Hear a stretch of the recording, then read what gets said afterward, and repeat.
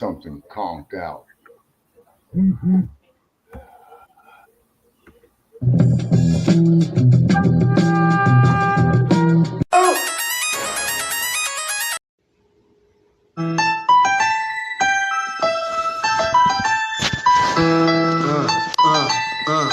The Democrats don't speak for me.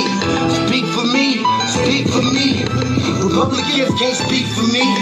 Speak for me. Speak for me. A bitch ass nigga can't speak for me. Speak for me. Speak for me. You coon ass niggas can't speak for me. Speak for me. Speak for me. Listen here. This is a fact of life. I be rapping like Nat Turner came back to life. Grab Donald Trump by the pussy. He ain't out. I never run from a conflict, I be glad to fight. It's a very cold world that we live in. And somebody please tell Elizabeth you're not an Indian. You just trying to con them people to get the benefit. Just another immigrant, stealing from the Indians. That's some punk ass shit and that's too lame. Now we finna step over to Andrew Yang. And you a sucker, you can never speak for black folks. Fake ass pandering, trying to get the black vote. The Democrats don't speak for me. Speak for me, speak for me. Republicans can't speak for me. Speak for me, speak for me. A bitch ass nigga can't speak for me. Speak for me, speak for me. You coon ass niggas can't speak for me. Speak for me, speak for me.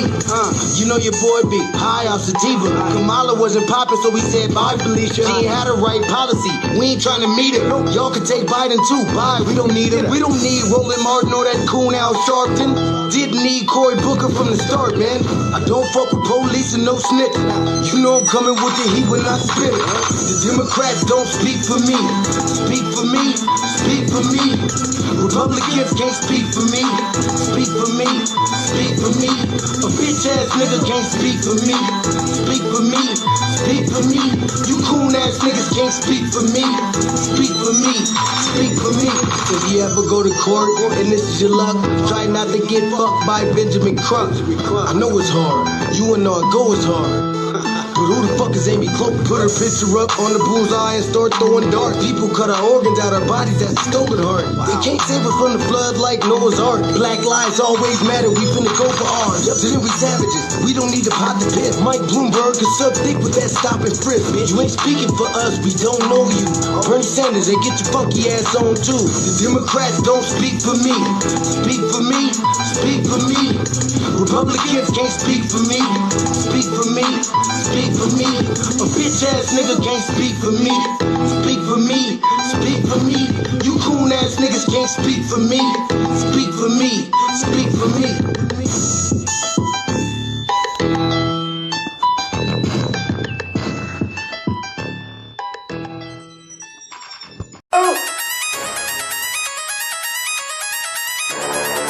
I'm talking about shout it going crazy. People going crazy in these motherfuckers. Run that shit back, man. But it's nothing. Nothing. Got a woman on the day.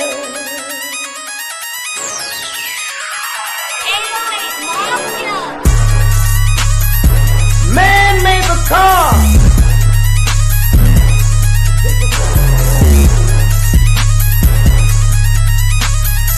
Man made the train to carry the heavy load.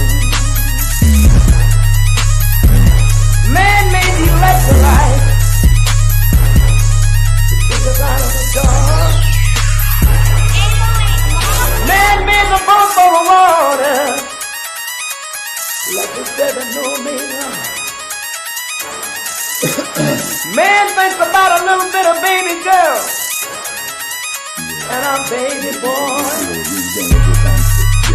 And man make them happy because man make them dark. But after man make everything we can, do you know that man makes money?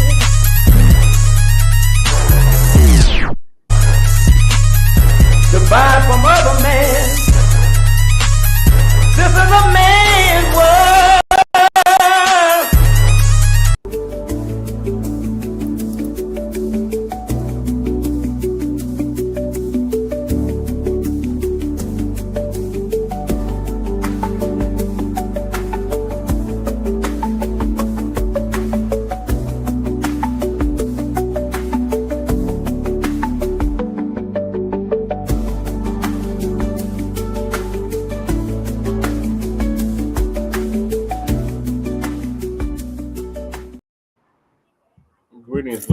Greetings. Thank y'all for tuning in to another episode of the Frontline Black News. I'm your host, Chan Krumah, and we are joined with the West Coast correspondent, Shabaka Sankori, Shabaka's Black Experience at Hand, which I'm the co-executive producer and co-host of. And Lady Che is in the background. I'm at the hospital visiting her. Hopefully she'll be out next week. And on this season 4, episode 52, on our year-ending series of shows, we were discussing the topics we didn't get to in part 1. The first topic is Trump, aka the dump, as in human shit, and we want to make that perfectly clear. Revokes, by the way, revokes the 1965 Anti-Segregation order. What does this mean? Then we got FBAs choosing separation versus being segregated. We had discussed that with Jay Dizzle earlier, Shabaki. Is there a difference? Right. Shout out to Jay Dizzle. Yes. And then we got Trump orders shutdown of the U.S. Education Department. And then we got... Okay, Trump orders shutdown of... Okay, but Brother Che, you muffled out, man. You know what I'm saying? When you said, then we got, off your last item on the list before the current one that you're speaking of. Okay, Shabaka. I said Trump orders shutdown of the U.S. Education Department. Okay. And then we got Charleston White, when snitches don't have to hide. And then we got mass deportations continue. President Trump revokes legal status of 530,000 migrants. Then we got ICE agents detain immigrant leader Jeanette Vizguerra, who I know, I should know this person, who once saw sanctuary in Denver church. Grandma's getting deported too, convicted criminal and illegal immigrant activist arrested by ICE. And then we got not all Boers. So as in, Trump doesn't want all the Boers to come over here.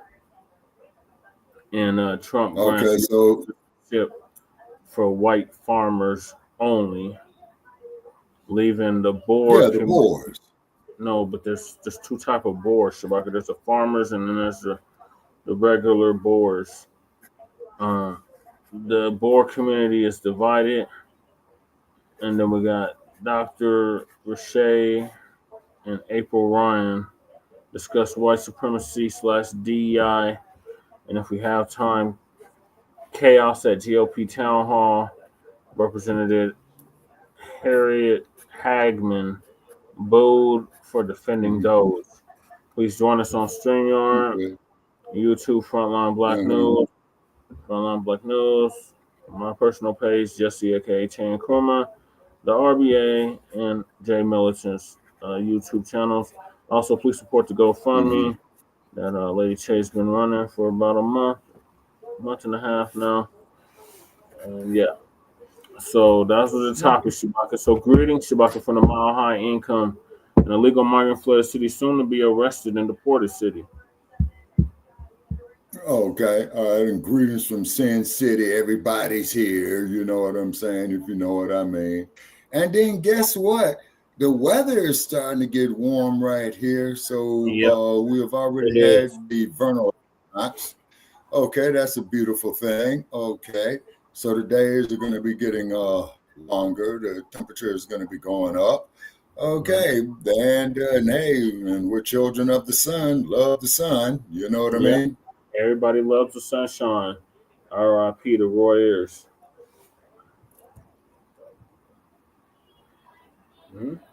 R.I.P. out to who? Roy Ayers. Oh, yeah. Okay. God. Yeah, may he rest in power. Although I think Mr. Ayers, should have got more exposure than what he did because I liked a lot of his work.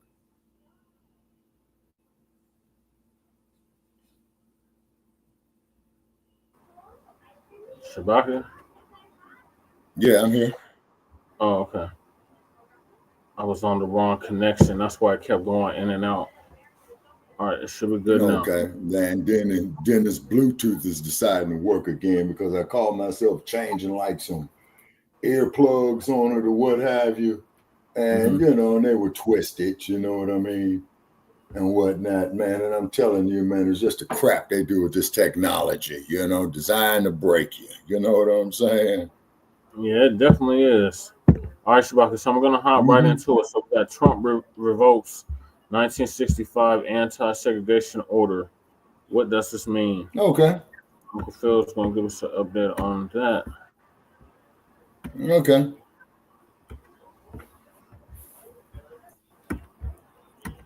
Kick off your summer at the Ohio Black Expo Riverfront Culture Fest. Tell your friends. Share with fans.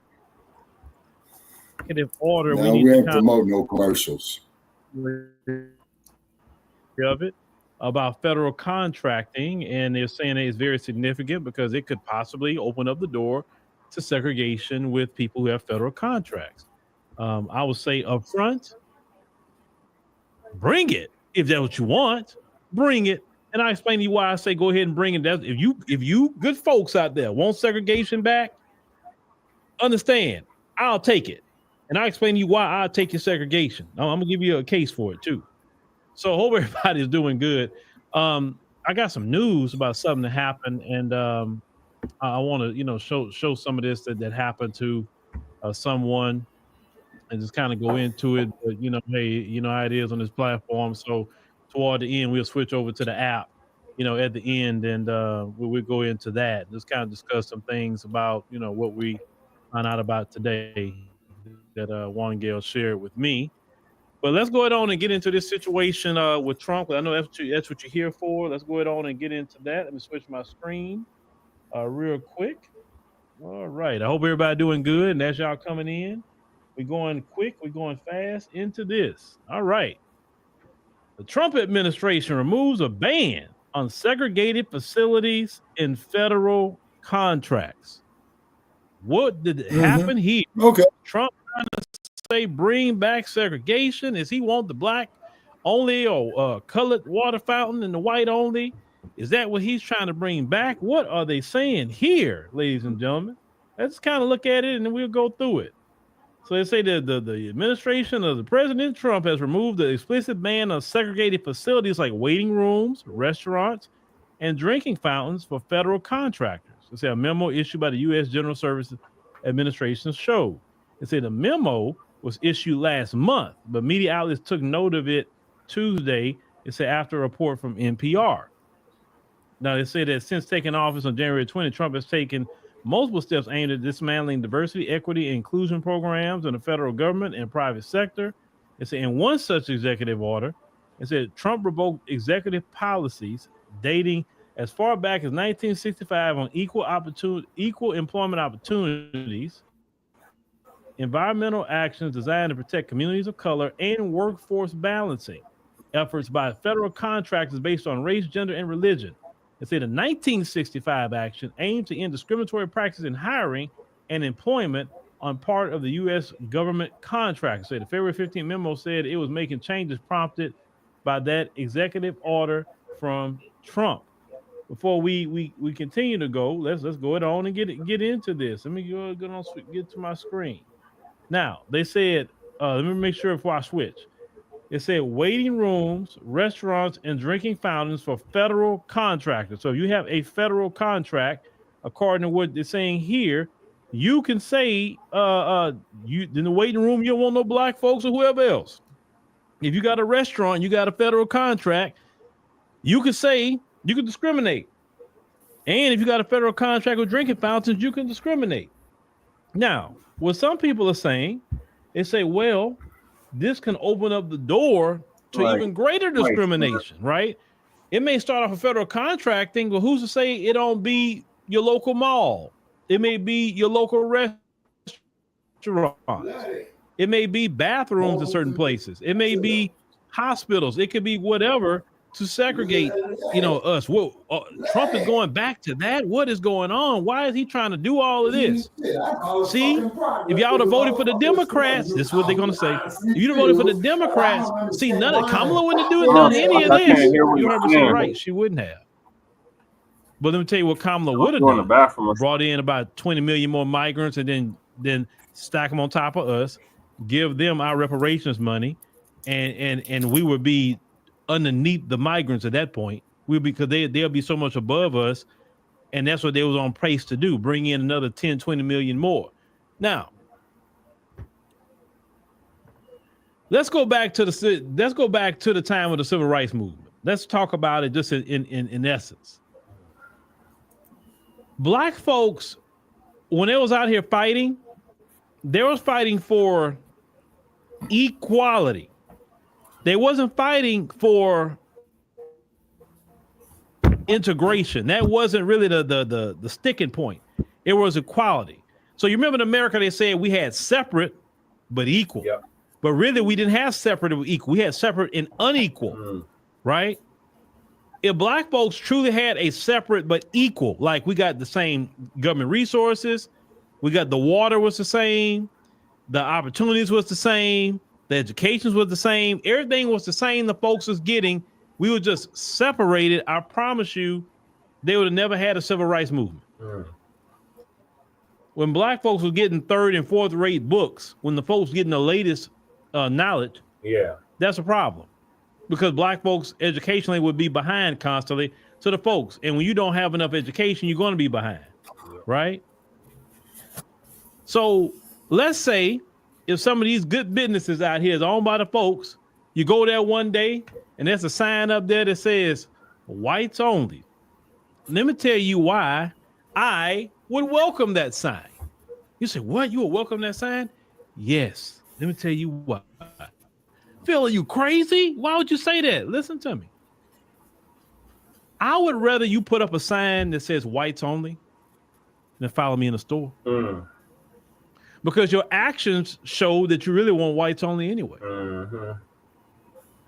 We barely go in the store. I've been saying that for the last 8 years. I'd rather you just put the sign up.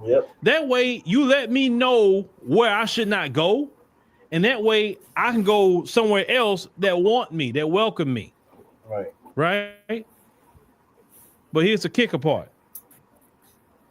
If you folks, go ahead and do it.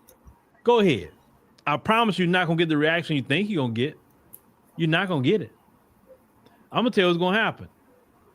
If y'all decide to ever do that, now we talking about federal contracting here, but I'm saying if y'all ever decide to do it, you will spark the greatest business creation, innovation, and greatest support out of Black people within our own community like you've never seen before.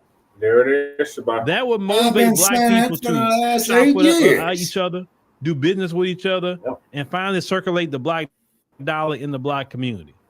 The moment one of y'all do that, Black folks remove the trillions of dollars that we spend every year out of y'all businesses and put it right back into our own and in our own communities. That would be the biggest financial mistake y'all could have ever made. You understand? If you told us today we couldn't go to the same bathroom with y'all, that would be a good thing. Go ahead and do it because our bathrooms will be cleaner. Right. I know that much. Right. Right, Uncle Phil. Point on that. Crew in the building. Listen. All right, crew. I never forget when my child told me, and I've heard this before, but when my child told me this, that a woman went in the bathroom. Oh my God. The part of the folks community. And when she said that lady went in the restroom and didn't wash her hands and left out, and she told me about that, I never forgot that. Right. And that was more than once. The last time she told me we was in South Africa and she told me that. So like I told y'all, the culture is the same everywhere. But not washing your hands, Zania, brother. You know, for them during the pandemic, have to tell y'all to wash your hands. That's the literally teach you how to wash your hands. Listen, they were given descriptions in the pandemic how to wash your doggone hands. That's something that we should have learned at home, if anything, in kindergarten. Washing your hands with soap and water good hot soap and water. I mean, hot as you could take it, warm. Hey, But that's what's something up, we should have dude? learned a long time ago, right? And they literally had to do a infograph, how to teach you to wash your hands. Because the first wave of the pandemic was really spread through the lack of hygiene, right? Wasn't it spread like that? Pandemic And then was Keisha over here say, bullshit. listen, I've seen videos of them saying they didn't even know how to wash their own behind. Yep. One of them was saying that she was in the military and it took black women to teach her how to actually take a proper bath. I'm going to tell you why black folks have to still teach you how to take a proper bath, because if you anywhere around some FBAs, we're not going to let you be stank around us too long. Right, we're not. We're going to say, hold on. What are you doing in the bathroom? Because clearly you, like my grandfather said, you jumping over the tub. And that was an expression like you didn't take a bath. Clearly you jumping over the tub. What are you doing? Old school. How are you washing? What's going on? Matter of fact, can I go in there with you and see what you're doing? We all women here. Can I just see how you? Because listen, and FBAs had to teach. And listen, FBAs taught them how to bathe long time ago.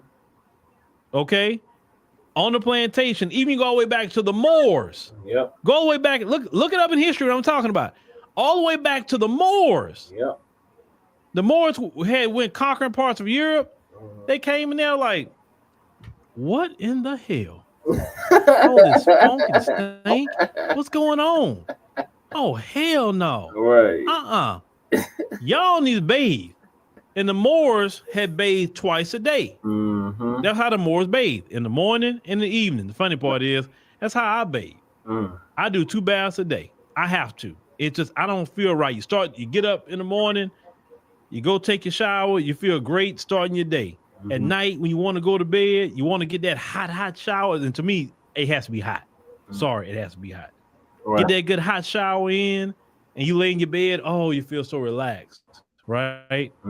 You feel so relaxed when that happens. But the Moors practice two times a day. And the Moors start pushing that when they was just, hey, y'all gonna take some baths around here. Right. You understand? Right. So black folk would not have an issue or a problem. I don't think they would in this modern time. Now, of course, some black people are like, oh my God, no. But I think the folks have more of an issue with anything else, right? Well, let's go back and continue. We're gonna get more into this. Let's go. All right. So it said the memo stated, it said when issuing new solicitations or contracts, civil agencies should no longer include the provision and clause about the prohibition of segregated facilities. Now we can go to that. It said, what are they saying? Federal and state laws still outlaw discrimination, which they do, and segregation. And while the memo's step was symbolic, it's symbolic. I want to let y'all know it's symbolic. The 1964 Civil Rights Act is not abolished. Only Congress can do that. It says civil rights advocates noted it is part of a trend with Trump's policymaking. They said that any step that may give the perception of turning back the clock on racial segregation was not welcome. They said while segregation is still illegal, this change sends a clear message, civil rights attorney Ben Crump said. Oh, Lord. They said rights advocates say measures Trump is trying to dismantle aim to uplift marginalized groups and address the continued efforts of historical and generational inequity. Trump is now allowed to defend his actions by saying his orders are to remove what they call discrimination against other Americans, including white people and men. That's what they say, and that's the narrative they've been running for a while. Oh well, all these laws that have to protect black people, affirmative action, and all these different laws, Fair Housing Act, all of this. Oh, it's discriminating against white people. This is what they're saying. Well, why would you have a Fair Housing Act for? Let's go back to the intention of Fair Housing Act. When black folks tried to get a home, they were getting denied for the simple color of our skin. So they say, well, okay, we got to come up with the Fair Housing Act. Yep. Because black people was not getting their just due. When it came to affirmative action, the reason why that happened, when black people put their application it was widely noted that they were putting a black stamp on it and throwing it away or throwing it to the side, letting people know that's a black person that applied. Yeah. So we don't want to hire them. So the original affirmative action was to make sure FBAs could get a job. Later, after Kennedy died, Lyndon Johnson went and added that one thing in there saying women. They added women that grifted. He's actually right about that, Shabaki, and Dr. Claude Anderson has talked about this too, Shabaki. We really got to watch Hidden Colors, Shabaki. Like, if you watch Hidden Colors, a lot of this stuff wouldn't be having all this confusion going on. So when they did the affirmative action was supposed to be corrective action for what happened during Jim Crow and what happened during Reconstruction. So it was initially for us, for FBAs. They went ahead and changed the language and added minorities. And that's where all these other groups come in. They all started benefiting from it. But initially, it was supposed to be for us, FBAs, no other group. Not diasporic Africans, not people of color, none of that. It was specifically for FBAs. And they went ahead and changed the language to minorities, which encompassed all these other groups. Because all they had to do was say, I'm a minority just like you. And that, like I said, they stood on the sidelines during the whole civil rights movement, Shabaka. They stood on the sidelines until they got some kind of benefit. And that benefit came from when they said, minorities. When they changed the language from Black Americans or freedmen or whatever the language was at the time, Shabaka, Afro-Americans, African-Americans, Black Americans, colored Negro Americans, whatever the language was at the time, they changed the language to minority, which included white women, white LGBTQ, Latinos, Asians, etc. Brother Che. Yes, sir. To quote the words of Dr. Huey Percy Newton, any law or statute that is so ambiguous that it cannot be understood by the common man is not a statute. Correct, Shabaka, but it wasn't initially ambiguous. Okay, that's not me saying that. That's Dr. Huey P. Newton saying that. I know, but this is before Dr. Huey P. Newton even said anything. This is before even the Black Panthers were even started, Shabaka. This was right around the time of Kennedy's assassination. And they said, that was 63. Yeah. So Dr. Claude Anderson, who worked on the first affirmative action bill, said it was supposed to be corrective action for what happened during slavery and Jim Crow. So it later on became ambiguous, broad and ambiguous, but initially it was for the freedmen.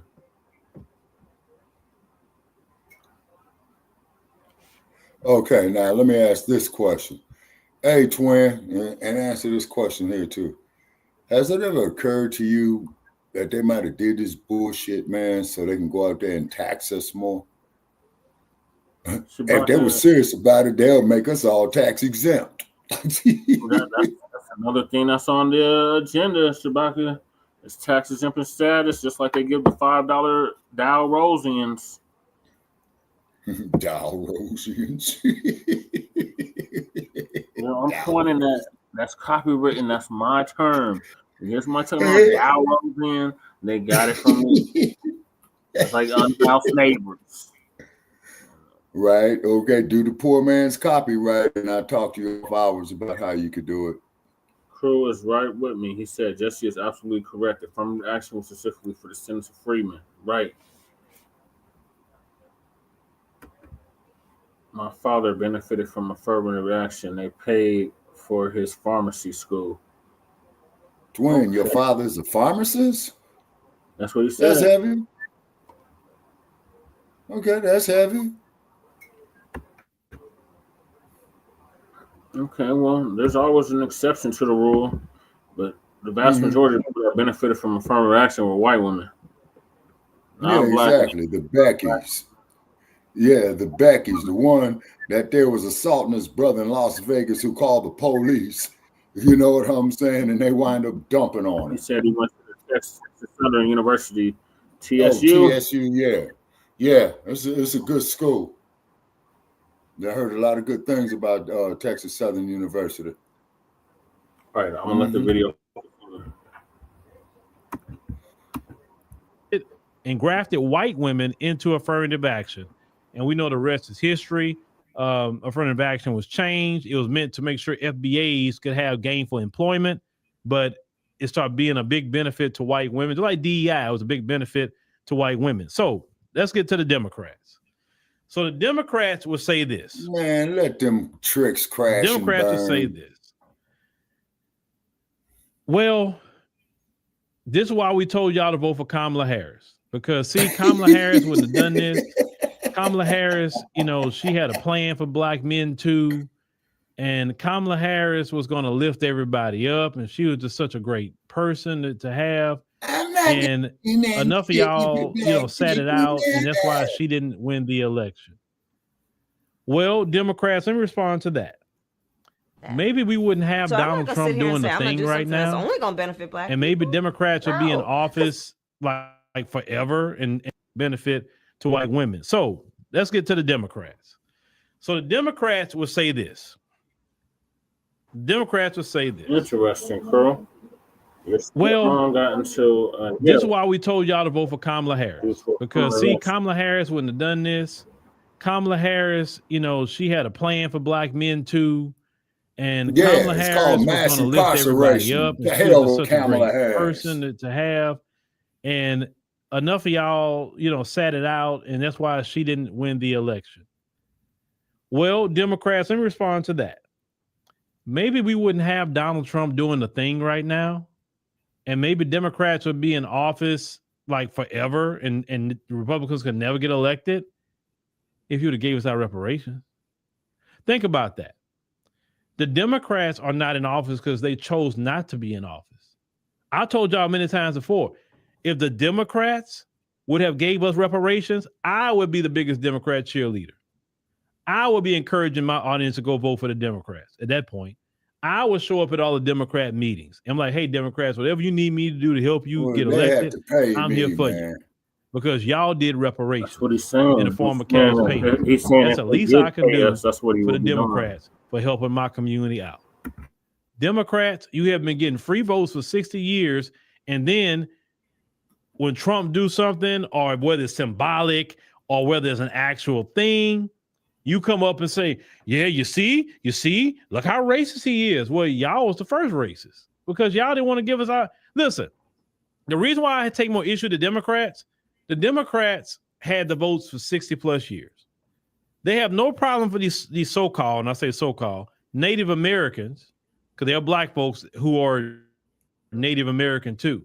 And these black people who are Native American FBAs, they're not getting the Native American set-asides. If you go to most of those quote unquote civilized tribes that's getting all the money, you don't see no FBAs anywhere. There were some FBAs who were Native American. That is the truth. Some, not everybody were, but some of us that's in our group were Native American. Yes, they were. The little bighorn. If black people are the original people, we the original Native Americans. Because those people ain't as you can't believe that we are the original people. One instance, but we're not Native American. Like, come on now. We're native to the planet Earth. We are the native of all the Earth. Right. We are the, didn't they show y'all that African was the native of Europe? What they call it, Cheddar Man? You have Africans was the native of Asia. Of course, their continent.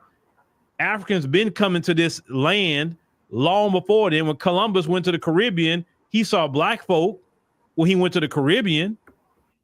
But these folks like to tell you that, oh, the only time that black folks was here was when they brought you through the transatlantic slave trade. Some of us came through the transatlantic slave trade. That's true. But there are black people already here. Discovered this part of the world. We're already on this land. Already have been trade established. That's just history. Black folks was from this land. It was in the area where Canada's at, all the way down Central America, South America. Black folks was everywhere. Yeah. So if we're everywhere, but they don't want to teach you that because that just doesn't make any sense. Like, you say that we circumnavigated the globe, that we've been all over the planet, but all of a sudden we're not a part of North America. We're not part of America. We're not part of. We're not in this part of the world. It makes no sense. Well, like I said, I'll take the desert before I take them Rocky Mountain highs where up there having a blizzard in March. I'm on the air. Which one?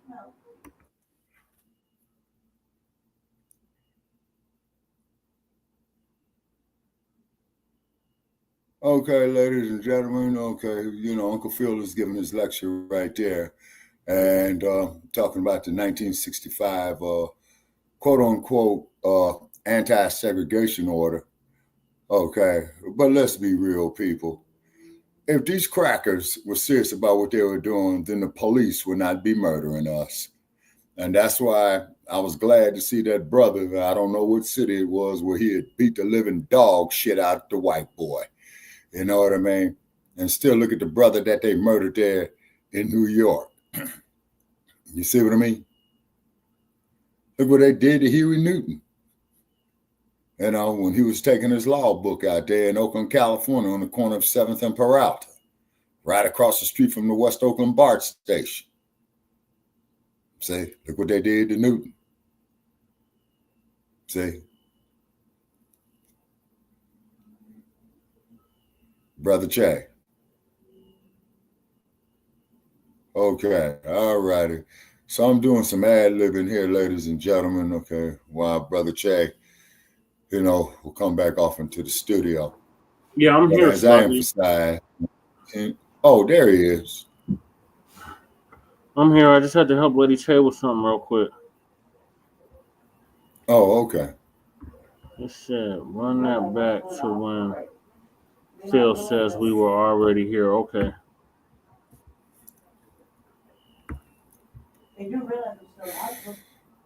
Yes. You don't see no FBAs anywhere. They were some FBAs who were Native American. That is the truth. Some, not everybody were. Go to the little bighorn, bro. You keep saying that, but that doesn't negate what he's saying.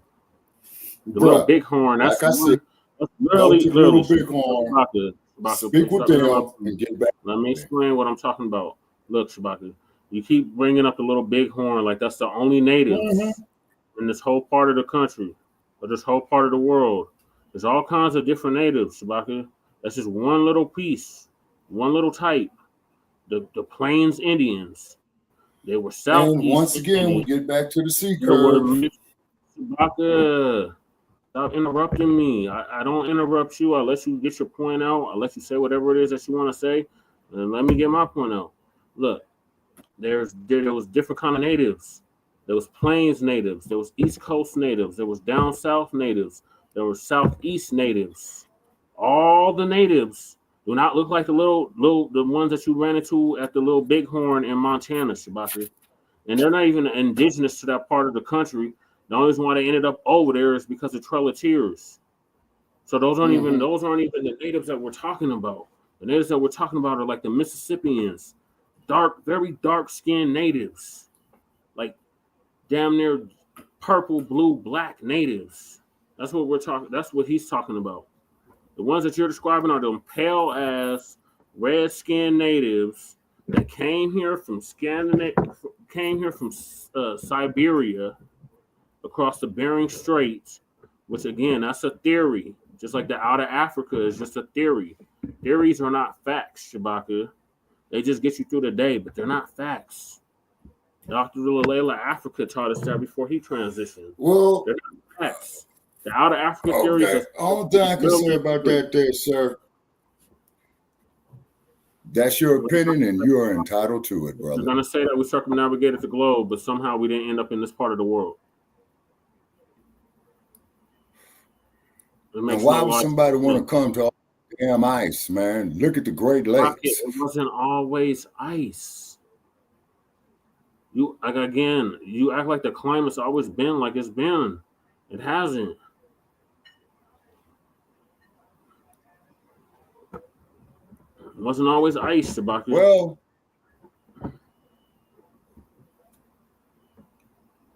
and then, too, let me see here. Yeah, it's 67 degrees right now here in Las Vegas. Yeah. I could tolerate that, you know.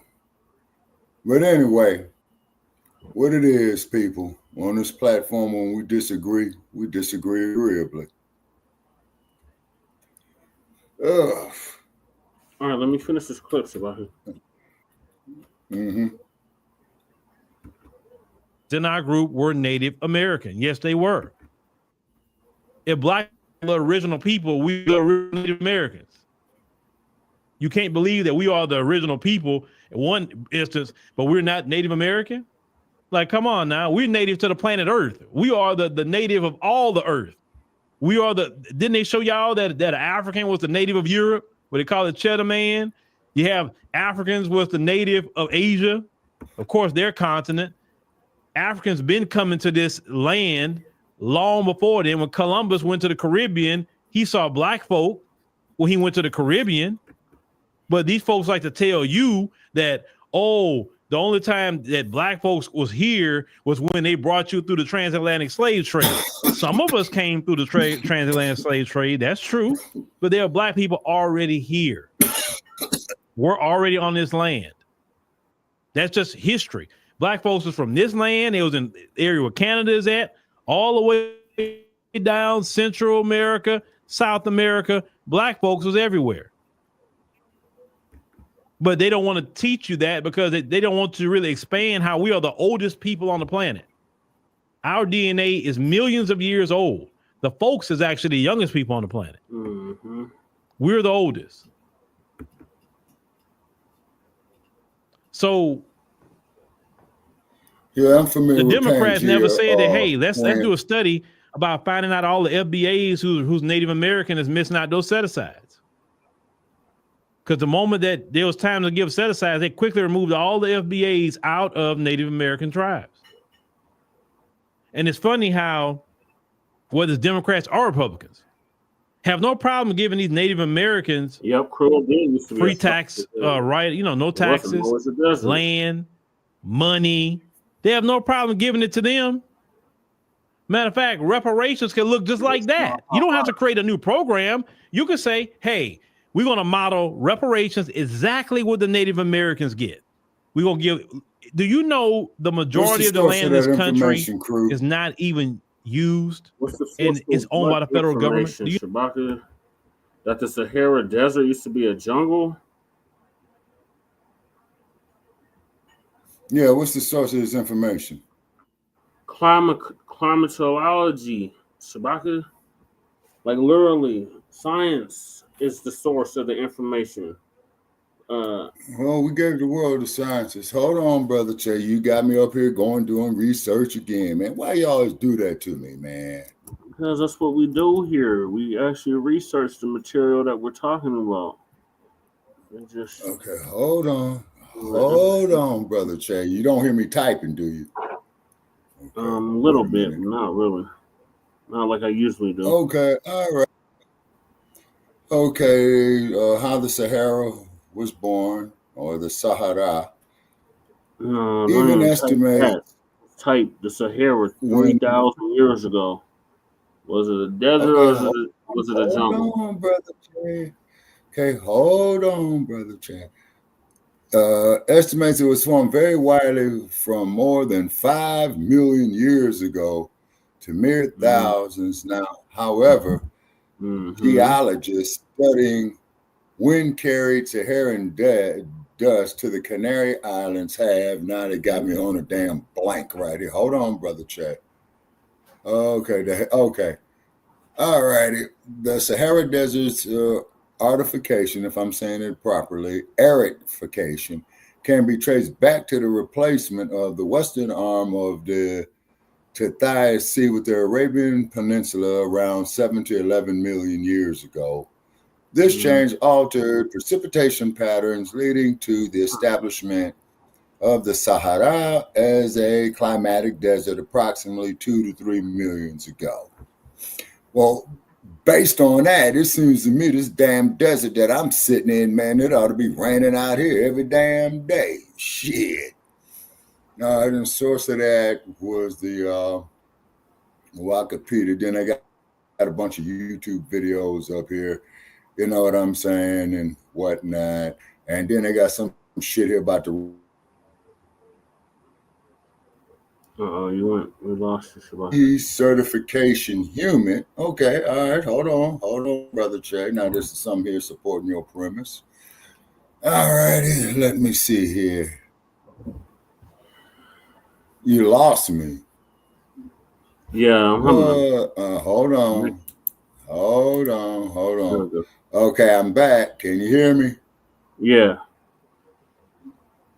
It was on my end, Shabaka. The internet is going in and out in this hospital. Okay.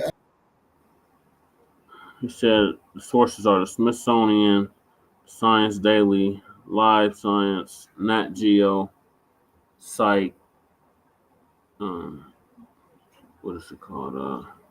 Physics.org. We lost Shabaka. What is my source? Lake Michigan reaches the ocean. What is it? The Lawrence River.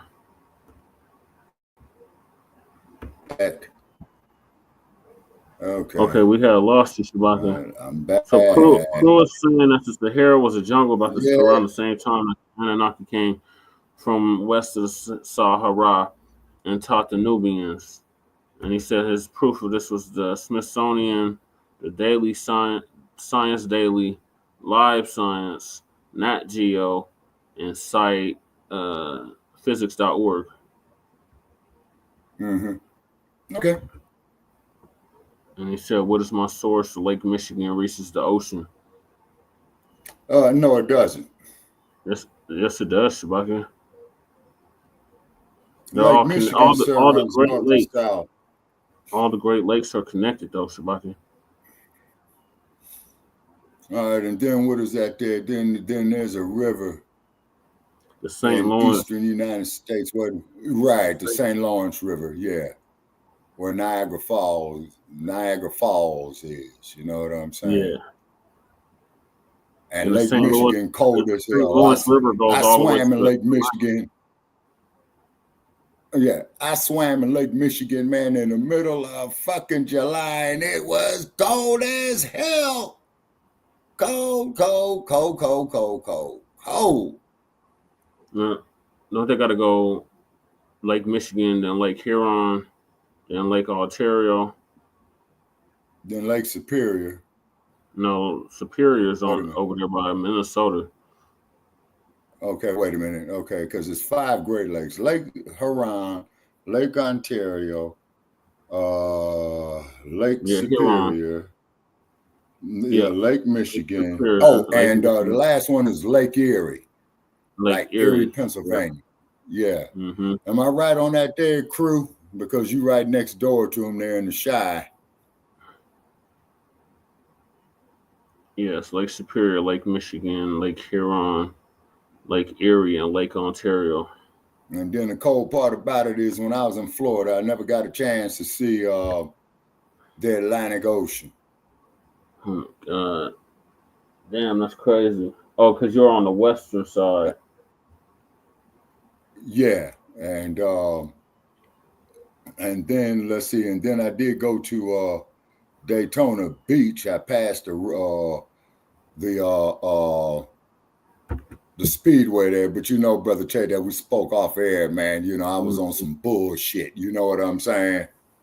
Yeah, but if you went to Daytona Beach, you could see the Atlantic from Daytona Beach. Yeah, but I think I just saw like a real thin line of it, because when I was out there, I was going to go out there, and then on that bullshit mission that I was on, man, then I got called back, you know, to go back. Yeah, because I've been to Daytona Beach. You can literally see the ocean from there. You can see the Atlantic from there. You can see it from there. You can see it from Jacksonville, and you can see it from Miami. No, man, you got too many gators down there, man. I ain't going to Miami, man. Hell no.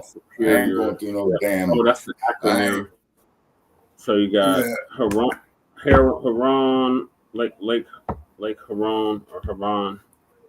Huron, Huron. No, it's pronounced Huron. Ontario, Michigan, and Erie, and Superior. The acronym is HOMES. which is the initial for each one of the lakes. Mm-hmm.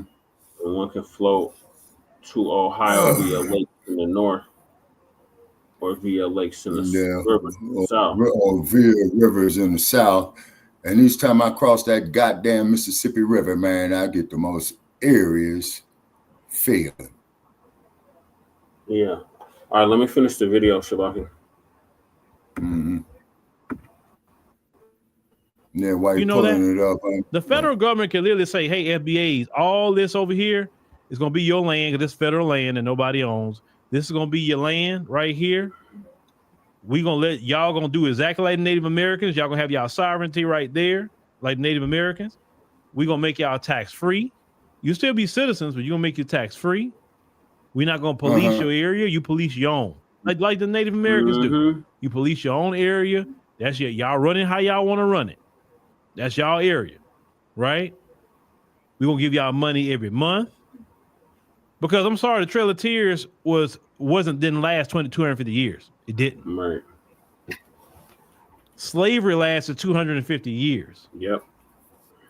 And when you ask these folks, Democrat or Republican, if reparations would break the country, how is it that Native American set-asides didn't break the country? Right.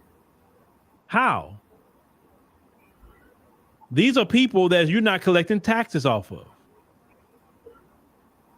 Why? You guys are giving them money and notice, I want you to notice, none of the folks, Democrat or Republican, talk about how all the money is going to these so-called Native Americans is affecting the economy. Oh, America's doing bad in the economy and all of that. Why we ain't cutting that then? Right. I think they've been paid enough, to be honest with you. I mean, they can keep their land. I'm not saying take their land from them, but tax-free status need to end, and any government money they get need to end. Right. I think they got enough. Yeah. It's just that simple. Oh, you sounding like Stinky Bird FBAs there, need their Uncle Phil. reparations. You need to be paying reparations for the next 250 years. They need to pay us, Shabaka. They got all this money to pay these down $5 natives. And FBAs actually would do something right with that money. I agree with you on that. They actually would. I agree with you. And if they want to trick it off, that's their business. They want to go to the club. They want to go get them a couple of sexy red girlfriends for their reparations money. That's fine. I have no problem with it. If that's what he wants, that's what this brother want to do is reparations money. Go get him a sexy red. Then hey, I guess this is reparations. But a lot of us won't do that. A lot of us will apply ourselves. And that's your greatest fear, is because you don't want black people to really compete with you. Mm-hmm. But see, I don't get too upset with it. You say, James said we was on that trail too. Yeah, we were. Sure we were. But we haven't got a dime. Right. You know, when I hear black people tell me, oh, we were Native Americans, I'm like, yes, historically you're 100% right. But so some of these so-called Native American tribes enslaved FBAs too. Yep, like the Cherokee. Some of these so-called Native American tribes was out here hunting down escaped slaves too. Some of them were. That part. Don't start with that Cherokee. Right. They owe too. Yep, they sure do. They owe. Oh, when it's time to start getting that money, they kicked out all the FBA Native Americans out the doggone tribe. Yep. So they wouldn't get no money, and all the folks start coming in. See, if the folks could figure out a way to do what they did on the Dawes rolls, so I call them Dow Commission. They put out, the mud. They put out the Dawes roll, and when they say a $5 Indian, it's because the folks are paying $5 to get on that roll to say they're Native American. Let's say about reparations. Let's say reparations like right there. They said the folks will probably support it if they can finesse their way on the list to get reparations. White man's burden. You understand what I'm saying? And said, that's why the language and everything has to be so tight, because the folks will support it if they can get their hands on it and do our bidding. I'm like this. So we're gonna call them civilized. If your ancestors were not a slave, if you're not a descendant of a slave, if you have not identified as Black American all your life, if it's not on your birth certificate, then no, you don't qualify. Right. It's just that simple. And most of these folks that came here are immigrants. Yep. They don't like to talk about that. but a lot of them are immigrants that came here, European immigrants. So just like you talk about immigrants from the diaspora don't qualify. Well, these folks for sure don't qualify because a lot of them are immigrants. 75 federally recognized tribes crew. But if they want to bring back segregation, if they want to bring it back, the Democrats wouldn't do nothing about it. What the Democrats would do, they'll probably try to use that to get reelected if they was to do something like that, which that's not going to happen. Man, I'm telling you, Democrats ain't getting reelected for happen. the next 20 goddamn If America years. was to actually bring back segregation, if it was then America's standing in the world would be done. Because how could you rail against apartheid South Africa? For fraud. Prior to 1994, when apartheid on paper ended, but yet you turn right back around and do us. Like America would literally lose out on everything. You know what I'm saying? That's us. And the funny part is, a lot of folks wouldn't even want to go in the white only section. They're getting blankets with smallpox in it. A lot of folks won't tell you this, but they want to be where you at. Second part, but on the first part, he talking about they won't tell you that. But they want to be where you at. They want to be where you eat at, and how they want to be where you hang out and have fun at. The black aboriginal. They want to even be the places that you travel to. And colored.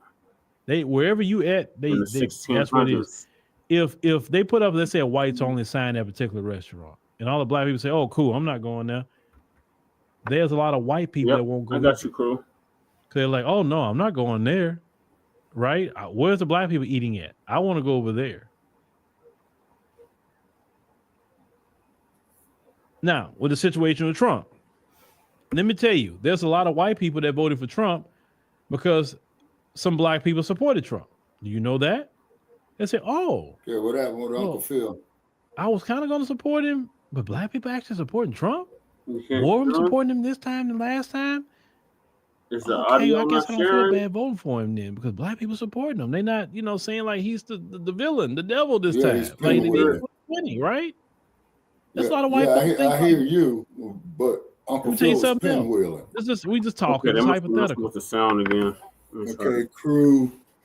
It's saying, well, those nice Jews giving people that the colonizer gave disease blankets to a slaughter. Okay, can you hear it now? Morning after feast. Do you know the white people I'm talking about? Yeah, he's going in and out. Won't go either. They're like, "Oh no, I'm not going there." Right? Where's the black people eating at? I want to go over there. Yeah. We are those nice generals. Now, with the situation with Trump, let me tell you, there's a lot of white people that voted for Trump because some black people supported Trump. You know that? They say, "Oh, well, I was kind of going to support him." Mm-hmm. Black people Trump. Thanks taken. More of them supporting him this time than last time. Okay, well, I guess I don't feel bad voting for him then because black people supporting him. They're not, saying like he's the villain, the devil this time, like they did 2020, right? That's a lot of white folks think like that. Let me tell you something else. We just talking, just hypothetical. If all of a sudden black people start saying, "Hey man, we're gonna leave America and just go to Africa, man. We can't be here no more. This happening. We leave it." And if black folks was to leave and go to Africa, do you know them white people I'm talking about would be on the plane right with you going over there? Yep. Why? Because they follow you everywhere. Yep. Is nowhere in the earth, I've learned this, is nowhere in the earth you can go, they're not going to follow. You can go somewhere in America. See what they can exploit. You can go to Latin America. See what they can exploit. You can go to Africa, the Caribbean, Asia. Where you can go. If a bunch of us go anywhere, they're coming. They're coming. Well, you turn your backs on them, I'm telling you, they coming. Leave them out in the sun. Okay, that's what you do with them so you said that more black-owned and operated hospitals and transportation systems, that would happen if actual segregation would come back. That would happen because that would force black people at that point to spend our money with our own. Mm-hmm. That would bring the money and the capital that we need to open up our hospital system. We got a lot of doctors. They got private practice that maybe will love a hospital, or some nurse practitioners or whatever. If we all just he's fading in and out to go to our doctors, our nurses, Could you imagine they pull that with the NFL and say, oh, well, this is a whites only league. Man, the NFL would be done tomorrow. Same thing with NBA. They would be going bankrupt tomorrow. Even though the NBA is not the NBA what it used to be, it'll still be going bankrupt tomorrow.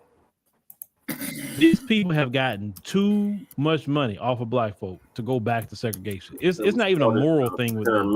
It's a money thing. Sounds fine. I understand. They would lose billions and probably trillions of dollars to tell black folks, well, you can't come here because it's whites only. Now let me give you the kicker. What they're probably not ready for. What if they institute the segregation and you got your signs up? But what if the sign it goes up says blacks only? That's the sign that would send them crazy, right? Because we don't live in because back in that time period of segregation, they still would come into our establishment, right? They would still do that.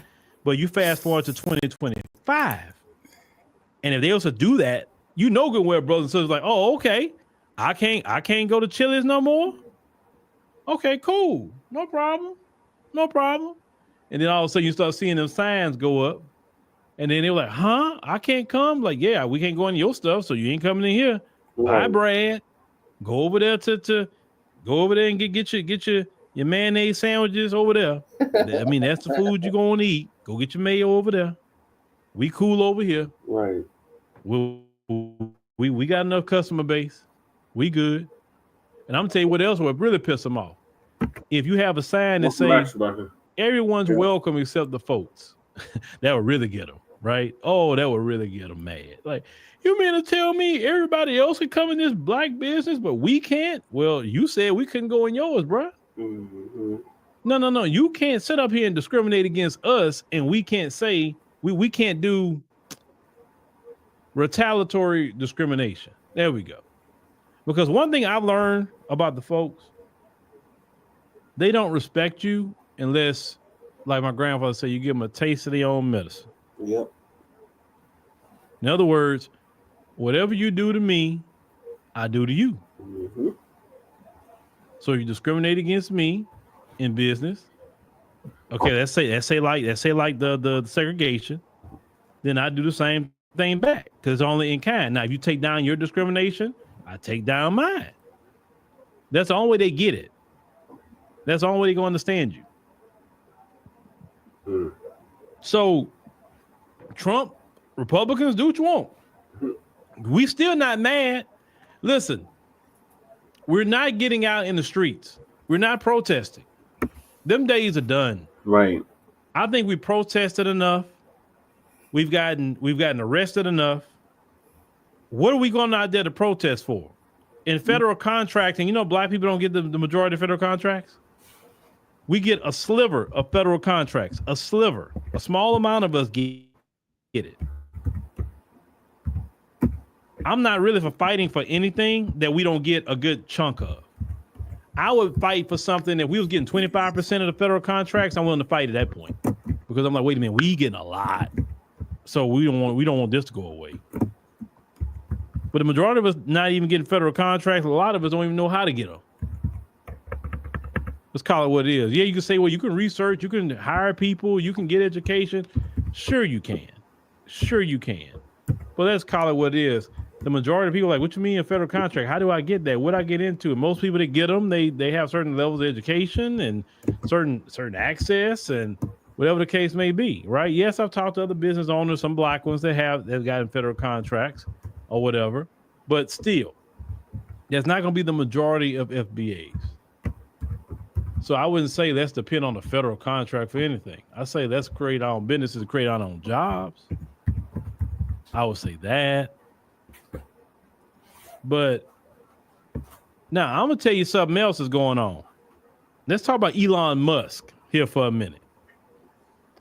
Yeah, get on the Musk. It came to me one day about Elon Musk and even some of the moves he's making and probably what he's saying in Trump's ear. So you remember Elon Musk grew up in apartheid South Africa. Segregation, just like y'all have to, when y'all see him, he's an apartheid baby. He wasn't born after 1994. That's something that y'all need to think about it. Well, what you say, quick 504?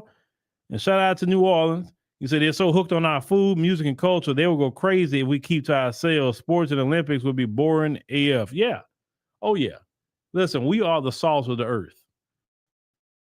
If we aren't the salt, then you have the folks, right? And we already know what was going on there. But Elon Musk, see, he saw the transition from apartheid South Africa to, Mandela becoming the president, ANC ruling the country and all of that. He's seen the transition. He's seen a lot, even though they have a lot of privilege in South Africa. Yes, they do. But they don't have the privilege of like they had during apartheid. It makes sense? And because they don't have the privilege that they had during apartheid, it's been greatly minimized, the apartheid. Okay? I would believe Elon Musk is telling Trump and all them other ones up there, hey, I saw what happened when we lost power and in us being the minority. And when we lost power and we became the minority, all the black people, they just took advantage of us. Look those laws in South Africa right now. They're going to take the white people's land, and look, they doing the white people in South Africa.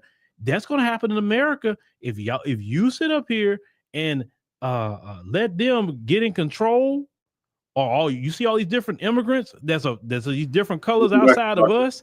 You let them be in here. That's what's going to happen to this country because they know most of the children right now under 18 is every other group except them. They actually the minority with children under the age of 18. Mm-hmm.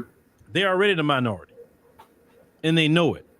If you take away the finessing of the white category, like take away Hispanics being called white, take away Arabs being called white or North African. A lot of times they want to classify them as white.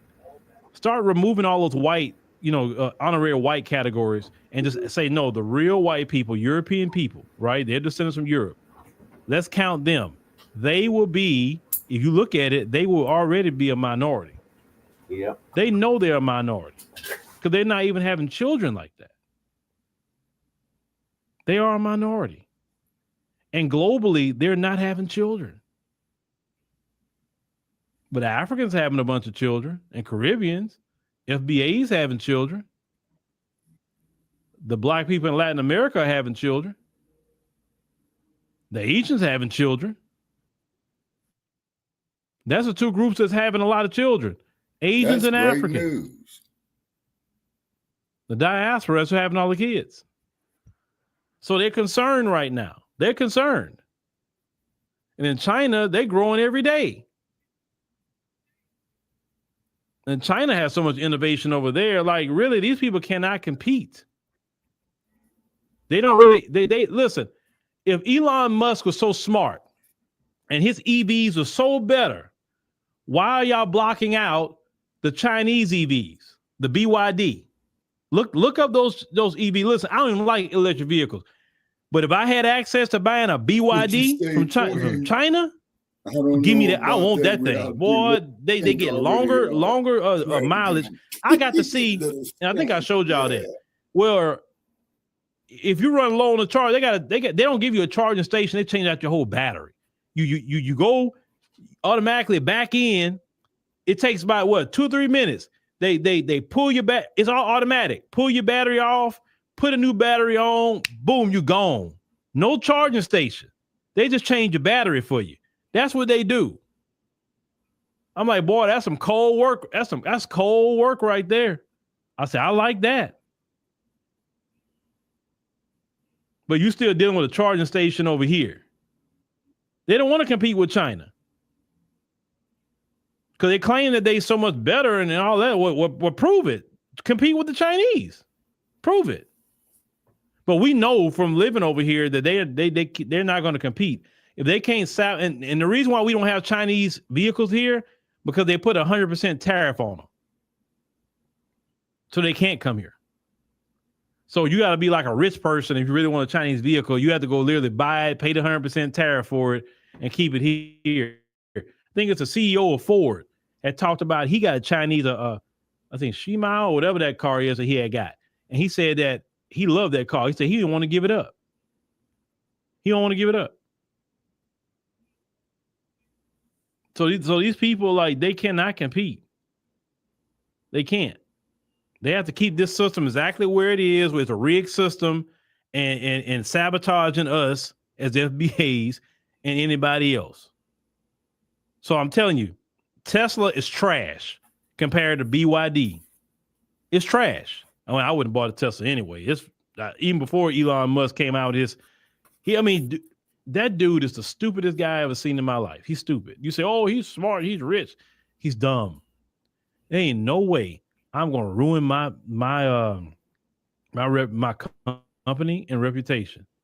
He come out there with all that crazy talking, and he's retweeting Nazi stuff. He's retweeting the N-word and all kind of things he's retweeting. And he don't realize that his customer base are Democrats. That's his customer base. It wasn't Republicans, it was Democrats. That's why I say them people claim they're so smart, but common sense would say you don't piss off your customer base. You just don't do it. You say you're happy with your Chevy Malibu? Hey, that yeah. Lisa said they say too weaker to compete. Yeah, that's why they always sabotage us. They sabotage us forever because they can't compete with us. That's why they blocked us out of sports, block us out of finance, block us out of business, block us out of this, block us out of that. They always blocking us because they can't compete with us. Every time that we get on an equal playing field to compete, they lose, and they know that. So they say, "Oh, let me listen." You can only sabotage and rig for so long. And the bad part about it, they have made it worse because they've trained us to be 10 times better than them just to get an ordinary job. So what happens when you lose that system where you can't rig it anymore and you have to be on merit? When it goes to merit, listen, true merit, they won't get jobs. They won't be able to compete on merit. So I hope, institute merit. Let's see how far that's going to go for you. I definitely want to see that. For sure.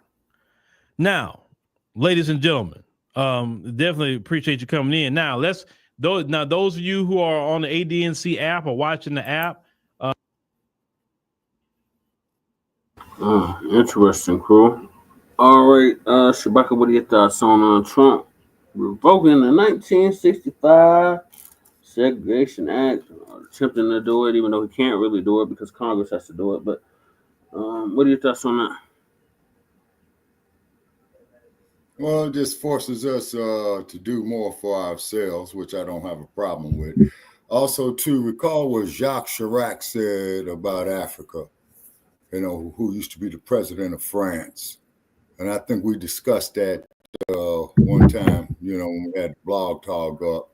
And I was trying to pull a quote up, man, but this computer, man, I guess little stink, man, is playing with the keyboard somewhere, man. You know what I'm saying? He said, we've milked and robbed and pillaged Africa for all these centuries. Yes, sir. And basically, we're just gonna keep on doing it. Right, but also too, we've convinced them, you see what I'm saying, that it was the right thing to do. And basically what he was saying is, just to paraphrase him, is that we were so goddamn stupid, man, that we couldn't tell the difference between shit and shinola. That's my paraphrase, because I'm trying to pull up the actual quote. Yeah. Okay, yeah, let me the Africans were too stupid to notice. Okay, but please continue, Brother Che, as I try to pull this up, because now I'm going to the phone to do it. Oh, I'm going to move to the next topic. And got it. Right, and I'll, continue with the next topic, and when I get it up here, I will read it. The food, the music. Okay, I've got more haters on our live page. The anti-segregation order.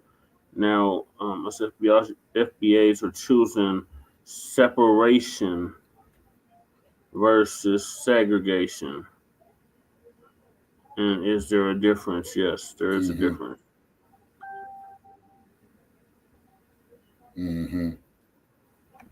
Okay, and everybody's overloading my phone. This and bullshit. you know, the advertising with Sister Effie, you know, make sure you download the app. We greatly appreciate segregated state.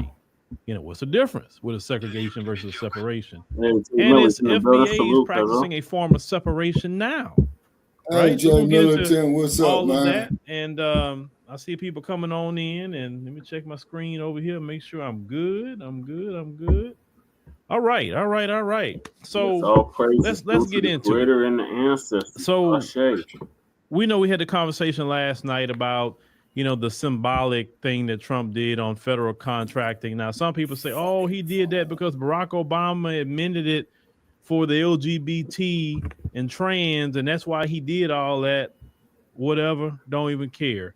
The fact is, even if somebody is LGBT, even if it is somebody trans, I don't think you should be banning them from, or potentially banning them from a waiting room or a restaurant or wherever the case may be. I don't agree with treating human beings in that manner. It don't matter about people's orientation, what people do in their bedroom, and with consenting adults.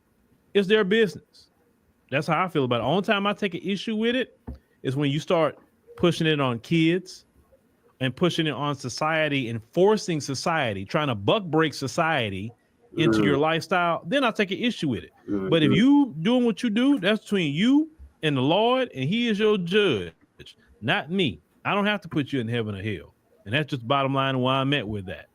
Now, moving ahead, the folks would rather, those who really about it, they would rather segregation and not separation. Now, do you know the difference between segregation and separation?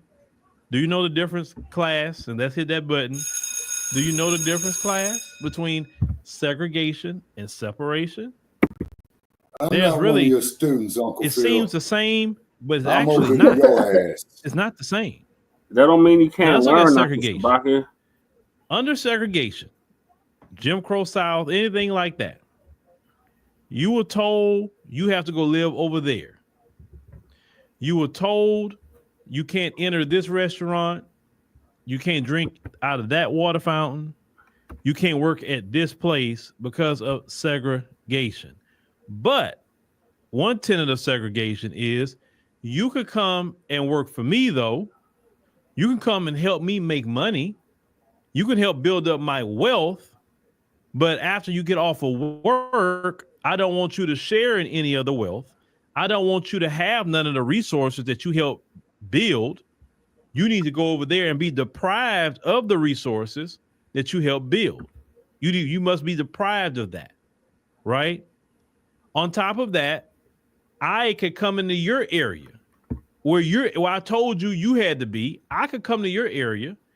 I can get access to your resources, your businesses, your women, the men, whatever the case may be. It's nothing off limits for me.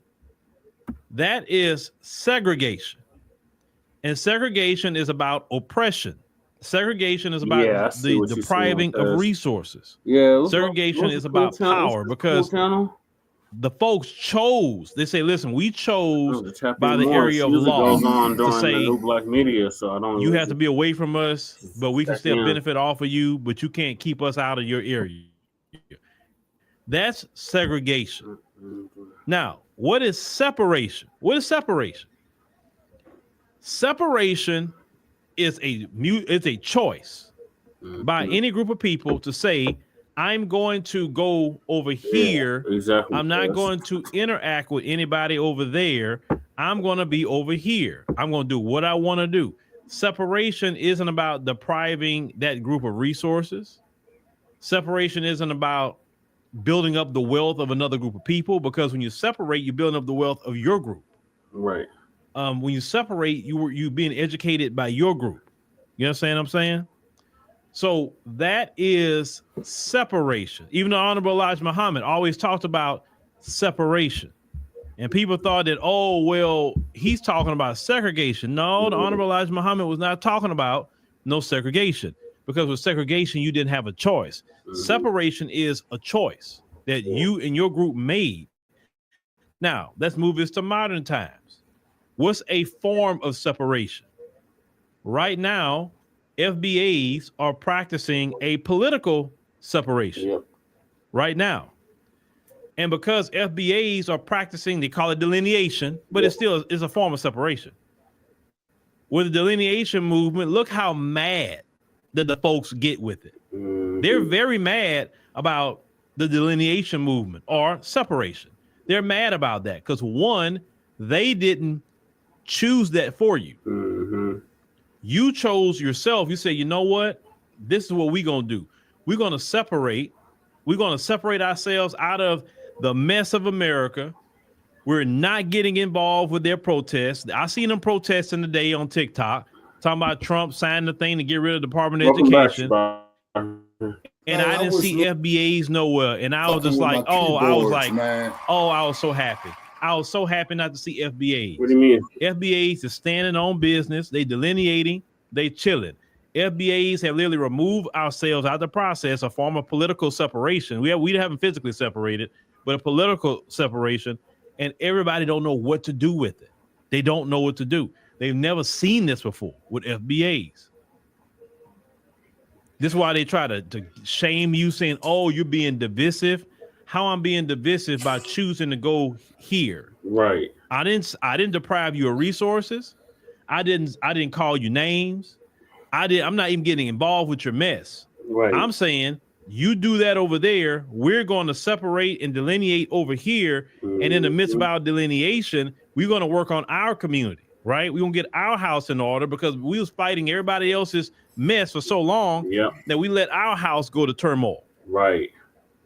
We let our kids go to turmoil. We let our education go crazy. A quote from Sherrod. We have been prioritizing jobs and things like that in our community. We haven't been doing that whatsoever. We haven't been prioritizing our mental health as we should have been prioritizing, because we was out here neglecting our community, going out here fighting for the folks, fighting for immigrants, fighting for whoever, right? And you still got a minority of black people that still want to be on that. Oh, DEI. And the majority of black folks understand the con of the DEI because it didn't benefit us at all. And so they will tell you, oh, black people, I think you just kind of being a little selfish. Well, black people, I mean, you're going to just watch it all burn down. I mean, come on, black people. No, that's when you truly have a separation. You don't care. You say, as long as I'm worrying about myself, I'm worrying about my community. Right? Right. Do you know we thrive the most in a separated state? We do not thrive in a segregated state because the segregated state, we are still building up another community. We are prioritizing other groups of people when we are in a segregated state. And listen, America still is under segregation. Yeah. Yes, you can go to the stores. Yes, you can go to the movies. Yes, you can do those things. But when the rubber meets the road, most people don't live with other groups of people like that. Right. We're talking about the majority. Most people date and marry within their communities. They hang out with their people. I mean, let's think about it. We do live a form of it. The folks still benefit off of our labor. The folks are still mass incarcerating us. I mean, really, what has changed? I mean, really, segregation, Jim Crow, it just refined itself. Yep. But we really don't have a true equality like talking about, right? They have us a little few rights. They let you play in the NFL. They let you play in the NBA. They let you rap. They let you sing. You can date Beckisha and all of them, right? You can do all that. But when the rubber meets the road, when it comes to power, they're not letting you nowhere near it. They give you an illusion of freedom and equality, but you don't have it. They'll give you ninja trinkets. They'll let you get a Mercedes on credit. They'll let you go buy all the Louis Vuitton you want. They'll let you go do all that stuff thinking you made it. But when the rubber meets the road with the area of power, they're not letting you nowhere near it. They're not letting you control business districts. They're not letting you buy acres and acres of land. If you do somehow get acres and acres of land, they're figuring out a way to eminent domain your land. They're trying to figure out a way to sabotage your land, to burn you out your land. These people, and the reason why you're vulnerable like that is because you don't have no mechanisms of power. Because power knows how to protect itself, protect the group. So we really don't fully live in a equality state. Even if you have Congress people, don't matter. They plantation junkies. Yep. They bootlicks. Yep. They want to keep the same system going that benefits the folks. Just for they get a couple of peanuts off the table, maybe a little bit more than you. But they're willing to do it. The Jasmine Crockett's of the world. Yep. The Maxine Waters of the world, right? The Congressional Black Caucus. They'll sell all of us out. Yep. And it's only small. If you think about it, the number of black folks in Congress is not a whole lot. Yep. But that group hurts 40 some odd million people. Yep.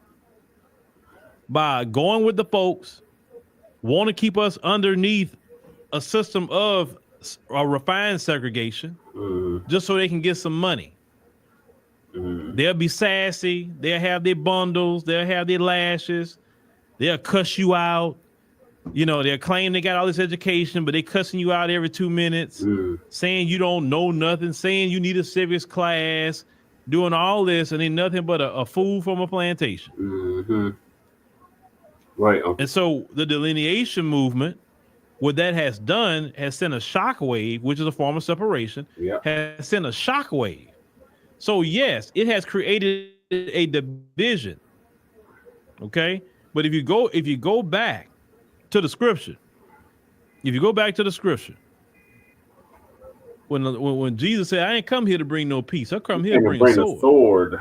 And I come here to divide mother and father." Okay, husband and wife,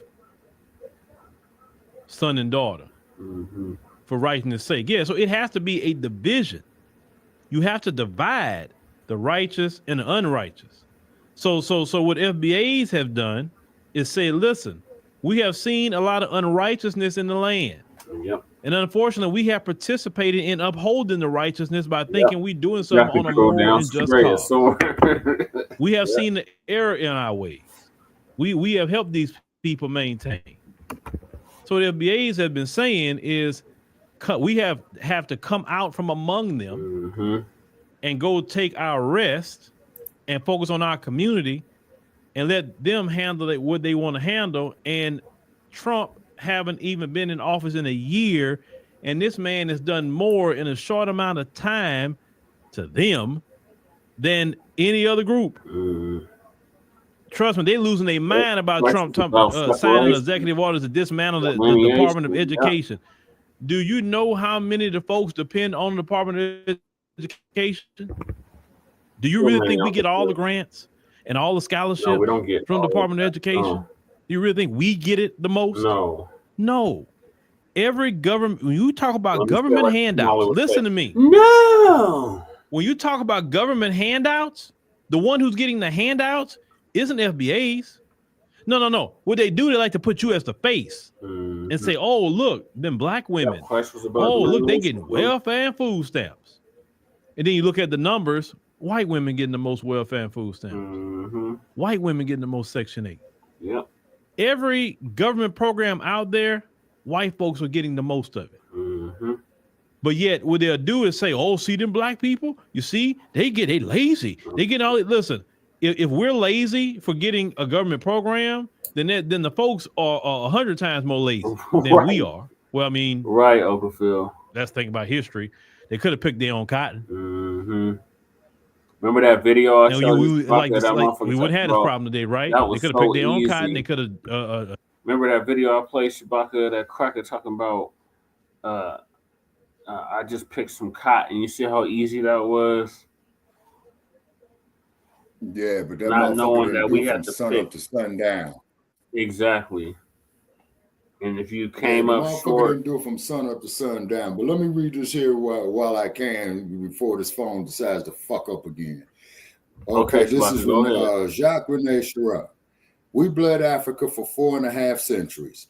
We looted their raw materials, then we told lies that Africans are good for nothing. In the name of religion, we destroyed their culture, and after being made rich at their expense, we now steal their brains through miseducation and propaganda to prevent them from enacting Black retribution against us. Ship ahoy, ship ahoy, ship ahoy, ship ahoy. Yep. That's it. Connect the dots. That sounds about right. He's talking about over there in Africa. Now, keep on. That's what they're doing. And they've been doing it. Mm-hmm. And also too, man, on our stream out of Shabaka's Black Experience Enhanced off the last one 5 days ago, we had 50 views on it, man. So these motherfuckers are shadow banning the fuck out of us, man. No, that's actually pretty good, Shabaka. Okay. Oh, because for a minute there, I thought, man, they didn't want to share us, man, because we're not putting ketchup up the ass, if you know what I mean. Oh my gosh, Shabaka. Nah, they might be messing with the numbers, but 50. If we're getting 50-something views every video, that's not bad. All right, well, let's just keep on pushing. To quote the words of the great Bone Denny Brown, may he rest in power. Shout out to the with it, viewers. Junior. We hit I believe we almost got 200 views on one video like 2 months ago. Oh, all right. Okay. All righty. Like I said, we're over 1,000 views. We're over 10,000 views, and we're over 3,000 watch hours. Mm-hmm. So people have been watching. Brother Isaiah, he hit the like button on it. You know, shout out there to Brother Isaiah. Oh yeah, Brother Isaiah. Yeah. Our East Coast correspondent. Yeah. But the thing is that these how should I say these individuals from Europe, okay, little stinky bird, the dump, as in human shit. I want to make this perfectly clear, by the way. Yeah. Y'all got this shit rigged, man. You know what I'm saying? I did what I could in my lifetime. Okay, Downtown Willie, Lowdown Brown, and Cop Mala, and all of that. I'm just so sorry that so many of our people went and got killed. Okay, and got killed for this bullshit. And I'm wondering what they're saying in their graves, man, when you see these dudes get up there and talk about the crack of his nasty, funky, stinking ass. Yeah, you gotta blame the Democrats. They changed the language. They changed the language and they implemented that malign neglect. Yeah. And then, two, is that to find out that a lot of the bona fide women who have bona fide menstrual cycles, they are forming together that I'm seeing, man, in all the sports just about, that they don't want them dudes there in a woman's locker room. Yeah. Yeah, you see, because they say they feel threatened, they feel intimidated. You know what I'm saying? Now, the thing is this, just to find out that we did a story on where one of them dudes said he wanted to go be in a woman's prison. Yeah, he put him in a woman's prison. Yeah. So he found out that he liked kitty cat after all, huh? Yeah. Yeah. Uh-huh. He was just doing that shit as an excuse to get into the women's prison. Just like storybook out, or whatever, with that bullshit that they had, and both the motherfuckers was predators, child molesters, all that. You know what I mean? You know, and so it is what it is, people. You know, all we got is each other. You know what I'm saying? And you know, and like the Temptation said, and it still is true, the world is a ball of confusion. You know what I'm saying? Yeah. And I'm wondering now if the safest place to be is on an Indian reservation. Well, they getting deported on the.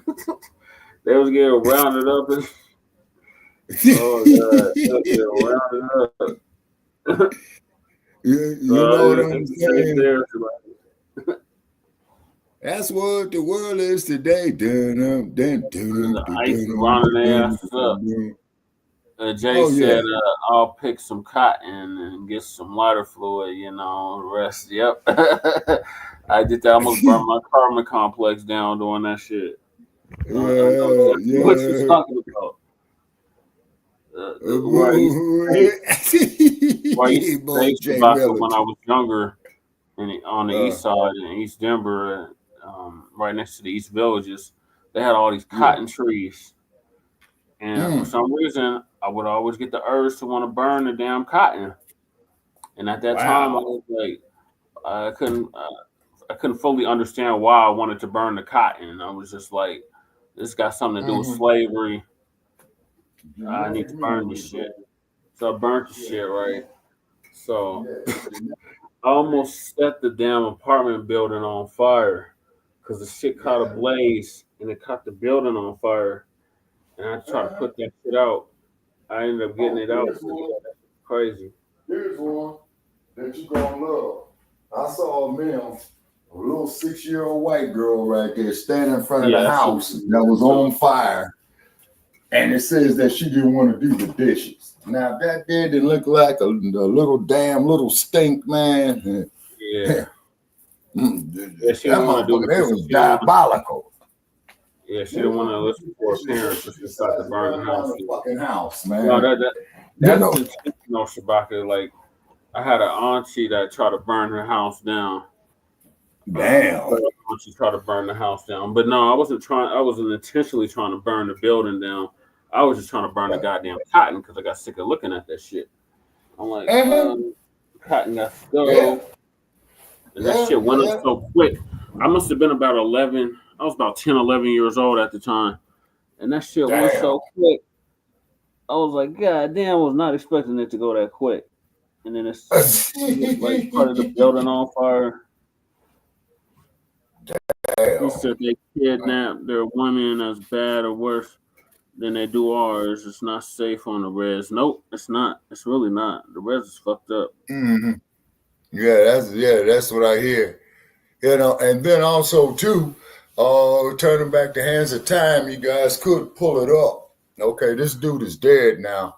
There was a film called Billy Jack with a guy by the name of Tom Laughlin, who was a star of it. And Tom Laughlin, you know, he was Native American, and he was an expert in hand-to-hand combat. Wait, hold on. What kind of Native American was he, Shabaka? Was he a Dalrosian or was he a bona fide Native? Okay, that I don't know. But the only thing I know is that there was a scene in there where the white folks was going there, you know, humiliating the indigenous people or whatever. And I think this was laid out in Arizona. So anyway, he went up there, man, to the ringleader of them. And he says, I'm going to take the heel of my foot right here and I'm going to crush your left jaw. So the white fella, you know, looking a little bit, you know, intimidated, filled up with that false carriage called that joyous juice. And he told him, man, there ain't a damn thing you could do about it. And he smashed him. You know what I'm saying? And he smashed him. You know what I mean? Yeah. And whatnot. And then I think he made a sequel to it. You know what I mean? And then there was this old white fella, you know, who was disrespecting a Native American woman. And he went and whooped his ass. You know what I'm saying? Yeah, and then he was in a and then he had a nice Corvette and he made the cracker boy drive it off into the river, you know, because the white boy had went and raped a woman. Man. See,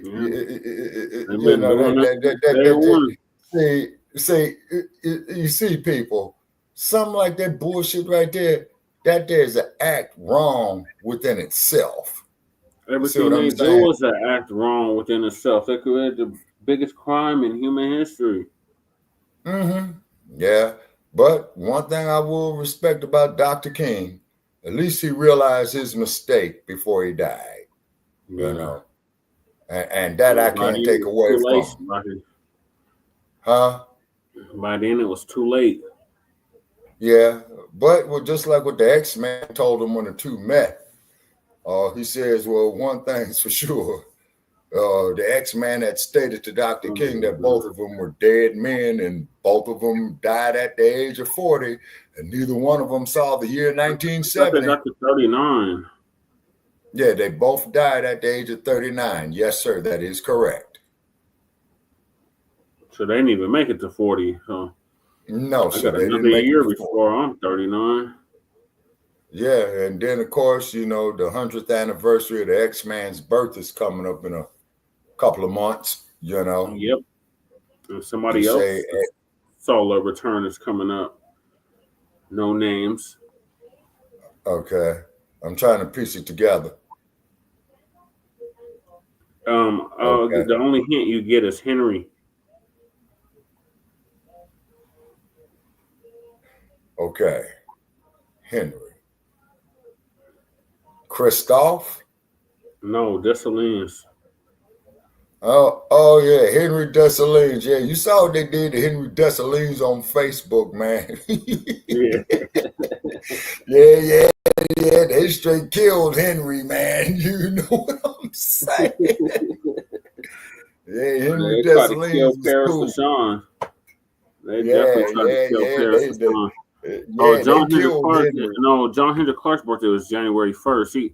He got the same birthday as a lot of the Tethers. Tethers, their birthday is January 1st. Clark. Yeah. Okay. And then, like I tell these idiots on Facebook when they want to sit up there and call me a bunch of NGRs and what have you, I says, to quote Dr. John Henry Clark, I only debate with my equals. All others I teach. And one of these idiots said, well, who the hell was that?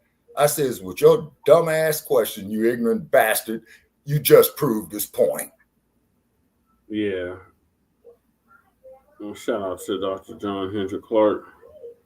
And that there was Dr. Marimba Ani's mentor and teacher. Yes. And shout out there to Dr. Marimba Ani. Hopefully the good doctor is doing well.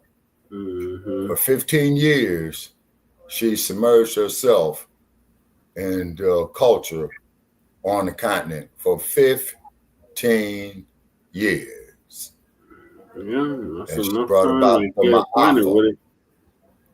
Yeah, the Ma'afa, a disaster so bad it is beyond description. Now, let me ask you this. Now, what would you say about some bitch like Dylan Roof, right? Okay. What about that motherfucker? Exactly. Now, what would you say about another sick son of a bitch who's going to go bomb a church that kills 4 little girls? I say they are the clan ancestors. That's what I say. Exactly. And they think that we're supposed to sit up there and forget about that shit. That's not intelligent. Right. Actually, it's an insult to our intelligence. It's like this. Like if we are our ancestors, if we are our ancestors, then they are their clan ancestors. All right, that holds a lot of water. But the first thing they want to say, well, we all the same. Come out here in 3 months after the summer solstice. Let's sit in the sun together. Well, shout out to Dr. Layla Africa. He said we are different. And he was not playing. We are definitely different. We are not the same. Okay, and you know, man, y'all is forcing me, man, to go back to school to refresh some of my lessons, man, because my memory ain't what it used to be. And then also, too, there was somebody who had mentioned over the years that we was doing things, Brother Che, about the calcified gland, the pineal gland, and the pineal, the pineal gland. Yeah. Say, you know. Yeah, Oh, well, and by Dr. the way, Layla Africa talked extensively about that. okay, and also too, not getting off topic, brother Che. Uh, I'm still looking, and nobody told me the intersection here in Las Vegas of where these aliens were supposed to have landed at. Oh And my I've came God. to the conclusion that it was bullshit. Okay. For 5 It months, looked I've been like they waiting. were in Paradise, Shabaki. I think it was in Paradise. Paradise. Yeah. Well, man, Paradise, man, is within distance of where I'm at, but nobody has furnished me with the intersection of where these individuals was. So it's either. I know that I thought it was in Paradise. I don't know what the intersection of Paradise. I guess it would have been Sunset. No, not Sunset Boulevard. What is that damn street? In South Las Vegas, Shabaki. I don't have to pull the Okay. damn map up.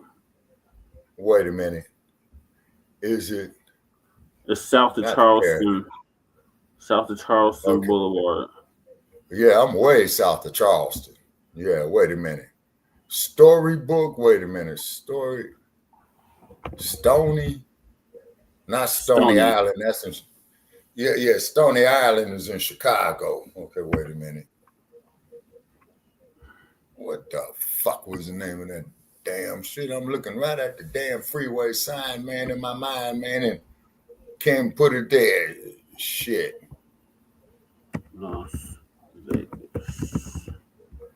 Yeah, so therefore, while we're doing that, I'm gonna continue playing the clip. Okay, here. Yeah. So we got it is Spring Valley.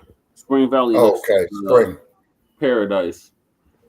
Okay. And the intersection would have been either Russell Road and the 15. Okay, I'm familiar with Russell Road. Sunset Road. That's what I was thinking of. Okay, I have passed Sunset Road. Okay. So at that intersection, that there was supposed to be where the aliens was. And, damn, man, I think that motherfucker need to leave that shit alone that they was on, man. You know what I'm saying? Yeah, that fool was on some, on some mind altering substances. Who knows? Maybe it was a student of Dr. Timothy Leary talking about Lucy in the Sky Diamonds. You know what I'm saying? Oh, there's the premium outlets. I went to the premium outlets right there on South Las Vegas Boulevard and Warm Springs Road. Yeah, I'm familiar with the premium outlets. Yeah, because that's where I want to go to one of them Nigerian African shops and give me an ironwood stick. You know what I mean? Oh, yeah. Yeah. See, and then you still got all these people lining up at the Las Vegas sign, Las Wages sign, you know what I'm saying, and what have you. And there's a big ass sign up there. They must have did this here recently saying, can't nobody sit up there and vendor for shit. You ain't selling shit right here. You know? Mm-hmm. All right, let me go back to the video, Shabaki. Yeah. Harvest their own tobacco. They could have planted their own sugar cane. They could have did all that themselves. Why they need the black folks to do it? Right? Just saying. Such high IQs, and they work separation hard. Or better, in other words, as delineation has created a shockwave in America. Mm-hmm. Y'all have to understand they need us to get up and do something. Yeah. They need, listen, even the Republicans are like, yeah, I know we get some things done, but it just don't feel right. It's like it's too easy. Like, can you fight us a little bit? Like give us a little fight back. Like y'all just not this strange. What are they doing?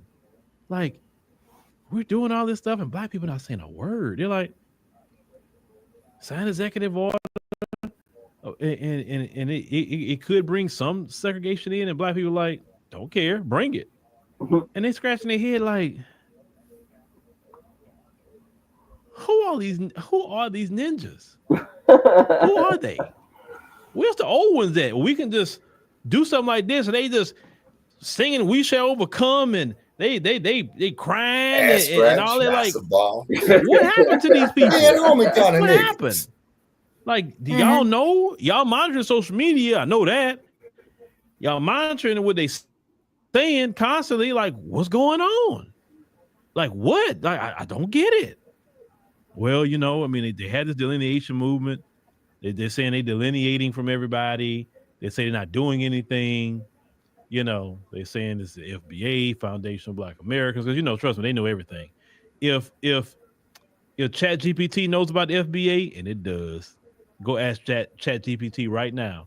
What is an FBA? Yeah, it knows it to the T. So if ChatGPT know what FBA is, know what it means, and everything about it, and why it's being said, ChatGPT knows, then you better believe they know. That's their job to know. Hi, I'm co-pilot, your AI companion. So they're discussing what is going on. This can't be too easy. We're doing this too easy. And while they're doing it too easy, they're literally tearing apart the comfort of the folks. Bullshit, man. That's what's happening. Their comfort is going away. I can fuck you around. We come from a group of people that we can make $1 out of 15 cents. Yeah, that's our people. Yeah, I've done it. The folks didn't come from that. They didn't come from making $1 out of 15 cents. They didn't come from syrup sandwiches. Right. They didn't come from that. Oh my God, syrup sandwiches. They came from, even when they say they're poor and I didn't have anything, their skin is worth billions of dollars in this country. They can literally show up as a failure out of jail. Okay. Yep. And get more than a college educated Black person. There's a whole study on it called a whole study and a book called The Mark of the Felon. Yep. Yeah, I think I've heard of that. Yeah, the marketable felon. Yeah, the Mark of the Felon. Yeah. And if you ever saw that movie called Soul Food, where our man Mekhi Phifer, you know, went to the slammer, and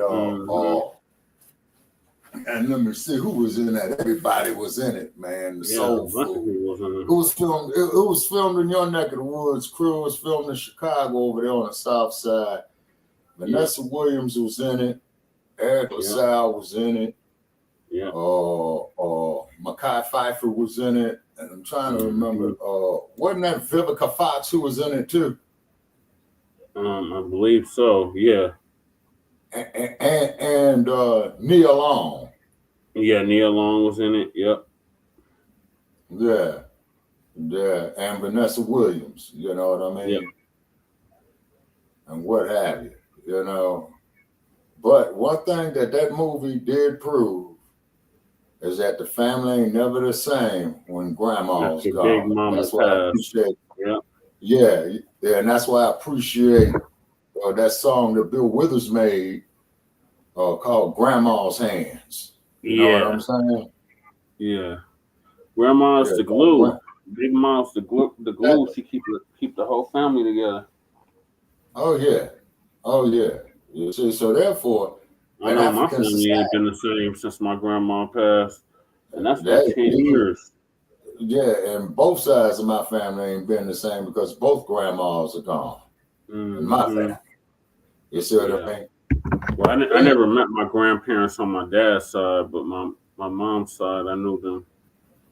Oh yeah, and then and that goes to. I guess I really wish I would have had Sister Akshita up here who could explain this here more about the power of the matriarch.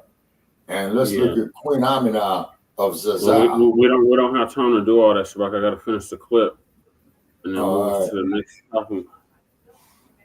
All right, I think after the next one, man, can get a job over a college-educated Black person who has no criminal record. I'm gonna repeat that again. A white felon from prison can get a job over a Black college-educated person with no criminal record, which means that they fail up.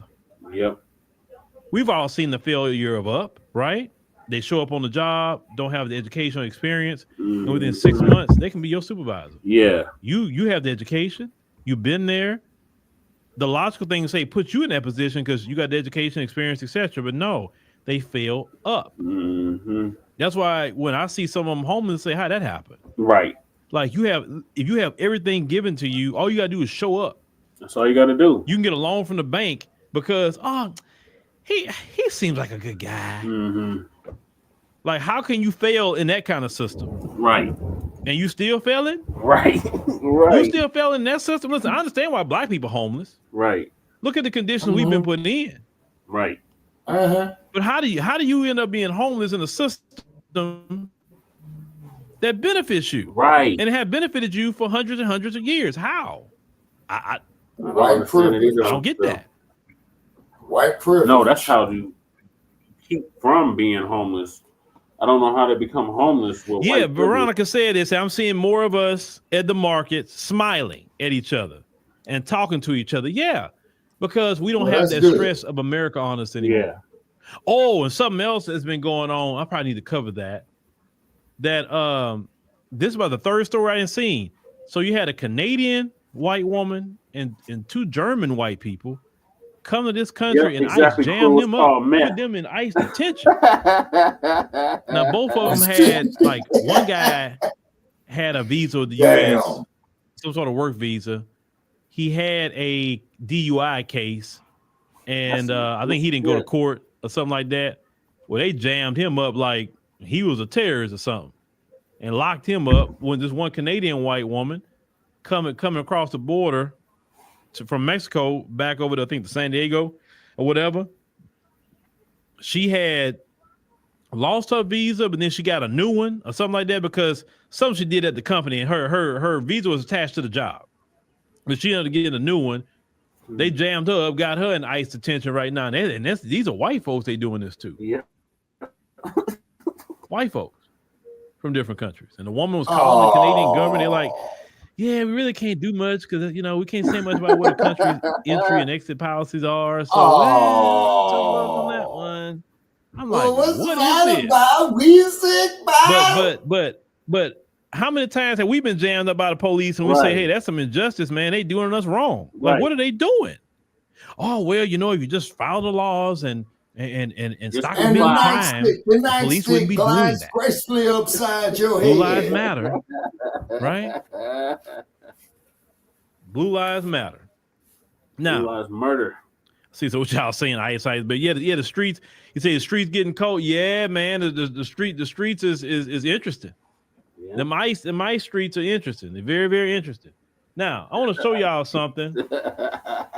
Just look at us historically. See, when these people come over here to this country and they be trying to talk down on us, some not all, but the ones who are just definitely off code in the diaspora and those other groups, we're not here to be the bootlick of the folks. Right. We never did that. That's not been our history.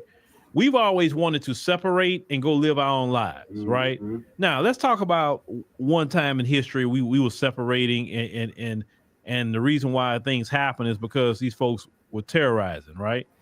Now, let's look at let's go to this article about Rosewood. You know the story about Rosewood. Yeah, I'm but I want to focus this on this just a little bit. Another Becky. Now, Rosewood, of course, we know we had to remember Rosewood. It's in Gainesville, Florida.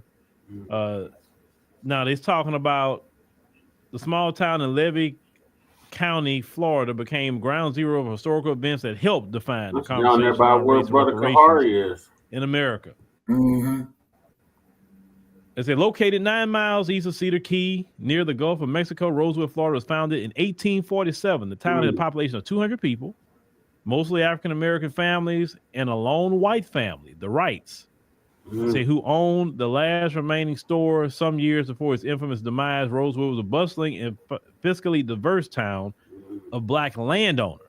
Yep. And so it was estimated that Rosewood's families owned up to 300 acres each. So this is before Tulsa. Not a little plot of land, but 300 acres each.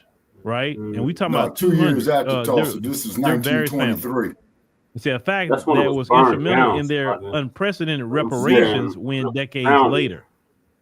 No. Yes, the state of Florida did reparations for the descendants of Rosewood. We're gonna get to that. Because they say, oh, they never did that before for black people. Oh, yes, they have. The state of Florida did. Mm. And you can use that for reparations. Mm-hmm. Many of those families, they call Well, the grand first to two-story do that is to residences impeach that with fucking such governor down luxuries there. as parlors and pianos. You They were talking staying about in the two-story panties? homes. Okay. Yeah, the panties. This is going on when you separate. It's a home with other tilled smaller plots and had more modest accommodations. It said life in Rosewood dared to boast promise and security in the Jim Crow South. It said, but that charm existence was shattered when a vicious tale devastated the lives of the close-knit community Becky. and destroyed the town. Mm. You know, another one legacy Becky. of the folks is that put them to destroying. Yep. Hey, they the best in the business. Mm-hmm. They're proving that with history. We talking about history. Yep. We're not lying on nobody. We talking about history. Put them to destroying. And like I put them to told that killing something. stupid Sarge, That's it. when Think they about it. dropped that Even atomic today, bomb, we have over why 1,000 didn't they go military drop bases that all over the motherfucker world. on Berlin? What do a military base do?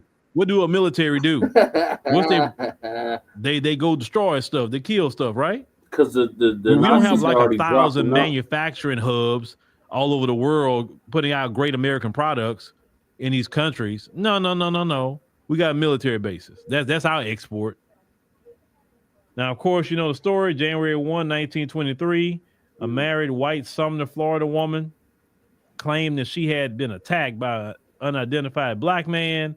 Yeah. Her husband and a band of Becky. angry white men invaded Carolyn Rosewood in search Bryant. of the alleged perpetrator. That must be Mom Carolyn brutally tortured Bryant's and lynched Sam sister-in-law. Carter, and also Yep. tried to lynch Aaron Carrier, Definitely who next was to Ken. dragged behind a car and left for dead. No one was immune to their rage, with a house full of terrified children huddled inside. Prominent Rosewood resident Sarah Carrier was gunned down on her doorstep when her son Sylvester fought back, taking out, you say, those white supremacists. They say he was, unalived as well. Exaggerated reports of his self-defense panicked nearby white citizens, and the mob swelled with numbers from neighboring counties, including the Ku Klux Klan. Days of terror and chaos ensued. Residents fleeing the violence Now, were what forced does to seek Uncle refuge Skip Gates in got to nearby say about woods and this? swamps, while mobs hunted them and razed That was so Rosewood long to the ago, ground. Savannah. Okay. So every time we do something on our own, here they come to try to destroy it. When you look at black people's condition today, if we were left alone, we would be 1,000 times more where we at today. 1,000 times more. I agree, Uncle Phil. Now, they say the women and children, men were not allowed. They say were evacuated by rail to Gainesville, Florida, with help from the white Rosewood store owner, John Wright, which they never talk about this man. Yeah, at they never all. talk about John And his Wright. friends, the Bryce brothers, who owned the train. So the white man was helping the black people escape. They probably say he was delusional, The folks like they never did John talk Brown. about those. Listen, when they want to say we all not anti-black racists, why don't they talk about men like John Wright, right, that actually lived in Rosewood and actually helped the black people escape his community? They never want to honor the white people who did great things. They always want to honor Robert E. Lee and them jokers. And you know what I'm saying? That's who they want. To honor Andrew Confederates Johnson and all instead of that honoring a shit. man like John Wright. Okay? I'm That's saying the- paraphrasing, but he said America rewards her killers and her thieves and her murderers. Yeah. Dr. Abdul Khalid Mohammed. Yes, On the sir. Phil Donahue show. Yep. Mm-hmm. And what that The and Jim what Crow Phil South, because asked where we were, Dr. regular terror. And then when Phil Donahue had asked that is Jesse Jackson the half-baked, half-fried, buck dancing ass nigga, and Khalid said to the utmost of his ability. Oh yeah, unconfirmed, but he might be kicking the bucket here shortly. Well, well, he is somebody. He don't We know may who the be- hell he is. He got 1 foot in the grave and 1 foot out. One on a banana peel. Well, Jesse, only thing I can say is that I witnessed your sorry ass out there at White Stacks wearing an RBG dashiki, talking about he's all this, all of that. And what this motherfucker do, he go up there with the rainbow flag talking about, I am somebody. And then he goes to Ferguson. Now here's the part that I did. But didn't him? But brother Che, but didn't Messy Jesse and old bobblehead Al Sharpton go to Ferguson and the thug stepped up and said, "Look, man, shake the spot, man. This ain't for you, man. You get up out that car, we're gonna whoop your ass, man. We putting in this work." Yeah, and unfortunately, a lot of them came up missing, Shabaki. I wonder why. But we have to salute those soldiers. You see, this is the thing. Now, every Veterans Day, they go up there to Arlington, Virginia, right? Yeah. Well, lay a wreath at the tomb of the unknown soldier, right? How come we don't recognize our unknown soldiers like those who perished at the Devil's Punch Bowl?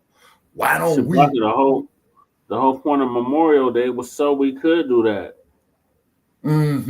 We started. That's an FBA holiday. Foundation of America started Memorial Day because we weren't allowed to bury our dead. We weren't allowed to honor our dead.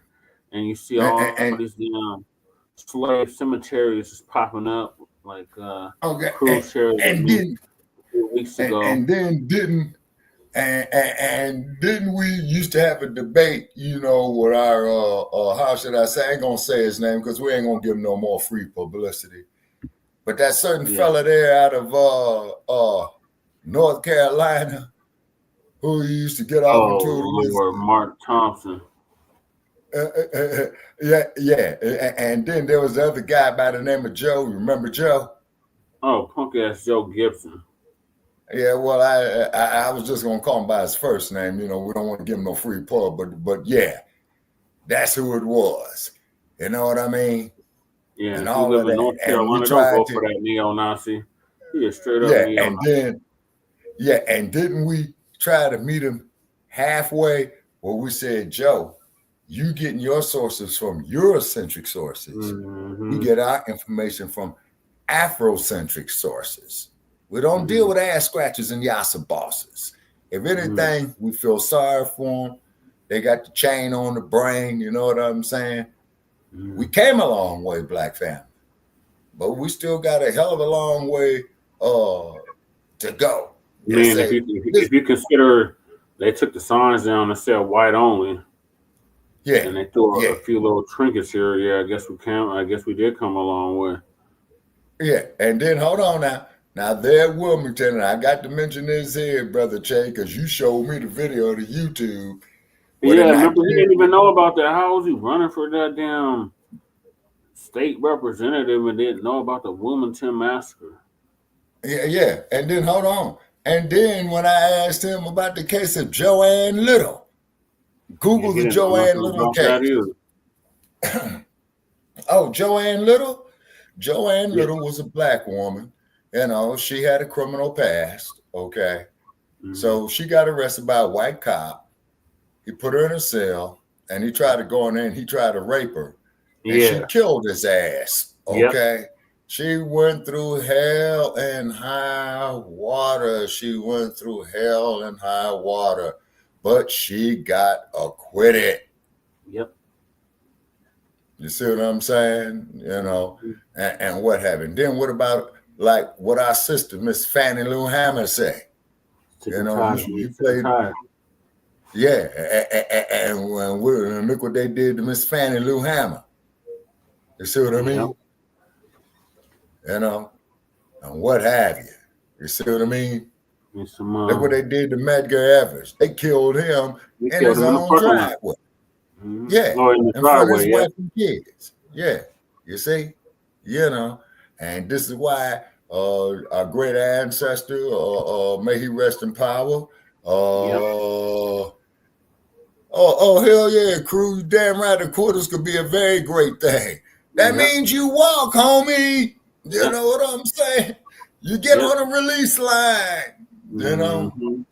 And then, and then not the countless Black women, you know, who been assaulted by these individuals. And what's the first thing they want to do? They want to bring up the Black woman's records of prostitution and shit like this. See, character assassination in these damn kangaroo courts. And then, dear white people, you went up there and elected, which is unprecedented, I think, a 34-count convicted felon of the press. Okay. Well, he wasn't convicted at the time, Shabaki. At the time that he... Okay, let me guess. To quote old Tricky, it's not illegal if the president does it. We'll piss on our heads and tell us it's rain. Remember, he didn't get convicted until after the selection. Yeah. You know what I'm saying? You know, and old Tricky, ladies and gentlemen, I am not a crook. I am not a crook. Old Tricky, yeah. And then, and what happens when old Gerald Ford becomes the president? He signs a pardon on Tricky. You see what I'm saying? Before they had started the impeachment on Tricky, he signs a pardon. Supreme Court of the United States said as much. President has absolute immunity with official actions. Absolute immunity with official actions. Okay, now that's dangerous. I thought that this no good orange bastard had sat up there and swore to protect, defend. For the republic, not the democracy, the republic. Okay. Which is okay, but what's this what's this hypocritical document, man, that these dudes wrote up, or these raping, slave trading pedophiles wrote up on July 4th, 1776? What's the name of that motherfucker again? The Constitution. I'm seeing now. Oh yeah, ain't it something called the Constitution, or We the People, or Bill of Rights, Declaration of Independence, or some bullshit? Well, the Declaration of Independence came like a year later, or 10 years later. Okay. And then, and our brother Crispus Attucks, who went to the tavern, got a little loaded, from what I understand, staggered out in front, and got caught in the crossfire of the Boston Massacre. Yeah, I think he got set up. That was a setup. Probably. And then, and who was this other motherfucker, man, that used to ride the horse, man? Talking about the British are coming, Who was that motherfucker? Patrick Henry. No, that's the damn fool who said, give me liberty or give me death, and they kicked his ass off the planet. Yeah. Paul Revere. Paul Revere. That's what I was thinking of. Yeah, that motherfucker said, give me liberty or give me death, and they kicked that motherfucker off the planet. Now,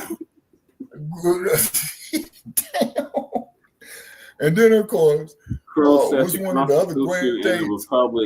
The Constitution and Republic form of government was created by FBA. The colonizers learned. And we taught them the style. We taught them this style of governance. Well, crew, you know what I'm saying? I'm going to have to research it. I'm not doubting what you say, crew. But the only thing I got to say is this. We have got to be some goddamn fools, people, to stand up there to go get killed for these motherfuckers. And then they want to have the strange fruit. You know, like they go up there, hey, you know, we having a picnic, you know, pick-a-nicky. They go out there, eat, laugh, grin. Oh, but you collards, that was so long ago. Can't you just be forgiving? And what's been happening all them years? And the nightstick still glides gracefully upside our heads. Yeah. You know what I'm saying? Look at the brother they did there in New York State. bound and gagged that man and beat him to death. You know what I mean? Look what they did to Tyrese Nichols. Oh, well, those officers was black. You guys, that goes to prove there ain't no discrimination. To find out that young man was screwing one of the ex-wives of the cops, okay? So he went up there to his home and said, hey, man, let's go get him, man. We're going to smash him. Okay? You know what I mean? Gentlemen, listen to me carefully when I tell you this. It takes 6 guys to carry a man to his grave, but it only takes 1 woman to put him there. See? Got to be more careful. You know what I mean? Got to be more careful, And then, like, over the course of my lifetime that we all have seen, dudes going over there fighting over a woman. Young men, if you all wants to fight, come out here to Las Vegas, Nevada, go get your boxing license, you know what I'm saying, and go fight for some money. You know what I mean? The only woman who you lay your life down for is your mother, then your sisters, then your cousins. See? But, no, a whole lot of time, a whole lot of men been stretched out for a piece of real estate with grass on top. Guess who's on TV right now? We will fight to defend this land, but no more nonsense wars. Okay, now, crew. There was a guy who was the heavyweight champion of the world. I don't have to say his name. He refused induction. Okay. He go to Texas. You damn nigger. You damn coward. He says, y'all want me to go fight in a war that where all you white boys is burning your draft cards, bum rushing Canada. And if he's such a coward, he says, I'm prepared to die fighting one of you. Yeah, takers. How come you could hear a pin drop in the room? Because they was not trying to get beat the fuck up. Well, look what happened with Ernie Terrell. You know what I'm saying? Look what happened to Ernie Terrell. You know what I mean? Oh, what's my name? Bang, bang, house overturned. What's my name? Ali Bomaye. Yeah. Same thing with old Floyd Patterson. He gets up there and says, here in Las Vegas, people, in 60 years ago, in the year 1965, that he was going to take the heavyweight championship away from this dude for the American people. For the American people. Well, when they say good God Almighty, when will this house nigga syndrome end, people? When will it end? When will it end?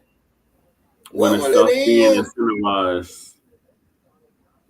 Yeah. When will it end? When they stop receiving butter biscuits. When the mandatory manumission gets overturned. That's when it will end. And then going out there, down there for 40 years, going to get this good medicine, injecting us with syphilis in Alabama for 40 years. That's all the medical apartheid right there. Yeah, the Tuskegee experiment. You know what I mean? One piece of it. You had Tuskegee, you had acres of ski, and you had all the stuff that was going on in the prisons and jails. You still got all the stuff that's going on in the prisons and jails. As far as experimentations, using prisoners as guinea pigs to test pharmaceutical drugs and psychiatric drugs. You had the MKO shit going on in the 70s. All the sterilization going on. And ain't that there what they say, cruel and unusual punishment? Yeah, but remember, we're not human, even though we're the original human. We're not human, and we don't feel no pain. Oh yeah, yeah, 3/5 of a human being. Yeah, that we went and argued back and forth with Sarge with his crazy ass. You know what I'm saying? Yeah. Poor Sarge used to get so upset. We track stars down, so we got to holler at Valerie and see if we can get him to give an actual email address so we can get his ass on the StreamYard. To get a real email address. You know what I'm saying? And then charge Sarge with furnishing false information. Ain't that they got in the state of California? Yep. Oh, what's your name? You give him your brother-in-law's name. Because you know you got some warrants out for your arrest. Furnishing false information. False information. Furnishing false information. And then when you ask the police these days, sir, can I get a business card for me? Oh, we're all out of them. How? Yeah, they either out or what do you need that for? No, I always ask them name and badge number. Name and badge number, name and badge number, name and badge number. No, people. Let me put you up on a little bit of game. Fuck his badge number. You get the shop number off of that vehicle of city vehicle because he had signed for that vehicle that's cross-referenced to his ID. You see what I'm saying? To that vehicle. How do you think the Rampart number got started? Yep. You get all of that. Yeah, I got to finish the video. I got to finish the video. So it's from Rosewood. They talk about different things. So let's go all the way down here. This is the part I want to show y'all. After investigative journalists published a comprehensive article on Rosewood in 1982. Yep. Well, it was a little one then. It says CBS 60 Minutes report aired in December 1983. In 1994, the Florida legislature passed House Bill 591, which acknowledged the destruction of the town and the failure of government officials to thoroughly investigate the incident and secure the area for the safe return of displaced residents. Descendants, listen to this. Descendants, not the people that went through it, descendants of Rosewood were awarded $2.1 million, making them the only African Americans to receive reparations from a legislative body in America. It's House Bill 591. Okay, so Florida paid a reparation of $2.1 million. Okay, now I see y'all say angry and saying this is pure, but this is this is the history that this is why they don't want you to know history. This is why they want to remove the books, because in Florida's history, this is right here. Yep. Now the conversation could be, wait a minute, Florida pay reparations to the descendants of Rosewood? Whoa, why? Nobody said nothing about it? I said, okay, well, shoot, that's another case that you can build off on for reparations, right? They got paid reparations. Yep. For what happened to Rosewood. So how come not the descendants of slaves? So what happened to us? Our ancestors that went through slavery, right? And we're gonna get it. You're 100% right. We're gonna get ours. The kangaroo Supreme Court. This is what happens when, like I said, I want you to imagine this. Go and research how much 300 acres of land is. Court to give the FBAs had millions and millions of acres of land. Or the Jews reparations. FBAs were the biggest farmers in this country. Under the guise of saying we can't be around them, they'd say go over there or whatever, right? And when we are separated, we thrive more. Yep. We have not really thrived ever since integration. About 100 years. Integration really meant integrating our money into their pockets. That's what integration really did. We integrated our morals, and a lot of us, unfortunately, have taken on the character of the folks. If you look at black folks today, we have literally gotten away from even what I knew us to be in the 80s and 90s in the area of our moral character. Yeah. We are doing the same things and committing crimes that back in the day when you didn't even have to know who it was. You heard certain crimes get committed, say, oh, know who did that? Folks. And you would be spot on like this Now you got because you black just knew people what doing the crimes same black people were crimes. committing. You knew it. But it's some old crimes against crimes. children, some old craziness Pedophilia. stuff. You know, whatever you say. Oh, The real you know, natives. The yeah. red Oh yeah. natives. Oh he crashed out somewhere. Oh, we know good well. It ain't DeAndre and them. Who is that? Brad? And you get turned on TV. Oh, yep. That's Brad. Long houses. Now black folks are doing the same things. And how did that happen? I seen the transition of us going from who we were, real tight families in the 80s and 90s. We go to church on Sunday. Because listen, we all went to church on Sunday. You may say, oh, well, this is about the preacher. Mm-hmm. Forget the preacher. After church, we all got together as a family. Yeah. We all ate together. Yeah. Grandma and them didn't play that. You wasn't going to be with the family on Sunday. Oh, no. You understand?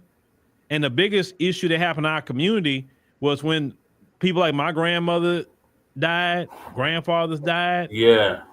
Nobody was left to keep the families together. Then the cares of this world, right? Because you got like the Bible teaches the cares of this world. Everybody out here trying to get money. Everybody trying to do this. Everybody trying to do that. And I understand, look, you can get money 6 days a week. Can you at least say, hey, it's family day today. It's Sunday. Can we spend together as a family 6 days a week? Let's get the money. But even God himself rested 1 day out of the week. You know, that's what I think about. That's why I like on Sundays, I want to shut it down. Because I'm like, hey, I don't want to be doing nothing about, you know, at least no filming or certain things. I'm trying to stay away from that on Sunday. Yep.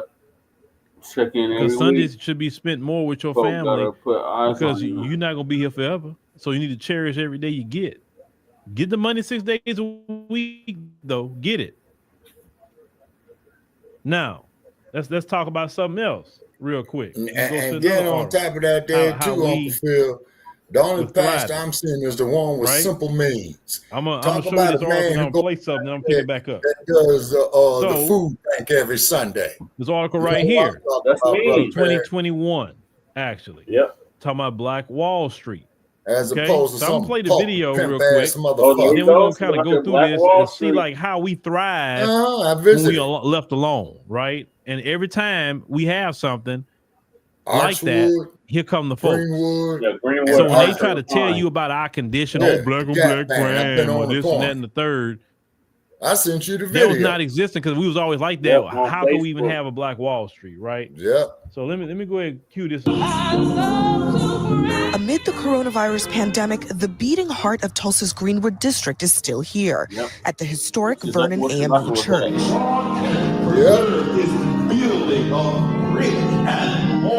The sanctuary sits atop a basement that is the last remaining structure in the once prosperous Black community that was destroyed by a white mob during the bloody massacre in 1921. We're the only thing on the original Greenwood Avenue that's still Black owned, and the only thing that's still Black owned in the Greenwood district.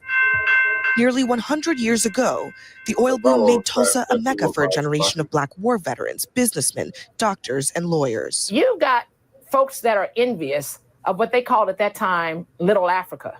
Then, on June 1st, 1921, hundreds of white Tulsa residents went on a murderous rampage after a white woman accused a Black man of sexual assault. You would either stay in your house and burn to death, or try to run out in the street and hope not to be felled by a bullet. Homes were looted, then burned to the ground, and hundreds were killed. Not one person was ever charged with a crime from the worst race massacre in American history. A history shrouded in secrecy. For so long, there was this intimidation of silence that the white community put upon Greenwood, that if anybody talked about it, they became missing. They were killed. They were lynched. Now, in the midst of a national reckoning on systemic racism, President Trump has offered this solution. What you now see, it's been happening, is the greatest thing that can happen for race relations, for the African-American community. That's what my plan is. We're going to have the strongest economy in the world. For descendants of massacre survivors like Oklahoma State Representative Regina Goodwin, that message falls flat. You had wealthy folks in Tulsa at the time, so their wealth did not protect them from racism, nor would anyone's wealth today.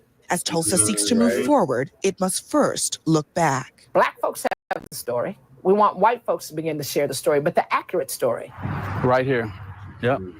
June 1st, 1921, both of them. Here in the city cemetery, only 2 graves mark the dead from that massacre, and the location of most of the victims' bodies are unknown. Right here where this road goes down the middle of Oaklawn Cemetery, and they built a trench. They dug a trench and dumped bodies down into the trenches. Chief Amasan's grandfather survived the massacre as an infant, then returned to Tulsa as an adult.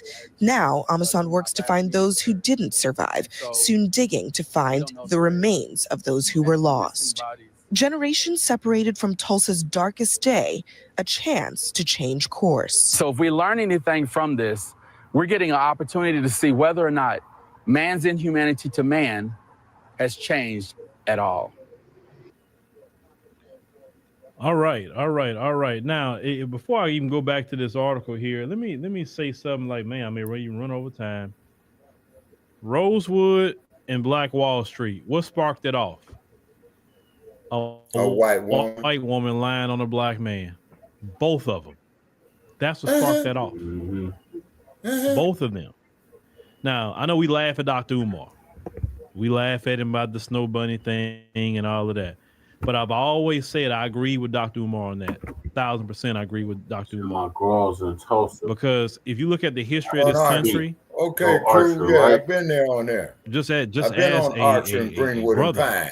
Like, even to this day, I've covered stories in the past where young brothers are engaging in conversation with them. And I remember this one story out of Louisiana. This one female was sending pictures to another teenage black boy. She was sending him the pictures on the cell phone. He the one gets charged for having, pictures of an underage woman, underage girl, and he's underage himself. He gets a charge for what she was sending to him. She don't get charged, but he got charged. It's so many stories about brothers have been jammed up with this situation, with that. That's why, like I say, what Umar talking about right there, I'm with him. I'm with him 1,000% with at least with the snow bunny part. I am, because I always said I never wanted a power dynamic in my house like that. You know what I'm saying? No. Now let's get to this here. So we know it was 35 city blocks, thriving shops, hotels, theaters, and more. All were black owned. District founded by black men and women. We found it together. It wasn't just the men. It wasn't just the women. See, y'all have to understand, we're successful together. All this, I don't need a man. I don't want to get married to these women, because a lot of brothers say that too. That's why we're worse off today, because we're not working together. Now, I can proudly say I work with brothers and sisters here as FBAs. I work with them in the diaspora, and that's why we're, making some headway, because we're working together. You understand what I'm saying?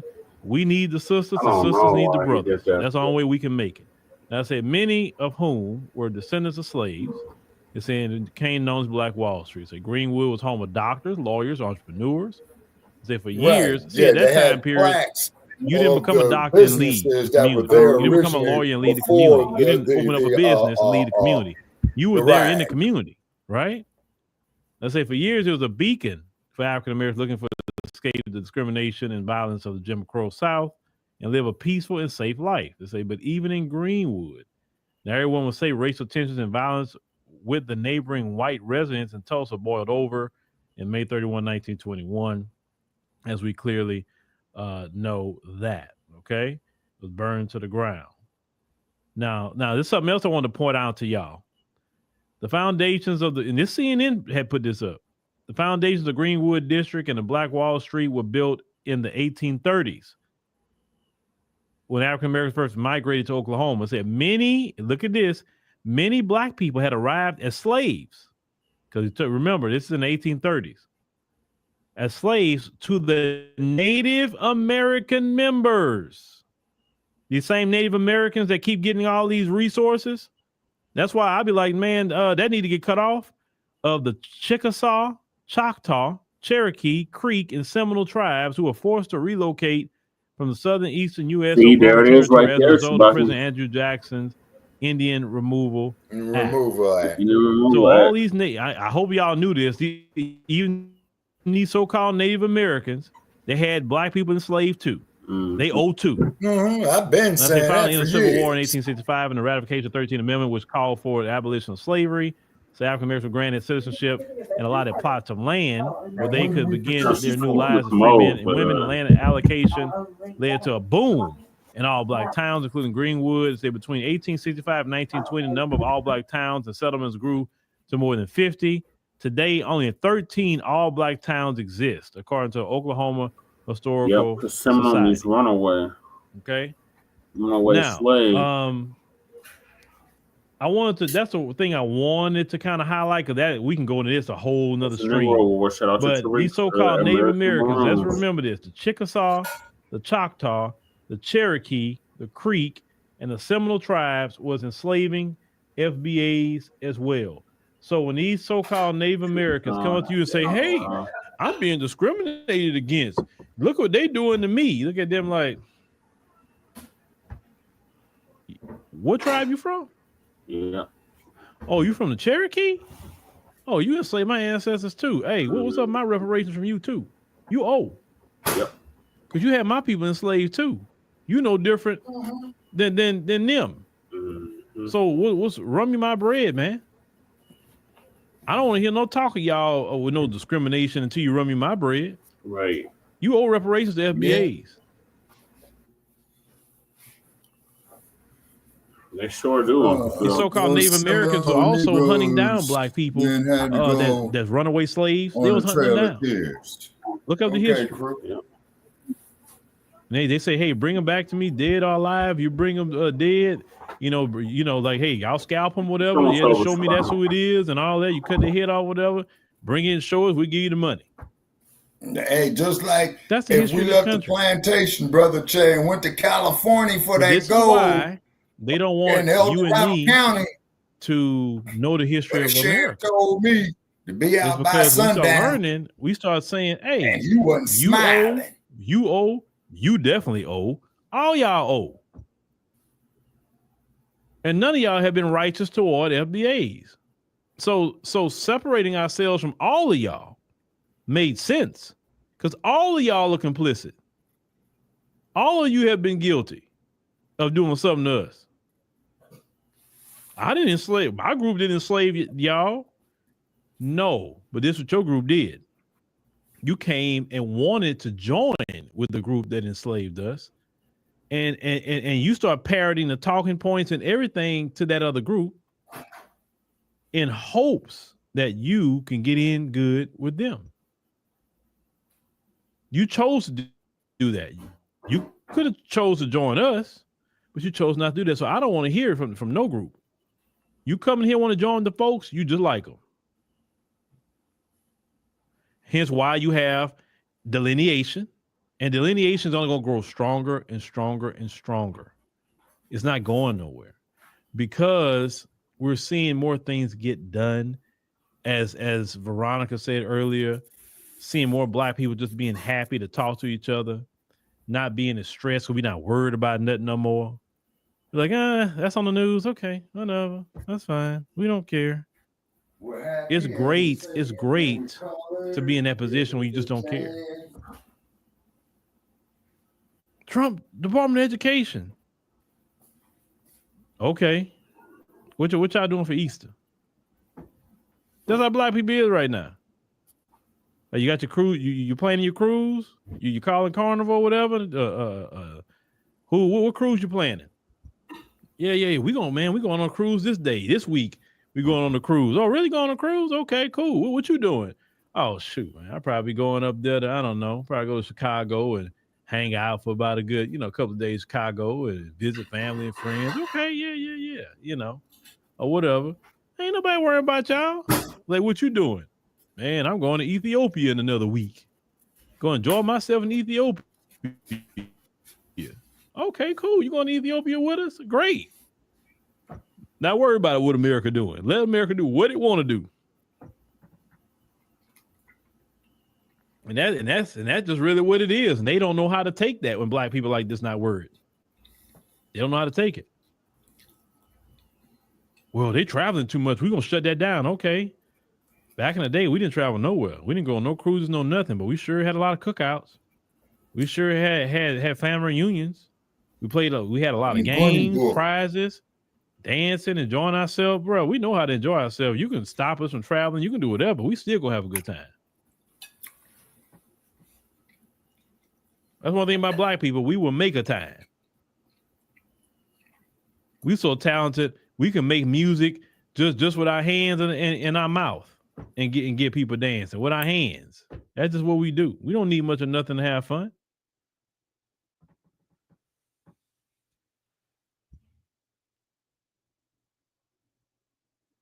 Now, Carlette say her step grandmother, that's an interesting person, say was half Cherokee and Black American. She said that the Native Americans enslaved Black Americans. Of course they did.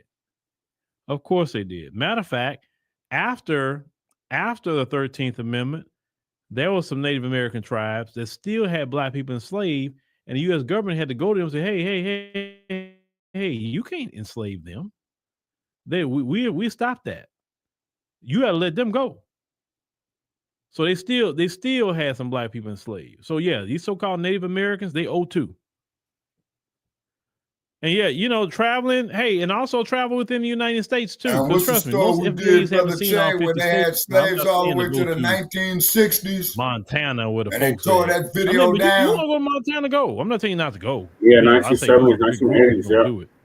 But most Black people haven't even seen the majority of the cities that Black people are in, I mean, it's rare if you have a Black person that's been in every major city that Black people are at least located. I say at least go do that.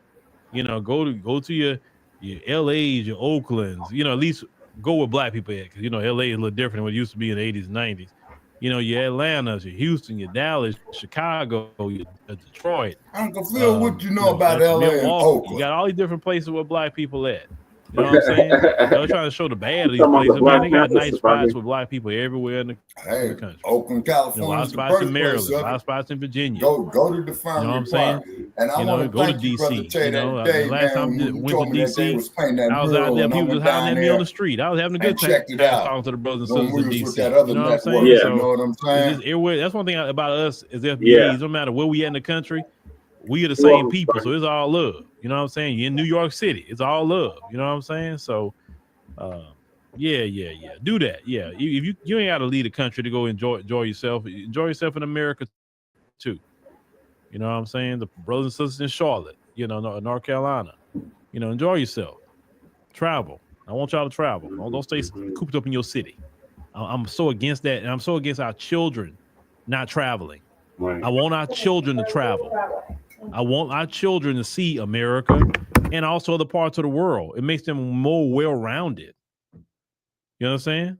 Give our children something different. Maybe you didn't grow up that way because I didn't grow up that way, but I've definitely had my children travel, and I want them to travel a lot more as a family. Because listen, one of the greatest vacations we ever took, and my daughter was still talking about it, my oldest one, is when we went to South Africa in 2023. We did a big family vacation in 2023. Stop that right there for a second, Brother Che. I got something to say about that. Like going on destination vacations with family. Okay. You remember? What is that? It's like 2 minutes left of this video. Okay. I just want to, bring back a memory when we had Mad Dr. D's daughter who cussed out Sarge and Joe Gibson, sounded just like her daddy. And I asked her when she went to Tanzania, I says, did you feel an ancestral connection? And she stated, very much so. That's all I wanted to do. I just want to bring that point up. All right, let Dr. Phil continue. All right. I just felt so great as a father just to see my family go.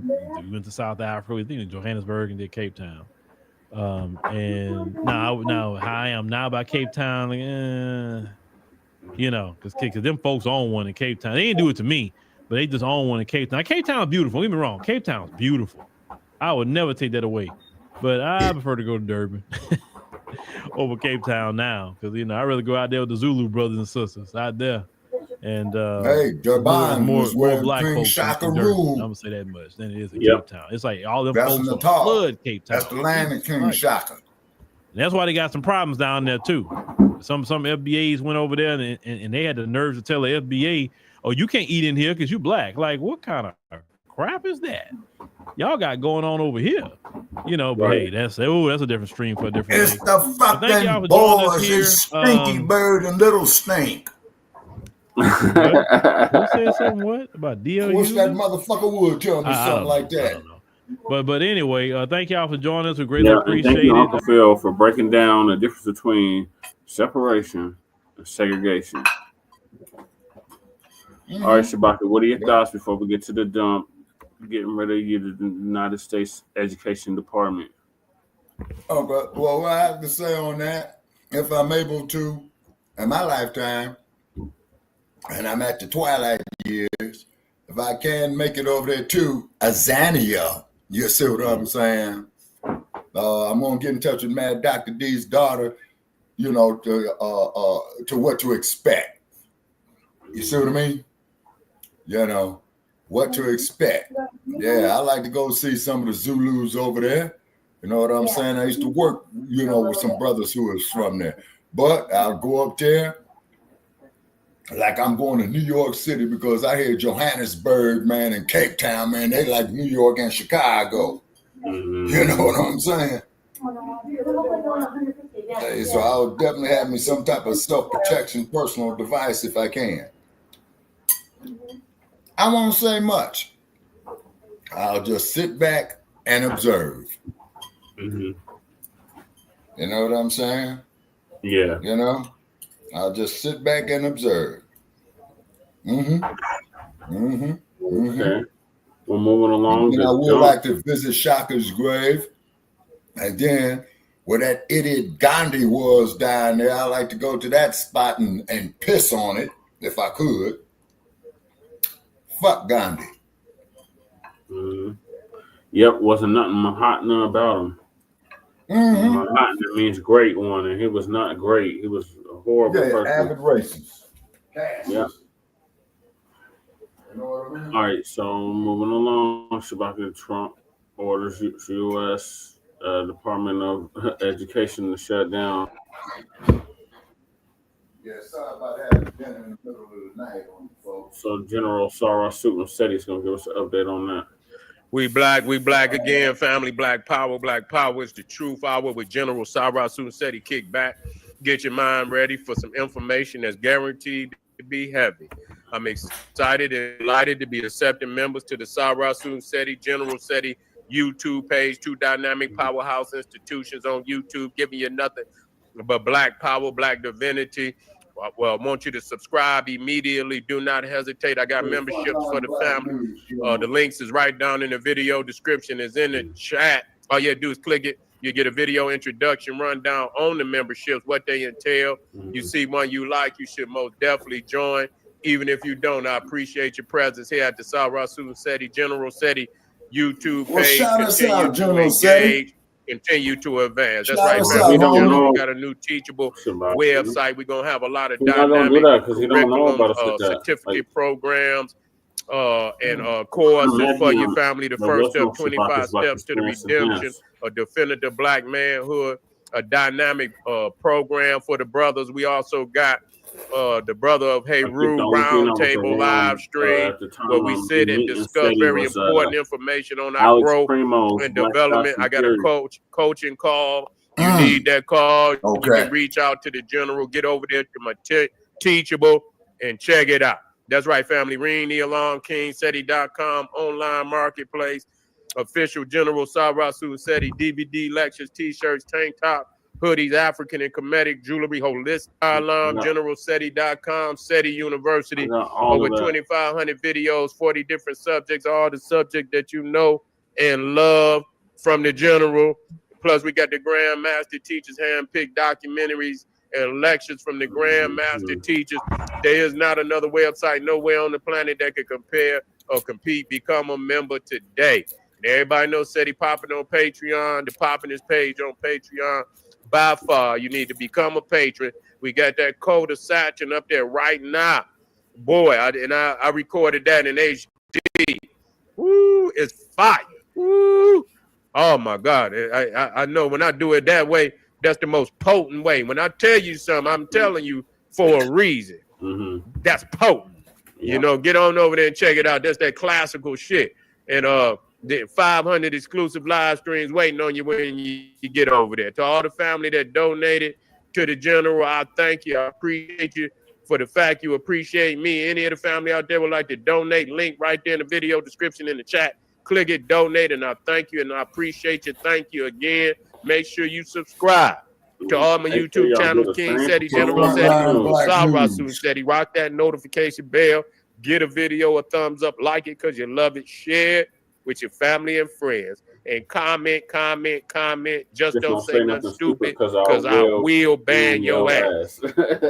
Now here Trump orders the shutdown of the U.S. educational system.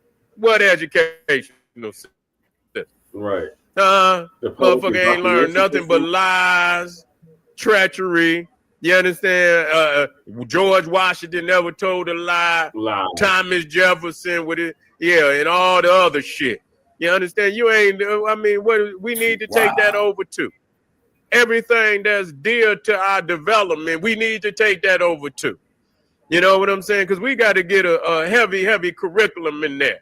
That's about our our upliftment and our rise to greatness. You understand? Getting us to victory. If it ain't, initiating the energy for us to be victorious, then goddamn it, we don't need it.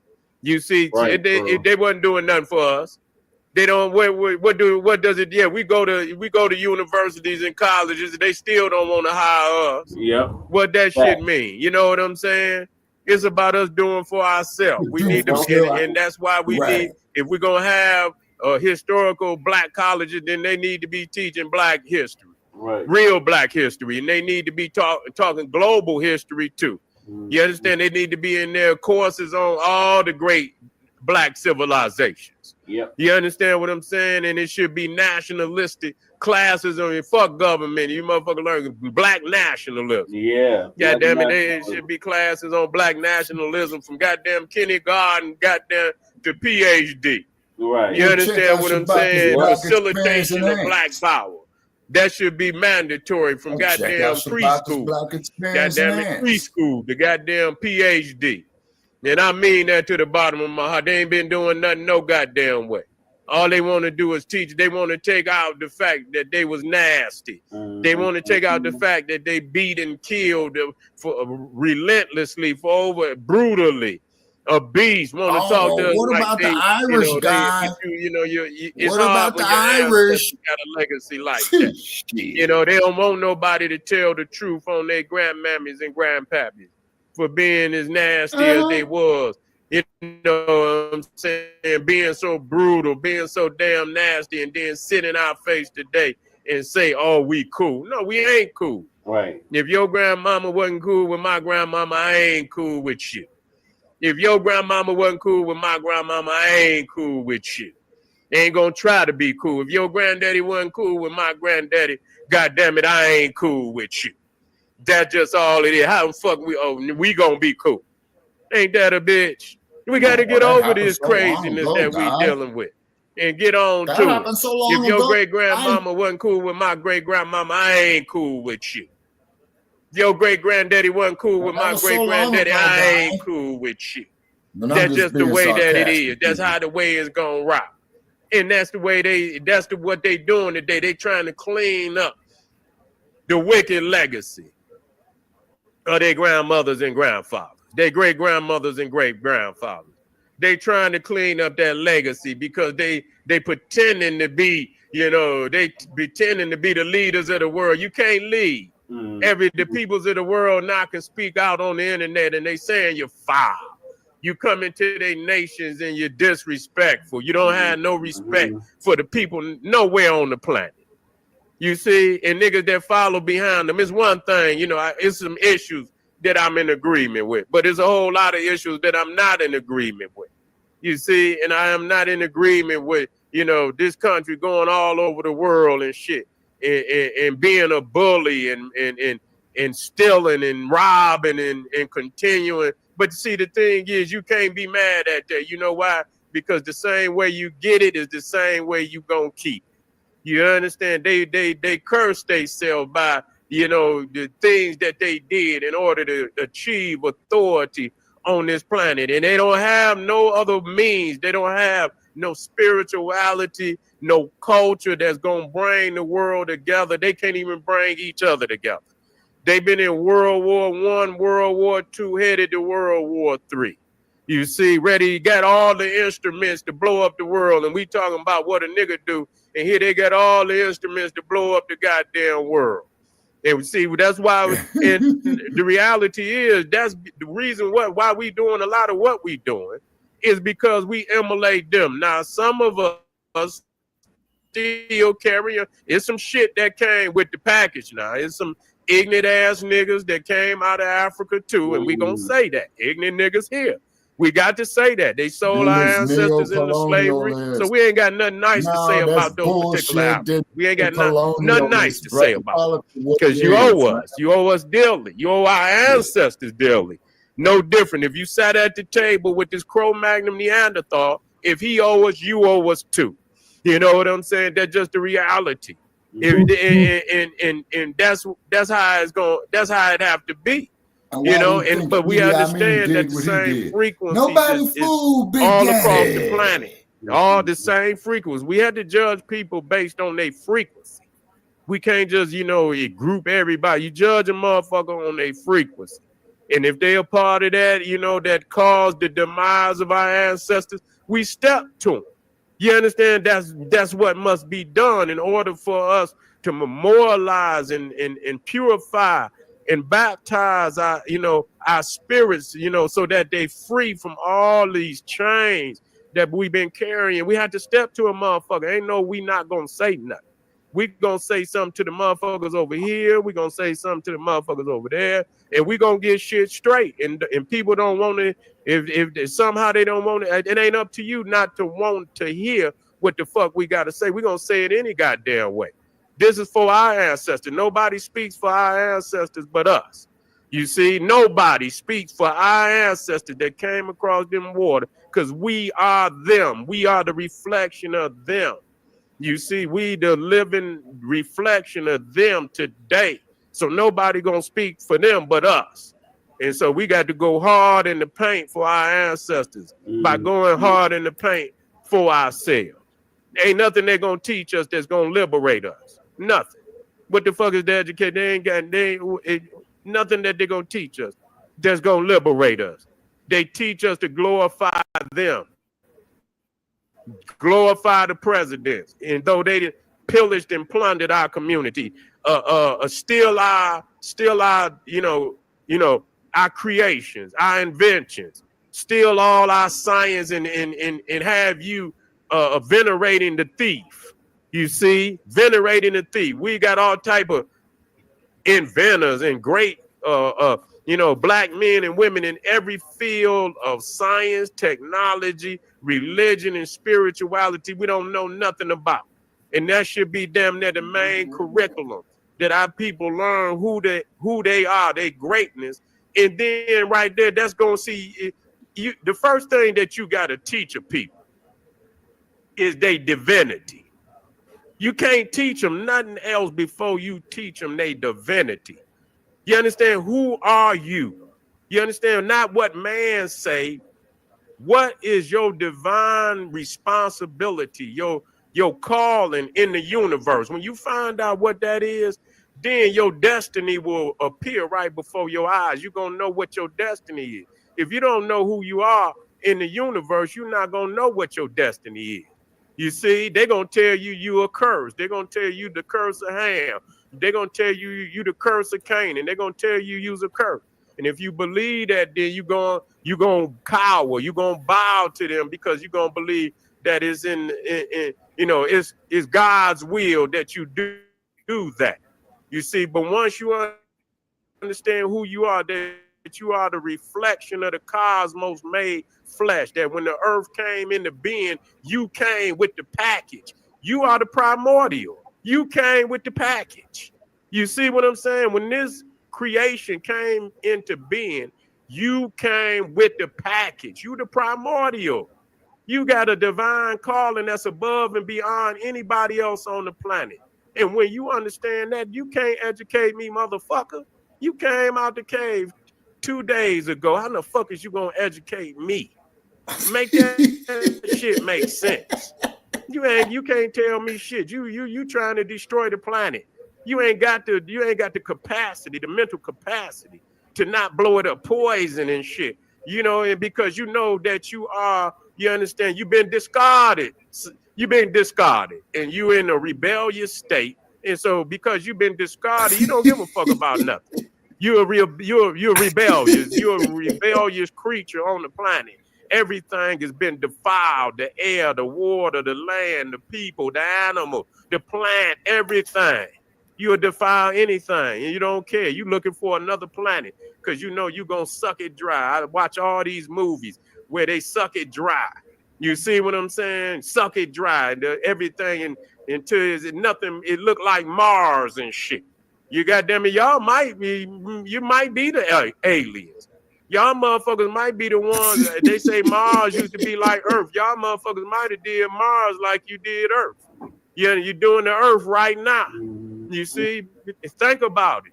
You see what happened. Maybe y'all was over there and then y'all fucked Mars up and then you came over here. You see what I'm saying? I don't know. You understand what I'm saying? Maybe somebody transported y'all motherfucker. I don't know. But you know, I know what you're doing on this planet. You can't teach us nothing. And the reason why this earth is in turmoil because we have vacated our divine responsibility. You cannot say we equal. That shit is it's been a serious, misdirection that has thrown the world in a tailspin. You might have 7 children, and you might love them all equally. You see what I'm saying? You love all your children equally. But if you got one that's 18 and the rest of them is like 10, 9, and you got an older one, you expect the older one to be the next in charge. You feel me? That just makes sense. You see what I'm saying? You're not gonna just because you're not gonna take the one that's 7 and put them in goddamn charge. You ain't gonna take the one that's 9 and put him over the one that's 18. You understand? You don't do no shit like that. So you have to think that we are the primordials. How in the hell you gonna take somebody? And I'm not saying we family, we not. You see what I'm saying? But you can't take them and put them in charge. They ain't never. If you look at their history, all they've done is cause chaos and commotion and destruction ever since they've been here. Ever since they've been here, it's been, and that's the history. And that's why they want them books rewritten, because it is what it is. It is what it is. Ain't no change in that fact. Okay, ain't no change in that fact. So when we talk about closing down, it ain't even education, because when you look at the root of the word education, educe, or means to come from within. It's something that's already in you that you got to bring out. You already connected to the cosmos. You didn't come here to find no damn God. You've been connected to the God since you was created. You didn't come here to find God. You understand? You wouldn't have got here if you didn't know God. You are God. You are part of God. You are God. You're the manifestation of God. You didn't come here to find no goddamn God. See, that's the trick bag. Oh, okay. You come on down. I know you're looking for God, right? Come on down. I know where you at. Come on down here. And when you come, bring a couple of dollars with you when you come. We know where God at. God down here. Too, you see, come on over here. And indoctrinate you into some shit. You see, this ain't no goddamn education. You've been connected to God all along. You've been connected to the universe all along. Somebody didn't taught you wrong so that you would not know that. But so that's why they don't want you to wake up out of that coma that they didn't put you in. You see, they don't want you to wake up out that coma and let you know, and to tell you that you've been connected all along. You didn't know you can hear the shit in the back of your head. You see, you know, you look and you don't know, like, damn, did I, you know what I'm saying? That's the universe calling out to you. You know, you got to talk back to the universe. And when you realize that you was connected all along, and you equip your body is a perfect creation. You understand what I'm saying? Fuck all that goddamn aircraft carriers. They talk about all that technology. You the greatest damn technological machine on the planet. You understand what I'm saying? Connected to all the universe, and they trying to replicate what you are and they still failing right now. They still failing. That's why they jealous of you. You see, so they can't educate you in that. We close it down. So what? I'm still God. Give a fuck. Right. What the fuck? Close it down. I'm still God. Right. You understand what I'm saying? I'm speaking to my people. We still the one. What the fuck do that mean? We connect. They can close down every fucking institution they got, and we gonna rise up. You know, because when you understand who you are and your divine responsibility, and just knowing that, wow, we was chose to be the primordials, and you can see all throughout wherever we touch down on the planet. That's why I don't sever no bridges. I don't burn no bridges to the global Kushite family. We got crazy motherfuckers all over the place, man. I got crazy uncles. You know what I'm saying? Motherfucker come talking crazy. I listen and laugh and shit, send their ass home when I had enough. You feel what I'm saying? You're gonna have a whole lot of crazy ass talk. I don't vibe on their frequency. You understand? I make them, either you gonna step down to their goddamn frequency or you gonna make them step up to yours. And I'm seeing too many niggas that supposed to be all this, that, and the third, and they swim on these motherfuckers' frequencies every day and all day. I can't do that. I wouldn't even waste my time, you know, talking with niggas on that lower level frequency, because if we do what we need to do, ain't nothing to stop us. You see, identify them, point them out, identify them, point them out, identify them, point them out, and move the fuck on. You feel me? And let's build something for our people. We ain't got time to keep dealing with these low frequency motherfuckers when we ain't got shit to show for fucking with them. What we get, what's coming out of it? You know what I'm saying? What's coming out of this shit? At the end of the day, when all the rap is over with, what do we got to show for having that conversation with that motherfucker? And see, it's some dangerous shit going on out here where people's is burning down bridges. All you have to do is put a toll master at the bridge and make sure that whoever come across the bridge is respectful. That's all you have to do is put toll masters on both sides of the bridge and making sure that people come across. That's all you have to do. You ain't got to burn the bridge down, dumb fucker. You ain't got to burn the bridge down. We ain't burning no bridges down to our global Kushite family. We're not doing that. Put toll masters on the bridges so when people come over, they respect for the other family on the other side. And if you do that, everything will be 100. I thank you for being here tonight. Trump orders shutdown of the United States miseducational system.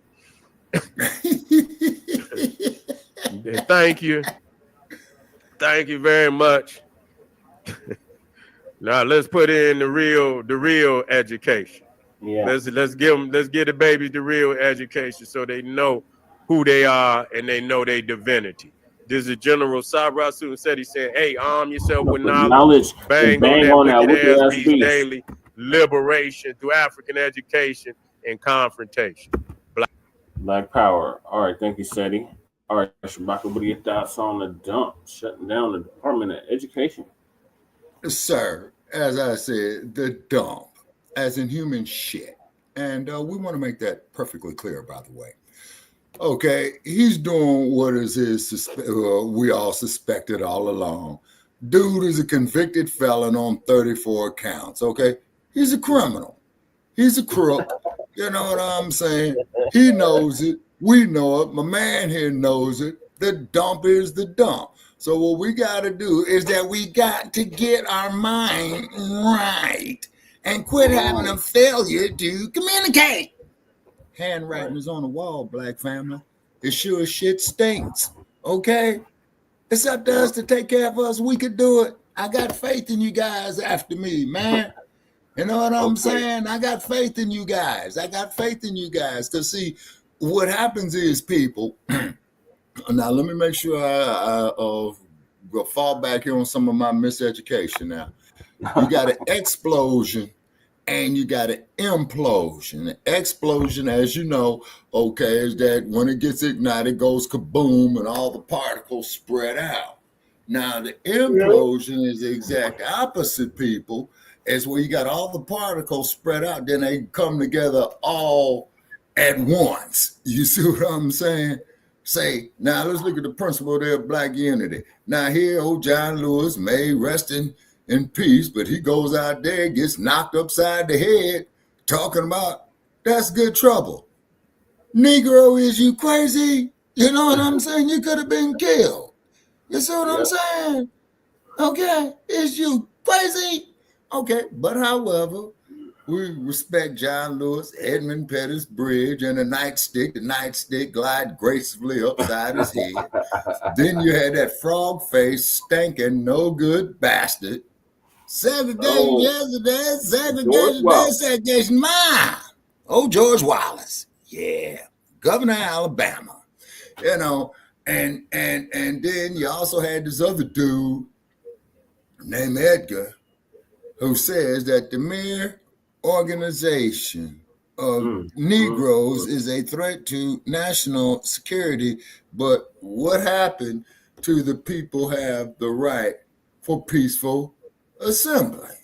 Now let's look at our man Christopher Addicks. He go to the tavern one night, drinking him that joy juice. You know what I'm saying? Staggers out in front of the Boston Massacre. They dumped on him. You know what I'm saying? Well, he the first one to die for independence. Question, no disrespect to Mr. Addicks or his memory.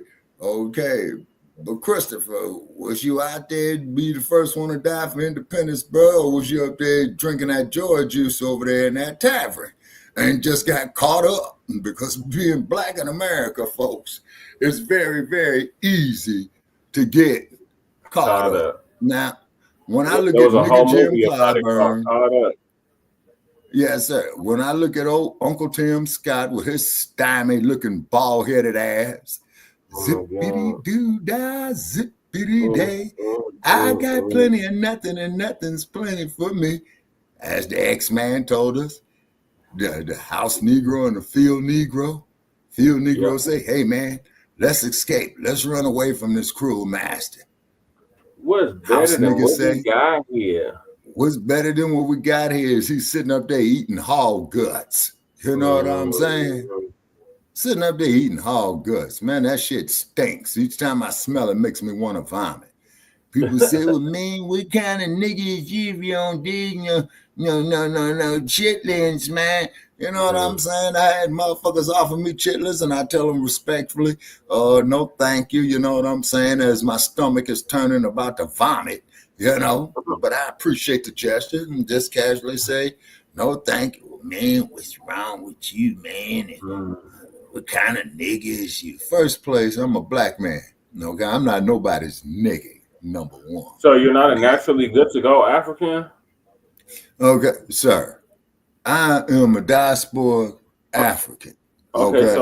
So NIGGA is naturally good to go African. Okay, well, like I said, I'm not nobody's nigga. I'm not nobody's nigga. I'm a diasporic African. Okay, so if you're a diasporic African, Shabaka, then naturally good to go African should be perfect for you. Well, we did get a hit on the Fulani, you know, as we're doing our DNA. So young woman there that told me that at the Bayfair BART station, and you know where it is, Brother Che, there in the Bay Area, she was accurate. You know what I mean? Naturally, you know? Intelligent, good to go African, yeah. Yeah. And then I would like to see the continent, you know, before my transition. You know what I'm saying? You know, go there and like Dr. Marimba Ani had stated, and all this here is proven that the reconnection will be painful. Yeah, Dr. Ani said that. She submerged herself in the culture for 15 years. You see what I mean? You know, so the connection, don't connect to something that the reconnection to in the first place about it. Okay, the point. Well, okay, okay, brother Che. Brought over here. Okay, brother Che. There's no country called Africa. Get with Dr. Ani on that. Get with Dr. Marimba Ani on that, and I think you could Google her, man. And I do believe that she does have some contact information. Get with the good doctor on that. You know what I'm saying? You know, she was a student of the one and only Dr. John Henry Clark, as we all know. And then on top of it as well, too, we got to start building each other up. You see what I mean? Because one thing about these crackers, when they're dump, as in human shit. Building who up? Who are we building up? We're not building no tethers up. No, brother Che,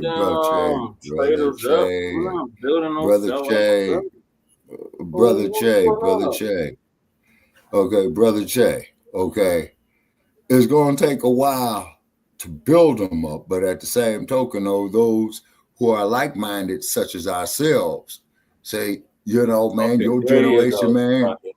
That's what I was waiting to hear. I was waiting on that part. I was waiting on that part right there, what you just said. Which was? The like-minded part. Yeah, you see what I'm saying is because, like I said, now this is Dr. Ani's words. The Ma'afa is a disaster so bad it's beyond description. Now, I ask you, you know, after years we've been colleagues, we talked about the Devil's Punch Bowl, the Black Wall Street, how they was experimenting on us, you know, like what they did to our sisters, you know what I'm saying? What's the sister's name? Not Biddy Mason. Henrietta Lacks.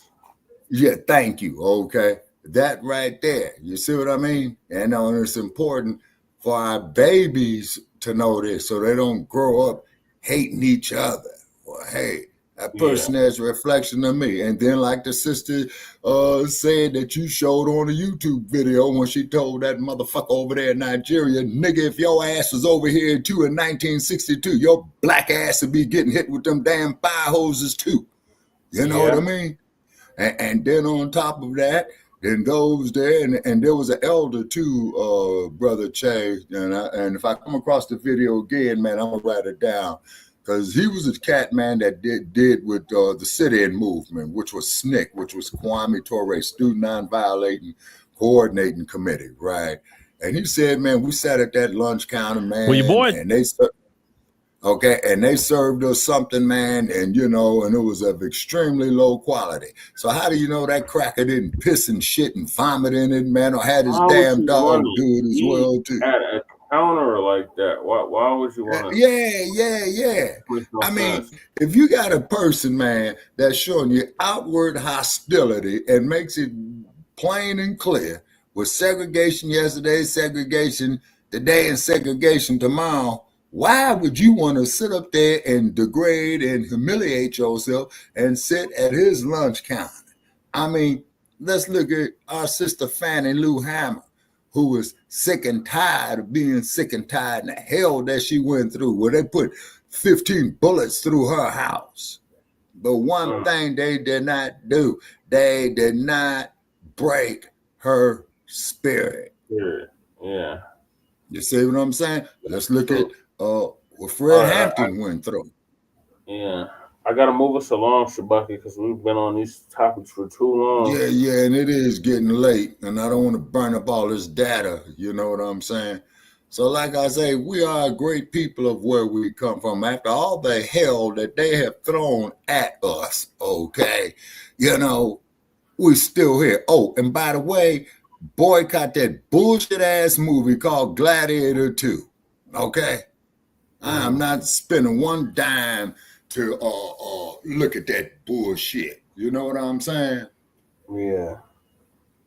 You know, and then, you know, when Hannibal did his thing, and Hannibal says, not only are we going through these damn mountains on these elephants in the snow, and his generals is telling him that, what did Hannibal say? He says, say, man, get the damn elephant and watch.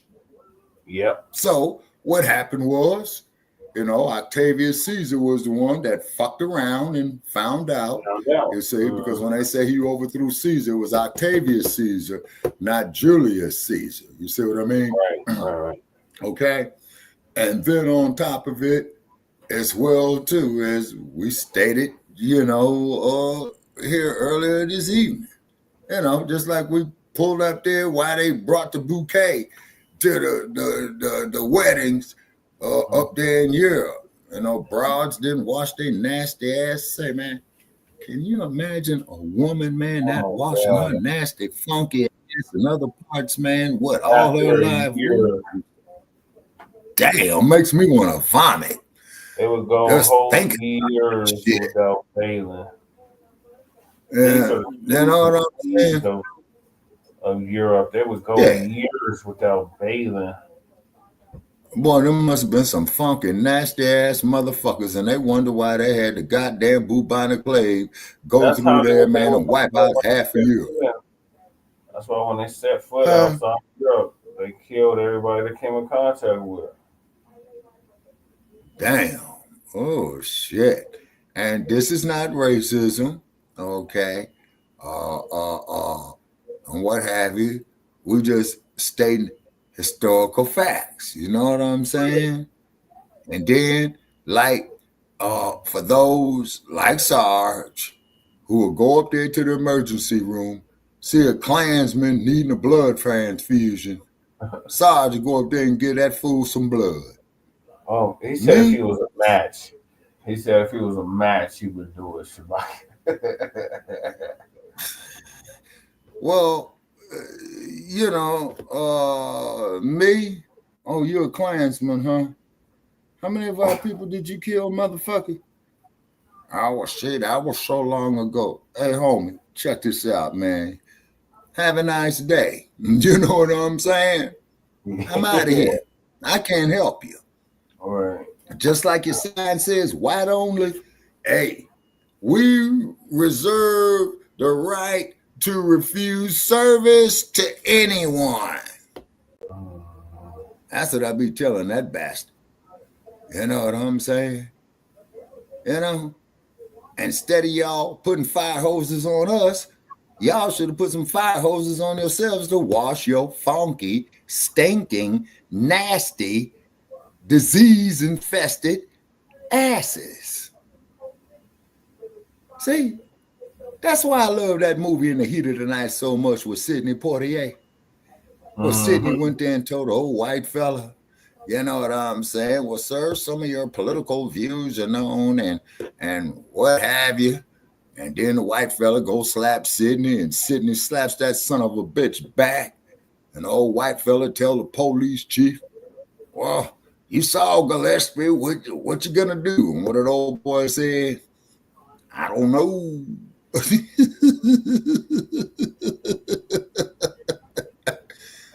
That's the part that killed me.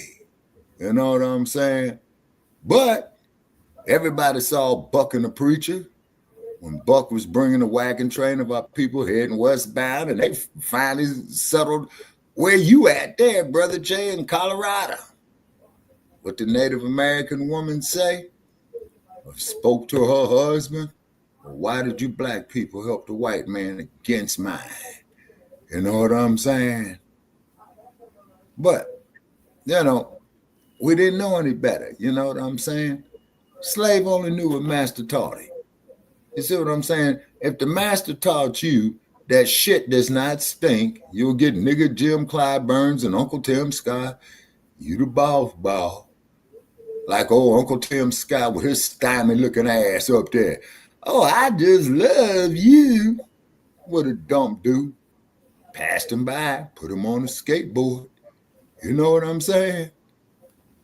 Hey, how many black folk Dumpster got working in his administration?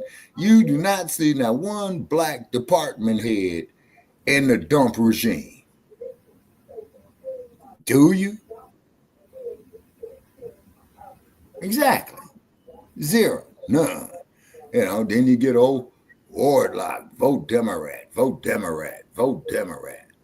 Congressional Black Caucus. you guys is useless. You know what I'm saying? You all is useless. All you Negroes need to resign tomorrow and disband the Congressional Black Caucus. You know what I'm saying? I mean, it's ridiculous. It really is. It really is. Our people go out there, get hit with fire hoses, get killed. You know what I'm saying? You know, our people be up there trying to haul ass to freedom. Here comes the paddy roller, the slave patroller. Sister Harriet Tubman with the Underground Railroad. And I can imagine Sister Harriet Tubman working that street sweeper a couple of times. You know, dude built like a heavyweight contender. Oh, Miss Harriet, you know, we can't leave this good master. You must be crazy. Sister Harriet leveled the street sweeper. Hey, you either gonna be free or dead, and you got like about 5 seconds to make up your mind. You know, so I'm quite sure that she got a lot of their minds right. You know what I mean? And Sister Harriet, you know, and how old was Sister Harriet when she passed on in 1913, Brother Che? I believe she was close to 90, I think. Earth calling Brother Che. Earth calling Brother Che. Earth calling Brother Che. Brother Che. Brother Che. Earth calling Brother Che. Earth calling Brother Che. Okay, Brother Che, that there was my closing statement on what have you. Okay, so we appreciate everybody tuning in to Frontline Black News. Okay, like and subscribe and follow us, you know, as well. Definitely hit our donation link up there, $ JLP 5280. You know what I mean? Because, you know, so we can keep the Frontline Black News going on with the Frontline campaign. And then follow us at Shabaka Capital EXP on Stinky Bird, providing, of course, that little stink ain't up there playing with all the controls and stuff like that. You know what I'm saying? And definitely like and subscribe to Frontline Black News. So I'm gonna bid everybody a good late at night, early in the morning, a farewell here from Sin City. All right, I'm out, and take care. All right, crew. Wishing you the best, brother, up there to the Shy. You know what I'm saying, in the Midwest. I know you guys a couple hours ahead of us. All right. So everybody, you know, like the referee says, protect yourself at all times. I'm out. All right. Thank you for joining us, Shabaka. Have a good night. All right. All right. Take care. All right, so the mass deportations continue. President Trump revokes legal status for 530,000 migrants. Trump, he is, you know, still on his mass deportation kick. Now, Trump has just ordered that the temporary protection status for Cubans, Haitians, Nicaraguans, and Venezuelans be revoked by April 24th. Let's get into it. Now, the Trump administration will revoke the temporary legal status of 530,000 Cubans, Haitians, Nicaraguans, and Venezuelans in the United States, according to the Federal Register notice Friday. The latest expansion on his crackdown on immigration, saying the move effective April 24 cut short a 2-year parole granted to the migrants under former President Joe Biden that allowed them to enter the country by air if they had U.S. sponsors. Now, Trump took steps to ramp up immigration enforcement after taking office, including a push to deport record numbers of migrants in the U.S. illegally. That the legal entry parole programs such launched under his Democratic predecessor, overstepped the boundaries of federal law and called for their termination in a January 20th executive order. Trump said on March 6th that he would decide very soon whether to strip the parole status from some 240,000 Ukrainians, the white folks, they say, who fled to the U.S. during the conflict with Russia. Trump's remarks came in response to a Reuters report that said his administration planned to revoke the status of Ukrainians as soon as April. Now, they say Biden launched a parole entry program for Venezuelans in 2022 and expanded to Cubans, Haitians, and Nicaraguans in 2023. And if Kamala Harris would have gotten office, this would have been continuing to go, right? They say as his administration grappled with high levels of illegal immigration from those nationalities, diplomatic and political relations between the four countries and the United States have been strained. They say the new legal pathways came as Biden tried to clamp down on illegal crossings at the U.S.-Mexico border. They say the Trump administration decision to strip the legal status from 500,000 migrants can make vulnerable to deportation if they choose to remain in the U.S. There remains unclear how many who entered the U.S. on parole now have another form of protection or legal status. It's a notice to formally publish in the Federal Register on Monday. The U.S. Department of Homeland Security said revoking the parole status will make it easier to place the migrants in a fast-track deportation process known as expedited removal. Now, they say under the Trump-era policy implemented in January, expedited removal can be applied to certain migrants in the U.S. for 2 years or less. We just wanted to go through that because, as you can see, Trump is still doing his thing. Trump is trying to get them on out of here. Now, the more and more Trump is getting people out of here, or even the threat of getting people out of here, you're going to hear a louder and louder cry that where are the FBAs? Why aren't you out here protesting? Look at what he's doing. Trump is so mean. Trump is so wrong. Trump is so evil. Aren't you guys seeing this? Aren't you guys going to say anything? Like, come on, black people. This is what you do. You stand up for people that's being marginalized. You stand up for the poor. Yes, that's what we do. And what do we get in return? Did we get respect? Did we get, when you get in political positions, do you say, you know what? Hey, I remember them FBAs what they did for my family. So let me go ahead and make sure them FBAs are good. Did y'all do that? No. See, what black people are doing right now is actually biblical. Because when you come out from among them and separate yourself and you be in a position of rest, right? You be in a position of rest. It's quite okay. It's more than okay for us to stay in a position of rest because we've told everybody, we've done everything we could to warn everybody about America in itself. And as long as we carried the weight of America, everybody was fine. Everybody was okay. But now, since FBAs have decided to sit down, now you're carrying the weight of America and you don't like it. Every group, too. It's not just, the migrants. Every group, the folks, too. They protest, but nobody hear them. They see you, but nobody hear you. Why? Because FBAs aren't there. FBAs is the only people that can make your protests seem legitimate. Because they know when we fight, we've been historically fighting for, justice, rights, equality, and all of that. They know that.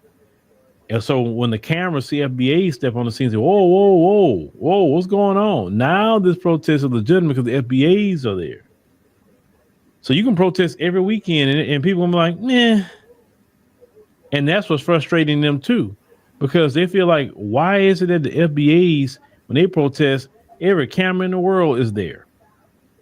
Everybody's interviewing them. But when we protest, nobody show up, or maybe CNN or somebody just kind of filming from a distance, or maybe, they flying a drone or something. I said, but they're not caring. They're not giving us wall-to-wall coverage like they did during George Floyd because you don't know how to protest. Number two, what cause you really need to fight for? Okay, the things Trump is doing, that's just messing up your comfort. That's really what that is. Now, the migrants, I don't know why the migrants just thought they were going to come over here and just parlay for the rest of their life. And the interesting part, especially for a lot of people in Latin America, they will pass up so many Latin American countries who are actually doing pretty good to come here. because they heard they can get free stuff. I would want to come to a country that I'm worried about getting deported. I'm like, nah, I'm gonna go somewhere where I know I'll be good, because I would want to get my life started. My life is going good, and all of a sudden now I'm getting arrested and deported. Man, no, I don't want to live like that. No, I don't like the looking over my shoulder every 5 minutes. You know what I'm saying? Like, what kind of life is that? So you can stay here in the United States, man? No. I'd rather stay in my homeland and fight, or if I'm gonna leave, I go somewhere that's good. I know I'm fine. Now, I should have want to come with these folks, but you can't tell them nothing. They think these folks is like the Holy Grail, and they find out the hard way too about the folks. But Trump gonna get them on out of here. That's what he plan on doing. Expedited deportation. Expedited. So you better believe on April 24th, he's trying to get them all out of this country. And you know what? Leave FBAs alone. It has nothing to do with us. All right, family. Black Power. It's the Truth Hour with General Sarasun Seti. Kick back, get your mind ready. Yep. So, moving along, Charleston White has been proven to be a snitch, going all the way back to the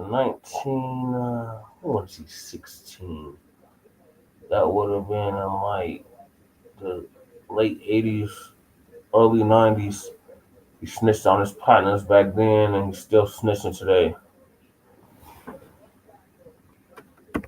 Ready for some information that's guaranteed to be heavy. I'm excited and delighted to be accepting members to not only the Sarasun Seti YouTube page, but the General Seti YouTube page, two dynamic powerhouse institutions on YouTube, giving you nothing but Black power, Black divinity. You should subscribe immediately. We got memberships for the family. Link right down in the video description in the chat. Click it. You'll get a video introduction rundown on the memberships, what they entail. You see one you like, you should most definitely join.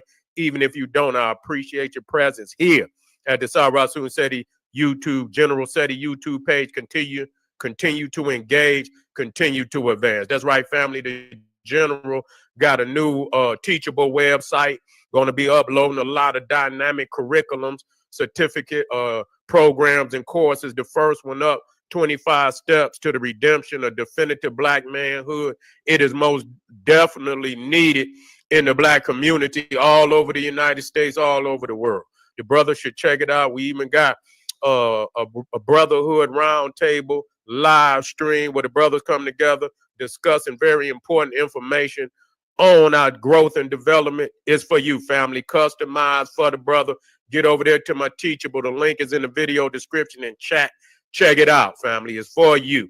Ring the alarm, KingSeti.com, online marketplace. I got a lot of powerful products, a lot of amazing products, dynamic products. I know you're going to like and love T-shirts, clothing, T-shirt, necklaces, and all type of jewelry for African and Kemetic jewelry. We got herbal tonics. Get over there, family, and get a discount. Shop and save and shop. Pour the fire alarm, generalseti.com, Seti University, 2,500 videos, 40 different subjects, all the subjects that you know and love from the General. Fire. With that many videos, you already know that it's off the chain. Ain't even no need to discuss it. We even got the Grandmaster Teachers. There's not another website nowhere on the planet that could compete. You should become a member today. And everybody knows Seti got the poppin'est page on Patreon. By far, Seti Live is lit. I'm giving you that too raw for YouTube presentation, visuals off the chain, information mind-blowing. Get over there and get that work. Is waiting on you, family. To all those that donated to the General, I thank you. Those that would like to donate to this hard-working General, link is there in the chat video, the video description. Click it, donate. I thank you ahead of time. Make sure you subscribe to all my YouTube channels, King Seti, General Seti, Sarasun Seti. Rock that notification bell. Get a video a thumbs up, like it because you love it. Share with your family and friends. And comment. Just don't say nothing stupid because I will ban your ass. Now, I'll sit up here and I had to meditate on this nigga. This is a lost case. A lot of niggas like Charleston White, but he's another wild ass, crazy ass nigga, talk about children, talk about elders. Ain't no line that nigga won't cross. And I don't know, and that ain't how the motherfucking universe work. Nigga, it's lines, nigga. It's lines you can cross, nigga. That when you cross it, you ain't coming back. You can laugh, you can giggle, you can crack jokes, nigga. But it'll come that time, just like Big U. See, you can ride that motherfucking roller coaster, and it's fun. Wee! But then it'll come that time where all that shit gonna rush past you. You understand what I'm saying? Because it's gonna be the time of reckoning.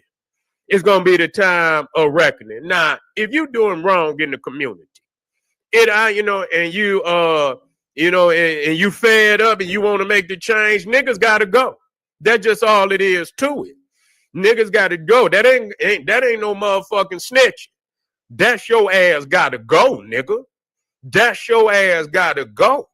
You done been in this goddamn community violating, poisoning, and shit. Gotta go. Ain't no motherfucker. You getting your ass up out of here. You get eviction notice for all you wild ass niggas.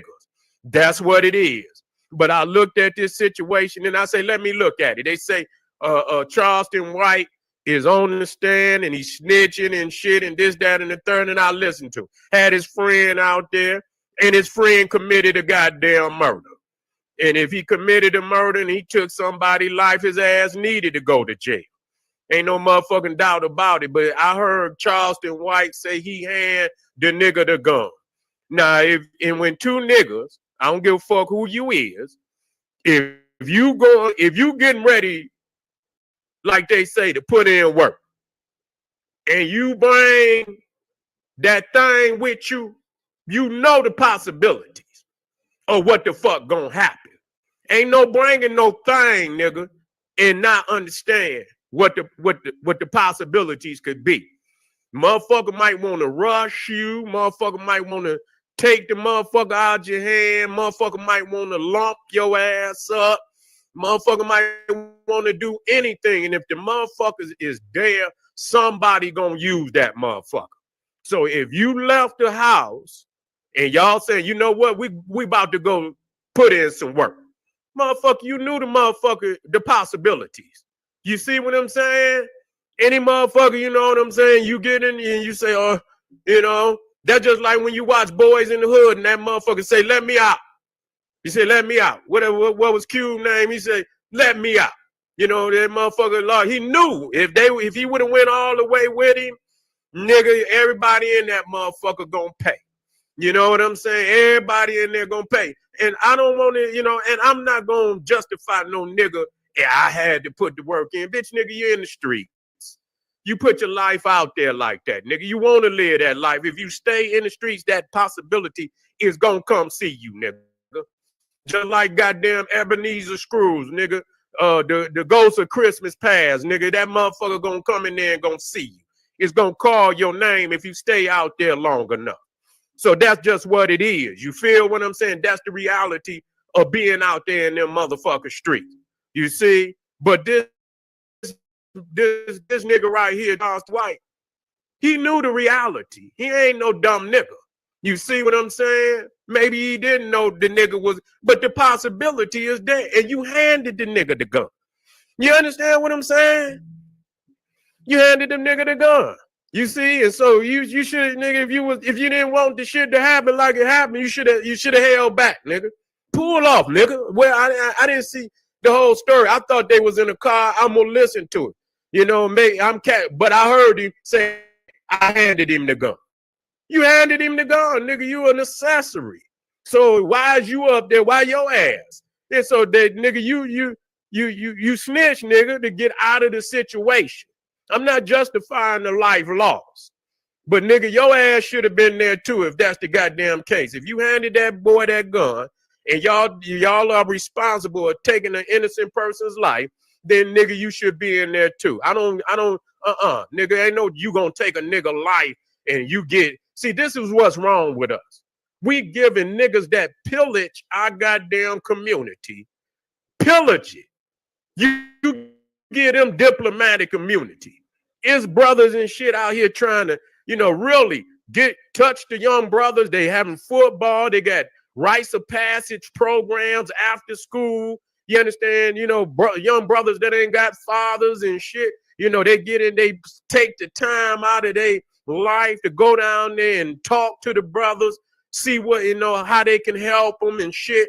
Try to donate something to the young brothers. You can't, on one hand, this nigga is a walking contradiction, because you can't tell me you fucking you for the people, you for the community, saying a lot of the shit that you saying. This nigga ain't got no line he won't cross.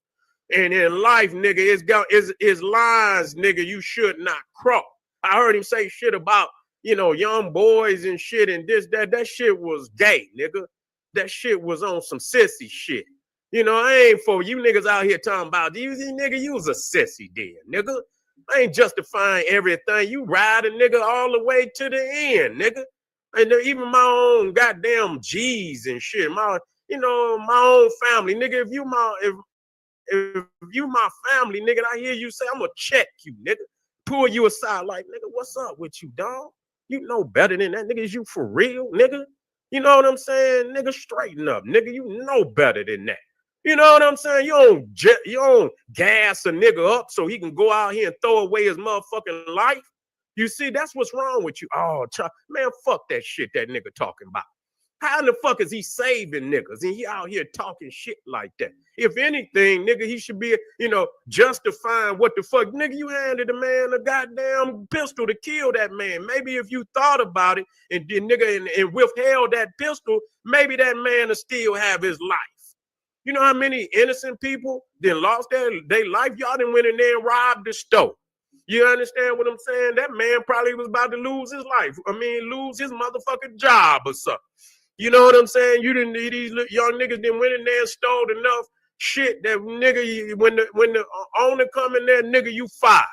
Get your ass up out of it. The nigga went out there to try to recover that shit. You see what I'm saying? And the man and young nigga shot him. You know what I'm saying? Shot him. Because it got to be something for somebody to go out there. Some shit you just got to let go. You just got to let that shit go. But, y'all justifying, I was going to put the shit up here. But everything is a joke. Everything is, this nigga's a complete gesture. You know what I'm saying? If you're going to be right, be all the way motherfucking right. You understand what I'm saying? Be all the way fucking right. Nigga, don't be talking to the, teacher. It ain't no, you know what I'm saying? You talking shit, and then nigga, you on the internet. You're all the way on the other end of the spectrum, talking sissy shit. I ain't riding with no nigga talking sissy shit. Y'all niggas is on some bitch shit, man. I want y'all niggas to grow up out there, man. You know what I'm saying? Be a motherfucking man, if nothing else. You know what I'm saying? You don't motherfucking justify no nigga talking no sissy shit.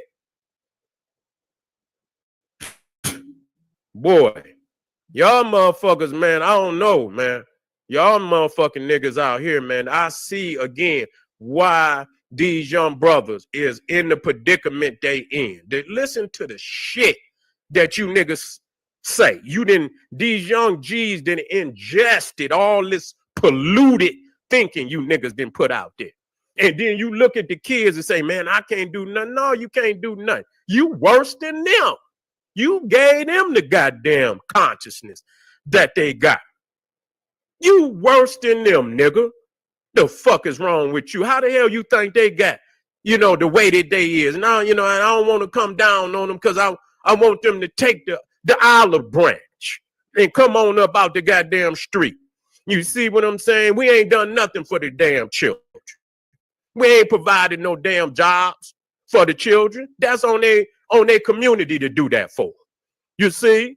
Y'all all right with the Arab owning all of the gas stations in the stores, in the grocery store, and the Koreans owning all the beauty supplies and all of this shit and every goddamn business. You ain't provided. You so busy giving every goddamn dollar you got to the other side, and they take every dollar that you done gave them and invested in their children so that they can enslave a whole nother goddamn generation of our children. Make this shit make sense, nigga. Make this shit make sense. So I don't agree with no nigga. Yeah, if you a part of it and then you going up there and you gonna snitch on another motherfucker, you should be in there with him. You should be in there with him. You snitch, nigga, because you was in the wrong. You was in the wrong and you knew what type of time. You understand what I'm saying? But to get the, you know what I'm saying? But to get the conviction, you see what I'm saying? They needed the snitch, and you was the snitch that, you know, to convict, even though you should have been in there with his ass. Because both of y'all motherfuckers, for y'all left the goddamn house, ain't no nigga that do no work. No, when you put that thing on you, nigga, shit, it just like that. You know what I'm saying? I know what it feel like. Like, man, fuck this. Let me, you know what I'm saying? Let me go put this motherfucker up. You know what I'm saying? I'm just gonna be real. Let me go, because it changed you. You know what I'm saying? It changed you when you like, fuck this. I don't even want to be in this state of mind. You know what I'm saying? I'm trying to leave this state of mind. Motherfucker put that motherfucker in and it changed you. You out here and then first thing a motherfucker, you got it on you. Motherfucker you out in the street, motherfucker want to say something and shit. You really ain't going, you really gonna be turned up. You know what I'm saying? Motherfucker like, what, nigga? And then when it go to another what, nigga, then you ready to do, the inevitable. That's why niggas need to, if you cannot handle that motherfucker, keep it off for you. If a motherfucker ain't threatening your life and you ain't no nigga that causes a motherfucker to look for you, if you got the thing on you, nigga, a nigga looking for you. You doing some shit that require you, nigga, and that's on you. If that's the life you want to live, nigga, then you know that shit could come around to you. That shit could come around to you. And so that's what I say about the issue. If you and the niggas, y'all say, you know what, we gonna go rob these niggas. We're gonna go rob this store. Get the thing. You know why you gonna get the thing? Because the motherfucker at the store might got a thing. You see what I'm saying? And you go to motherfucker, and I don't even know if they had it in the store. I don't know if they had it with them. I don't know the whole story. And don't need to know it. You see? What I heard him came straight out of his mouth. I handed him the gun. You see? I handed it to him. Okay, then. And he took a man's life, and he got 75 years, and you walked. Okay, then. Then, nigga, you snitched because, nigga, you didn't, they needed a conviction, and you was the motherfucker that told. Okay, that's what it is. Now, motherfuckers out there cleaning up their community because they tired of motherfuckers, pillaging their community, selling poison to the people, shooting up the block, robbing the houses, B&Es, home invasions and shit and all of that. Then that's understandable. That must be done. Y'all niggas are parasites to your own community, and you must be dealt with. But niggas out here that you running and y'all niggas putting in this quote unquote work, and then nigga the shit go down, and then you want to bitch out and play it and snitch on everybody else when you just as guilty. All of y'all niggas should have been in there. If that's the motherfucking case, you should have been in there with that nigga, handing a man a gun so he could take another man's life. Kind of shit is that? Y'all motherfuckers crazy. But anyway, let me come on. I wasn't even in the comments. Yeah, that nigga looking, he in there looking. He know he a sad nigga. Yeah, he's sad. That nigga sad, man. When I heard him talking about, and kids can be wild. I seen him when he was talking about T.I.'s son. Talking about what he'll do to him. I say, man, what kind of nigga is this? What kind of nigga is this? Yeah. Yeah, everybody in the spot got a camera in their hand. You a spotter. Yeah. But anyway, yeah, it is what it is, family. I ain't got no more to say about this. A lot of niggas, they venerate this nigga, but that just show you y'all all ride on that frequency. I don't venerate no motherfucker Charleston White, nigga. I venerate Khalid Abdul Muhammad, El Haj Malik Shabazz, nigga, Dr. Yosef Ben Yakanan, Dr. John Henry Clark, those who I emulate. I don't emulate no suckers like that, nigga. Them brothers that I called name out can can raise a nation, nigga. Ain't nothing that nigga talking about gonna do nothing other, because it ain't what you say, is what you do. And what these kids see you do. You can say, oh, I'm saving, I'm doing, nigga. Anybody that see you, nigga, see a mad man. You's a mad man, nigga. All right, family, I want y'all to hit that like button. Stay out these streets. Stay out these streets. Raise these kids to do better than what the generation that came before them. That's what we need to be doing, not encouraging them to do worse. This is General Cyrus Sunseti saying, hey, arm yourself with knowledge. Hit that like button. Hit that subscribe button. Do not get off of here without hitting that subscribe button. If you're on Cyrus Sunseti YouTube page, go over to General Seti and hit that subscribe button and do the same goddamn thing. All right. Arm yourself with knowledge. Bang on that wicked ass beast daily. Liberation through African education and confrontation. Black power.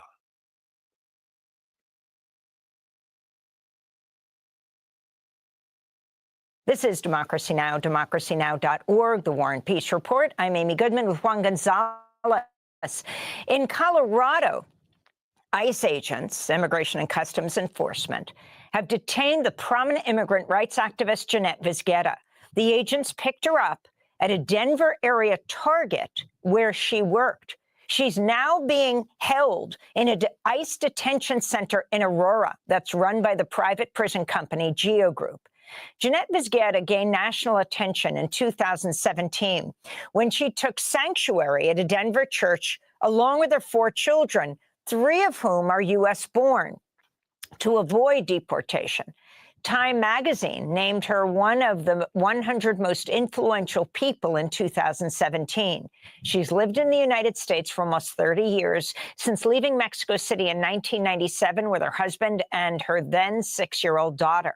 On Tuesday, her supporters gathered outside the ICE jail in the freezing rain where she's being held, and she called into the rally.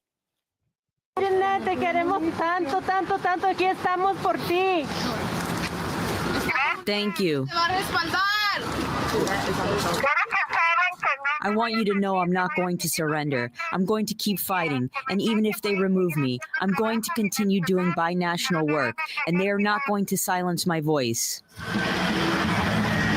Okay, everybody, Jeanette is on the phone right now. What do we have to say to her? We love you, Jeanette. We're here for you. Free Jeanette. Estamos contigo. Sé fuerte. Fuerza, Jeanette. Thank you to everyone that is there. I really thank you for all the time you have been by my side during these 16 years we've been fighting. I'm hopeful I'm going to be able to leave here and continue my fighting for others, because inside here there are many injustices. There are a lot of women that their cases are not being reviewed, and I'm going to try to help them, even being here in detention. That was the immigrant rights activist Jeanette Vizguerra calling from an ICE jail hours after she was detained, and her voice was on speakerphone to those who gathered to support her outside, the phone being held by her daughter.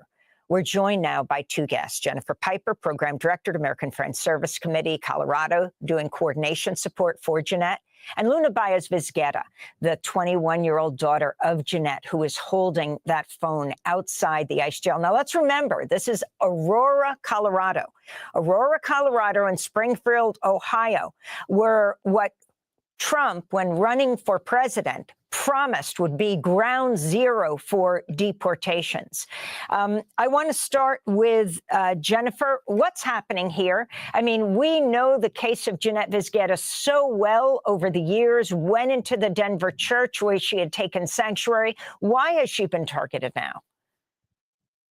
Good morning. Yeah, there is no reason for her to be targeted right now in terms of legally. The administration doesn't have a valid deportation order, and their act to try and remove her this week violates her due process rights. You know, in terms of any other reason why they might be targeting Jeanette, she's long been a leader since she arrived to the United States in 1997. She began union organizing. She joined an immigrant rights organization. She was the first person in the country, among the first, to make her deportation case public in 2009 and really expose the machinery and the cruelty of our deportation machine, which is vast in the United States. And no matter who the administration was, Jeanette has always stood and will continue to stand for justice and for dignity for all people. And do you think that she was targeted because of her advocacy? I mean, it seems possible in this environment. We're still hopeful that Immigration and Customs Enforcement will recognize their error and reinstate her due process rights within the immigration system. Her lawyer has filed a habeas and also a motion at the district court, at the circuit court, excuse me, the 10th Circuit Court, to review her case. And so we're hopeful that immigration will come to the table. Bring Luna Baez Vizguerra into the conversation. Luna, you're 21. I remember you years ago when we were covering Jeanette in the church. Now, you were standing outside yesterday in the freezing rain, holding up that cell phone so your mother could be heard. You have said that your mother had noticed unmarked vehicles following her for the past few days when she was leaving work and when she was on break. Can you talk about that and what your fears are right now? I mean, the mayor of Denver has called for her to be released.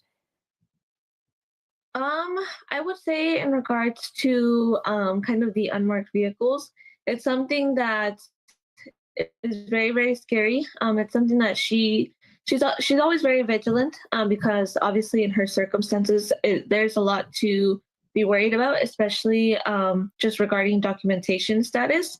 And it comes to find out that there were also some people without uniforms that were kind of watching her from inside the store, and that they were just waiting for her to go on break to be able to make their arrest.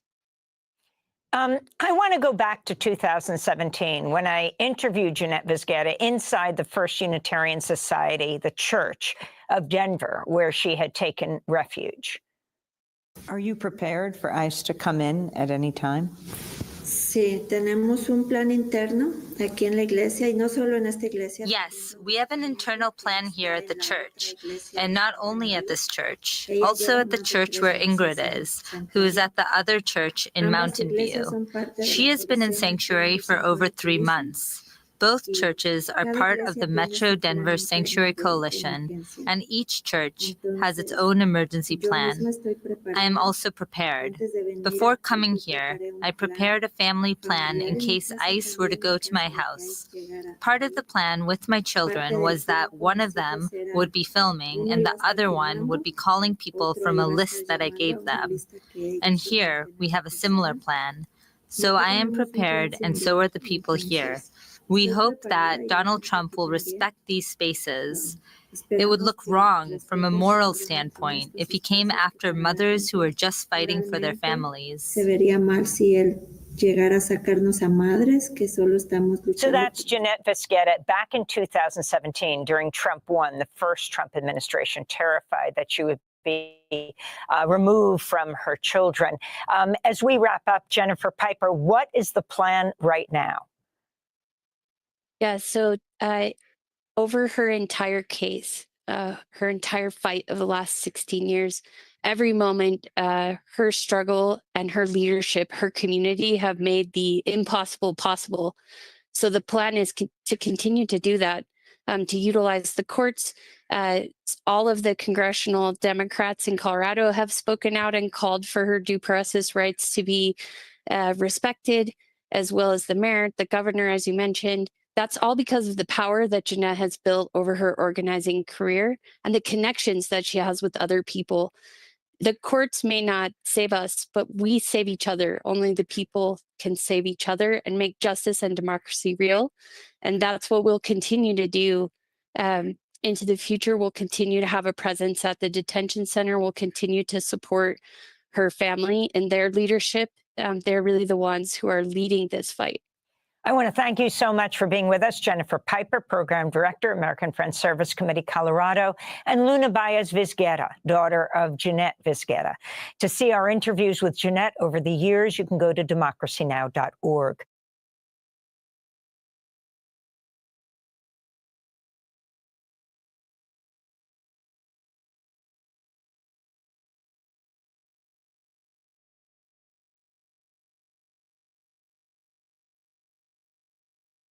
Okay, so let's get that out of here.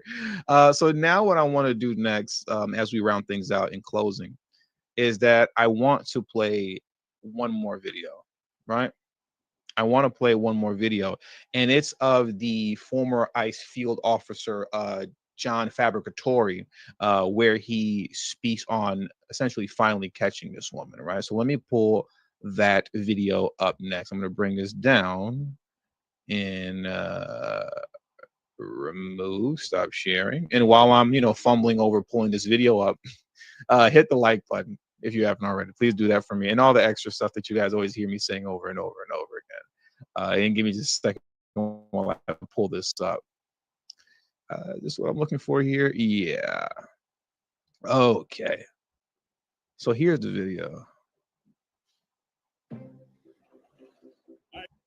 Let me just wait for this ad to pass by, and give me just a moment. I'll read the title off in the meantime, though. Former Denver ICE director on agency's history with Jeanette Vizguerra. She has had more than due process. All right. I think this ad is hopefully almost over with, and then we can bring the stream to a close, and I can play this video for you guys. Okay, there we go. Boom.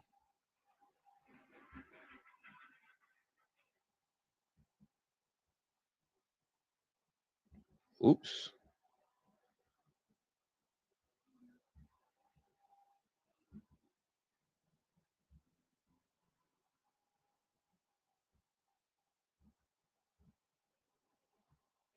Vizguerra's ICE. There we go. Okay, I don't know what happened. That was weird. All right, let's go. While advocates are rallying against Jeanette Vizguerra's ICE detainment, there are many who support stricter immigration enforcement. Today, I spoke with John Fabricatore, a former ICE field office director who attempted to deport Vizguerra during the Biden administration. I asked him if Vizguerra, a woman convicted of a few misdemeanors, was the kind of person voters want to see deported. Yes, they are. She broke the law by crossing the border illegally, decided to drive without a driver's license, decided to use someone else's social security number, decided to leave the U.S. while she was here going through the court process, came back into the U.S. illegally again, and this is the right thing to finally do. Is that she's gone through the process. It is time for her to go home. Fabricatore also stressed the need for increased funding and resources for ICE to effectively manage deportations. And going in depth, as ICE officials claim they have ramped up immigration enforcement, the exact number of arrests and deportations here in Colorado is still unclear. Now, ICE has stopped making that data publicly available, making it difficult to track these things. Now, the latest ICE Detention Accountability Report, published February 3rd, shows Aurora's Geo ICE detention facility housed more than 1,100 detainees. The report shows that week, 117 entered, 76 exited. The White House has since stopped providing regular updates on that facility. And with all that being said, I think I will end this stream with a quote from John Fabricatore. She's gone through the process, and it's time for her to go home. It's time for her to go home. And it's definitely looking like it's over. She's going home. She's going home. And with all that being said, that does it for today's stream. So I want to thank you guys for joining me today. Please hit the like button on your way out. Subscribe to the channel if you're new to the channel. Share this video on your social media platforms. There's 64 of you watching me on X right now. Retweet this or re-X this. If you're watching me on X right now, 66 if you're watching me on X, re-X it, retweet this, repost this. And also, as always, follow me on Telegram. That is so important that you guys are following me on Telegram, okay? The link to my Telegram is in the description box below and will be posted in the comment section once the stream ends. So Let me shout out my man Saul coming through as he always does. He says, Saul, he said, how you get deported on break time? I know, right? How do you get deported on break time? That's like getting fired on your day off. How you get fired on your day off? How you get deported on break time? You step outside to, maybe take a little quick smoke break, or, I'm a big coffee drinker, step outside for a moment. I got my little 15-minute break. Let me drink some of this coffee. No, you're not drinking anything. You're getting deported. Oopsies. That's hilarious, man. That is hilarious. And I wish I was there to see, because like I said in the article, they said when the ICE agents got her, they were high-fiving one another. They were laughing in her face, but in my opinion, it is justified, because she's been laughing in the face of ICE and thumbing her nose at ICE literally 4 years now. Literally 4 years. Taunting ICE. I mean, and when you have photos, once again, of President Trump on your Facebook page, a photo of him literally, being scalped. And it's a disgusting photo as well of him being scalped. His skull is showing, Native Americans holding him up by his hair with the thing, and his scalp is showing his arrows all inside of him. Come on, man. You got to get out of here. You got to get out of here. You got to get out of here. So with all that, thank you guys for joining me today. Shout out to my man, the Informant Media, formerly known as Jay the Informant. He said, everyone donate to TD School for ICE enforcement. Yes, donate to my school. Donate to TD School of ICE enforcement, and that school is right next to FDMG in Wilmington, Delaware. Shout out to my man, Jay the Informant. And shout out to all you guys who joined me today. Thank you guys. Hit the like button on your way out. All the good stuff that I always say, man. Peace and have a great afternoon.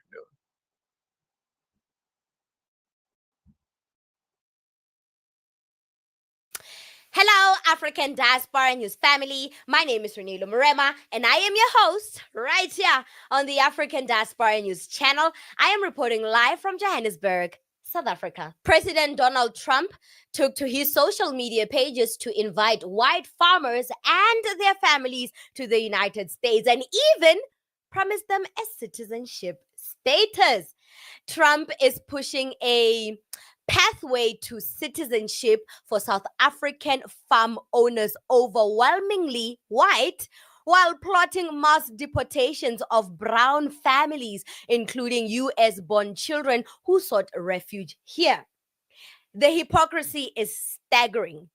He's literally rolling out the red carpet for one group while ripping other families apart or sending them into danger. How does this add up? And I'm seeing this strategy of Donald Trump of only offering white farmers United States citizenship. I mean, 80% of the farmlands in South Africa are owned by white farmers who are heavily involved in the business of commercial farming and actively using the AGOA Act to export their produce. Now, Trump offering U.S. citizenship cards to white farmers, he's indirectly telling us that South Africa will be expelled from AGOA soon because he has taken the skilled people that are responsible for the success of commercial farming, reducing the cost of produce imports in the United States. I think Ramaphosa is aware of this strategy because South Africa is preparing itself for the non-renewal of AGOA. The country has embarked on a vigorous campaign to look for alternative markets and strengthen its relations with old trading partners.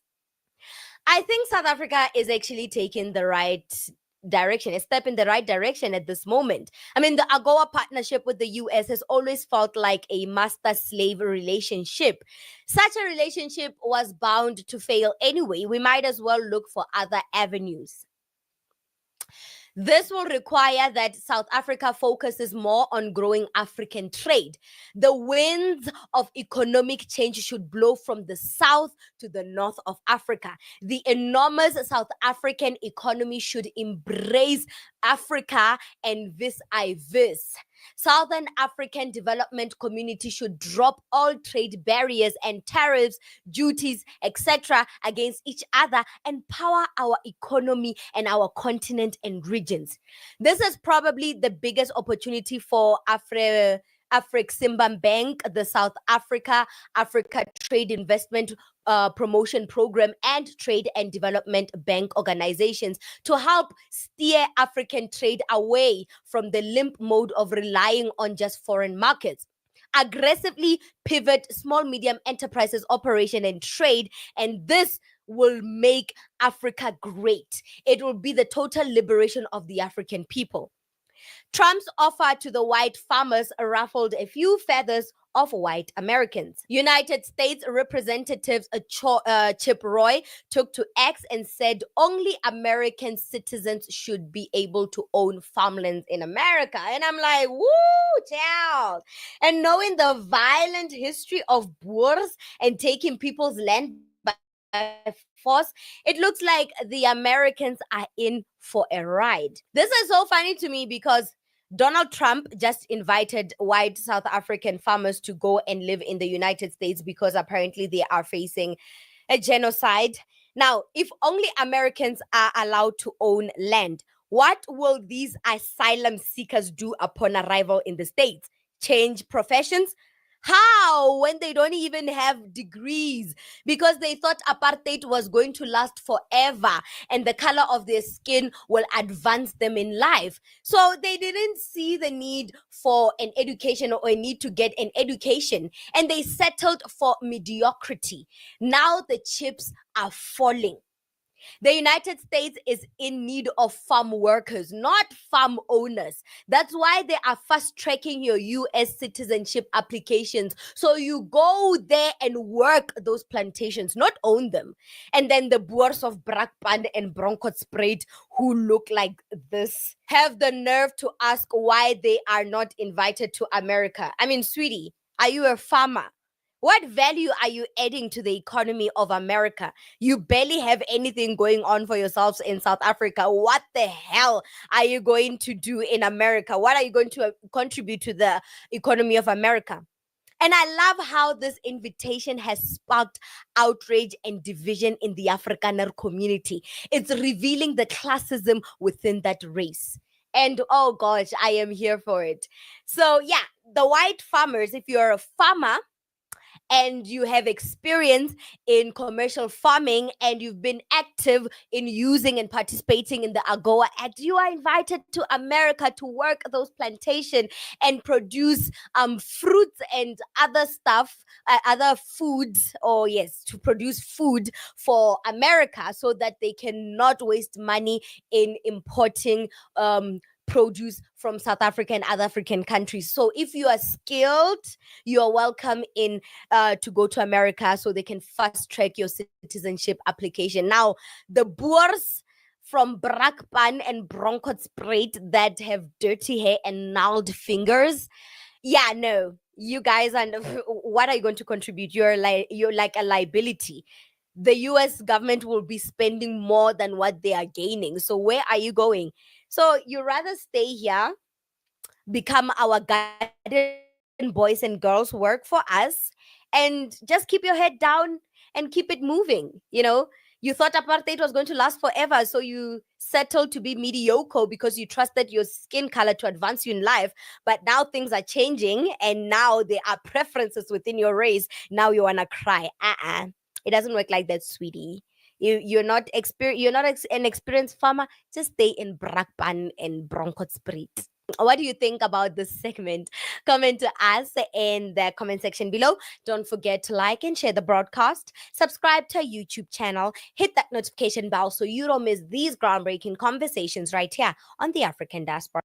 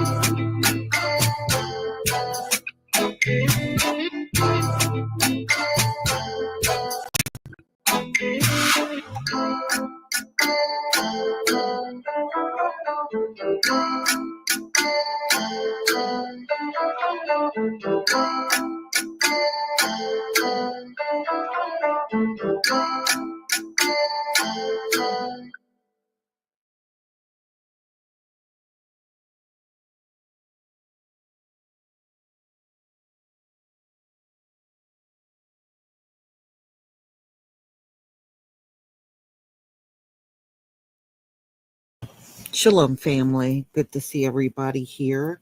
I want you to see, I can't even speak today. I want you to see my latest product that I just uploaded on Etsy. This is what I was telling you about previously. It's the Chebe and Rose Water for hair growth, and it is available today. So I just listed it a few hours ago.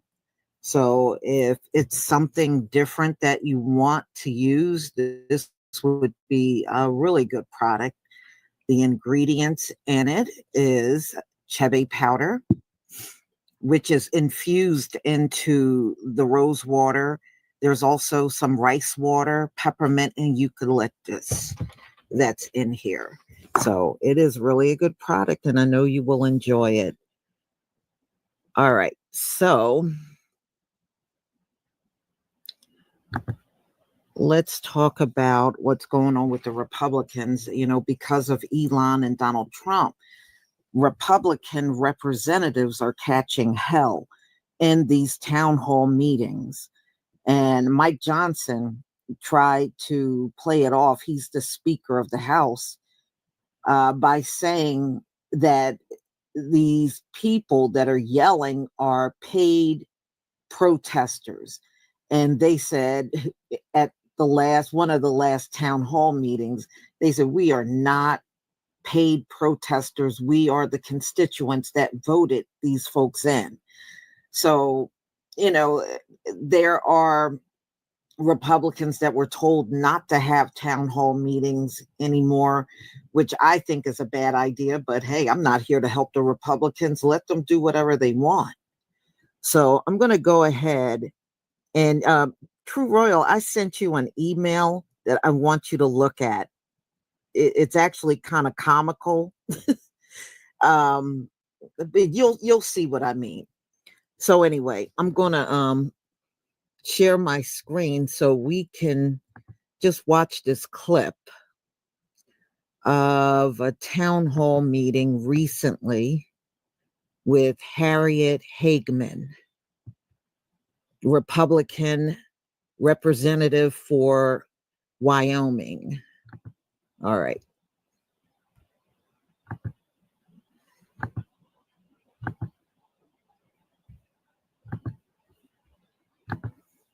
All right. So this is from Morning Joe.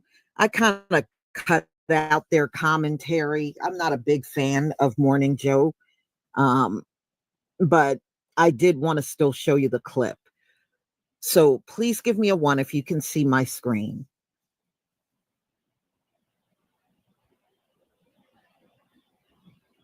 Thank you, Dark Skin Brother, for the 24-month membership.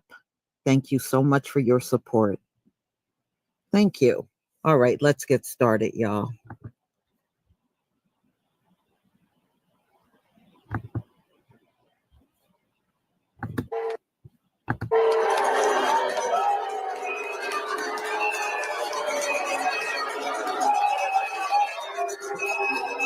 DOGE is not dismantling Social Security. And even with reconciliation, we are not allowed to touch Social Security. The work that I have specifically been doing, I am on the Judiciary Committee and the Natural Resources Committee. I worked for the U.S. Department of Agriculture, helping Wyoming family farmers deal with drought until I was fired a month ago in the mass firings, and despite only having the highest marks in my performance review. In a state where so many farmers rely on government programs for drought and disaster relief, Trump's plans to cut these programs and the people who administer them, coupled with the tariffs, will decimate Wyoming farms and rural communities. What are you doing about that?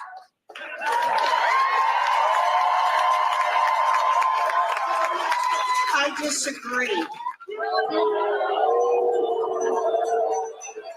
I disagree. I come from the ag community. I'm well aware of what kind of programs are out there. It's so bizarre to me me how obsessed you are with federal government. But here's the thing.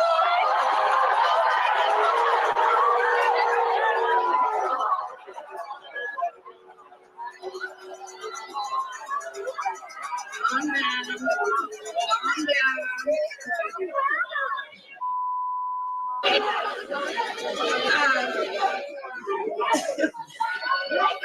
Calm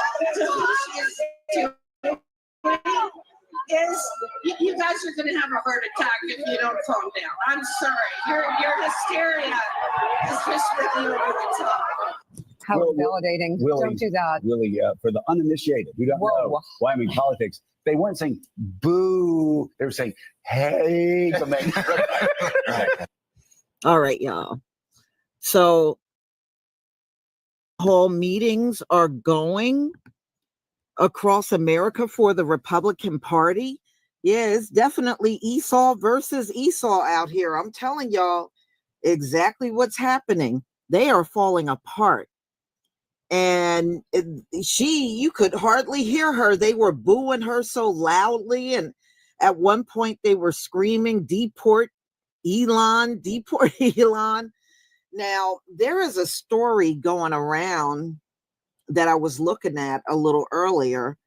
And Sister Deborah, she did a live on it where they are including Elon on briefings on a possible war with China. Elon is not a military man. Elon don't know anything about fighting on a battlefield. Elon don't know nothing. How is it that this non-military guy get to go in the Pentagon and be briefed on something he absolutely don't know? I mean, what's going on in this country is just mind-blowing. Yeah, well, being that he's still the richest man in the world, he is not going to be deported. Absolutely not. I heard he has citizenship in multiple countries. And I said he probably does. I mean, if you got that kind of money, you could probably pay for your own citizenship, no matter where it is on this earth. So this is the life of a Republican rep in America now. Before they used to have their little town hall meetings and, it was really no big deal, but not anymore. Not anymore. People are upset, especially on the right. They feel like they were duped after voting for Donald Trump, and they were. They were. Donald Trump is going to keep going until this entire government is dismantled. Just what it said in Project 2025. So they're trying to get rid of this government and they're going to usher in Project 2025, and that's what they're going to run on. But the only thing is, things are not going as planned, especially with us. With us, they're trying to throw the kitchen sink to try to figure out what's going to get a rise out of us to the point where we take to the streets. And they don't realize you're not going to get us out in the street with your old bag of tricks, because we know what they are. So no matter where these Republican reps go, they are being booed these days. In fact, I don't think I've ever seen one single town hall where the people were talking to their reps and things didn't just spiral out of control. They have every single town hall meeting, they have these people shouting on the Republican side. So, there are people, Andrea Baldwin, there are people that are saying they believe Donald Trump is a Russian agent. I kid you not. That's what's floating around out here because of how he's always sucking up to Vladimir Putin. People are saying Donald Trump is a Russian agent.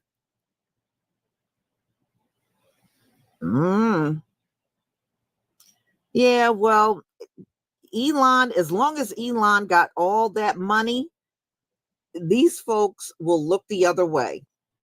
They will continue to look the other way. They know what the public is saying is legitimate, but they're willing to overlook all of that because Elon got two things on his side. He's a white male and he's wealthy. Even after losing all of the money he has lost, he's still a very wealthy man.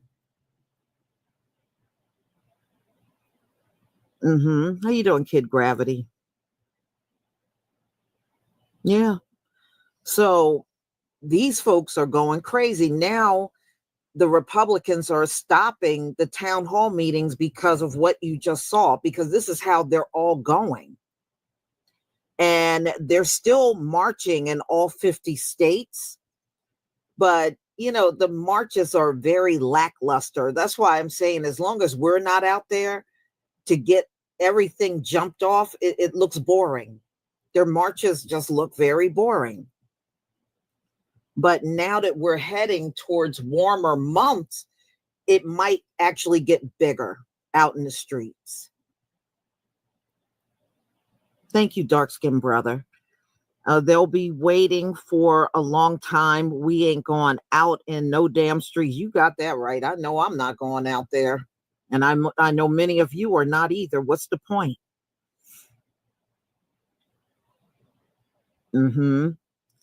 But you know what? Let the I'm so glad to see the Republicans are catching hell. See, these folks are feeling just a teeny bit of discomfort now. And they are losing it. They haven't even gotten a real brunt of their judgment yet. We're still in the preliminary stages, you know, of them getting way more worse judgment. But it's unbelievable, y'all. So I'm going to conclude, but I do have a request of some of you. I have a request. I worked on a new homemade. And I wanted to know, because usually I just test it on the people around me, you know, family, friends, and stuff like that. I wanted to know, do some of y'all want to test out my new pomade? If you do, reach out to me. I will give it to you. And all I need you to do is to try it out and then come back to me with your review. Okay, and the second component is when you come back with your review, I will give you $25. So reach out to me, family. I don't really need that many people. All I need really are maybe about 4 to 5 people. That's it. To just try it out and just give me a review. And and if all goes well, then that will be the next pomade that I put out. And this one is pretty nice. It has it's got a nice fragrance, in my opinion. It is emu oil, vanilla essence, peppermint, eucalyptus, rosemary, and black castor oil. And it actually smells pretty good. You know, it's got the beeswax in it because you want that homemade firmness to it. So, yeah, I mean, just reach out to me. Y'all know my email. Let me put it out here in the chat. You know, I don't need a lot of people. I just need maybe like 5 people. And then I'll get everything shipped off to you. Put my email in the chat. I mean, so if the reviews are good, then I'll put it out sometime in April. And y'all, emu oil, let me tell you something. I have used emu oil now for a month. I got so much new growth from it. I can't even get the comb through my hair. So I'm not really going to comb on my new growth, not until I get some, good conditioner and everything on it. Then I can comb through it. But yeah, it's hard for me to even comb through it because of so much new growth. And emu oil is one of those things you'll notice a difference in as little as 2 weeks with emu oil. And another one that I'm looking at is beef tallow. And that's another one that is really good for accelerating hair growth. But if I do come out with that, y'all, it will probably be a few months from now. I can only do a little at a time. I'm still waiting for the labels to come in for my deodorant. So I'm still waiting on that. I hope they come in this week. That's what I'm hoping. And then I can get the deodorant that I made listed out there. So everybody, thank you so much for being here. And just keep your eyes on what's going on because it is going crazy up in here for real. For real, for real. All right, let me see. Yeah. Okay, I just wanted to make sure I thanked everybody. And it was Dark Skin Brother. Again, thank you for all of your support. Shalom, family.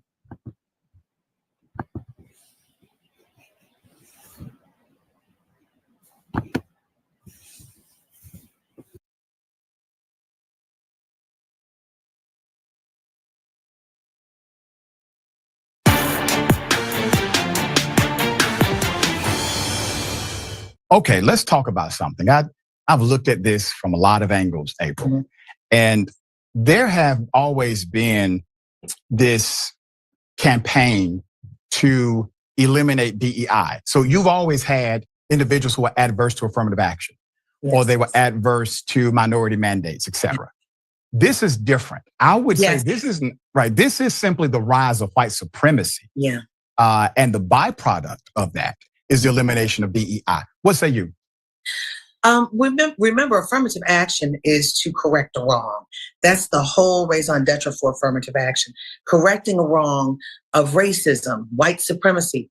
But DEI takes it a little bit further. And I'm gonna get into the weeds of this. Okay. DEI is it's not Black. It's military, it's pregnant women, it's so many other things, giving them a fair shot in the workspace.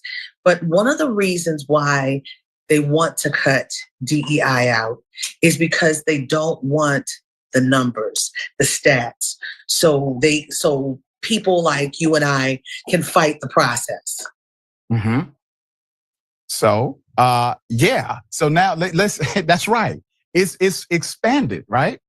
And at a point, you have to realize that DEI can be utilized as an argument against damn near anybody, except a white male. Well, think about this. The military is comprised of white men. White women get pregnant.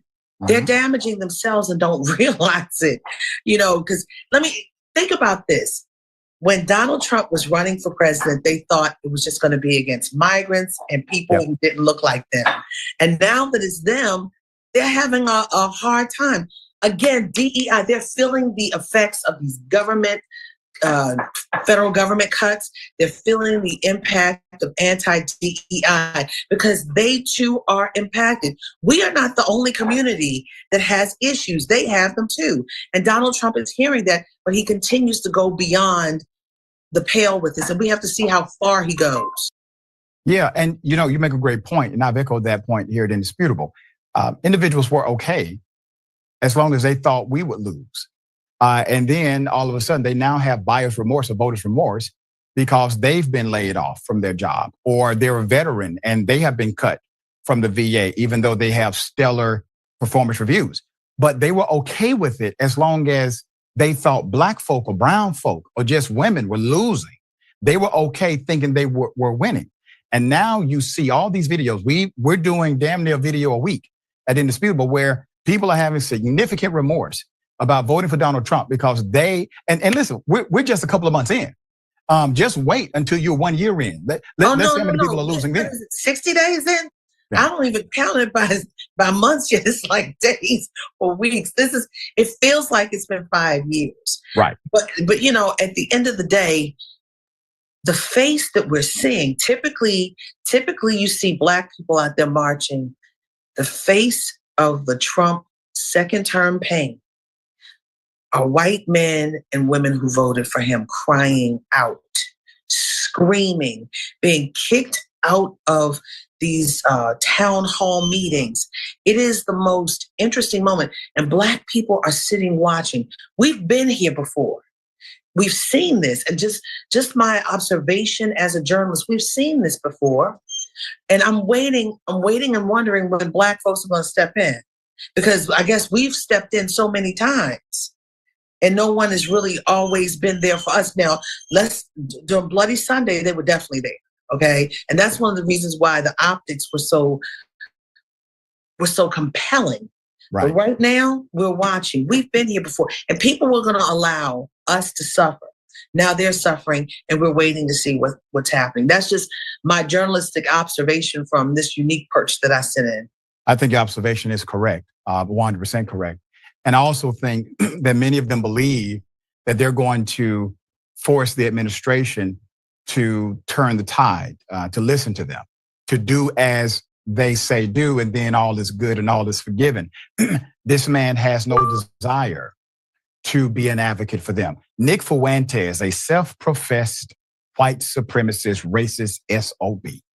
Nick Fuentes did a video where he's on social media now actually agreeing that Donald Trump utilized racism and bigotry in order to animate the base, in order to make them think a particular way, and to only bring the swamp closer to him and to enrich himself.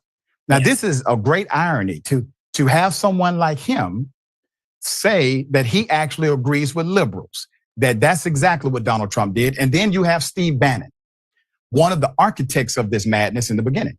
Steve Bannon on his podcast says there's no way that Trump and his officials can be thoughtful about how they're doing this because they're just doing it too quickly and making mistakes, basically. So you have individuals who were somewhat architects or semi-architects of this entire debacle. They're coming out against him as well. It's as if Donald Trump has lost all of his mainstream voting base inside of the MAC camp.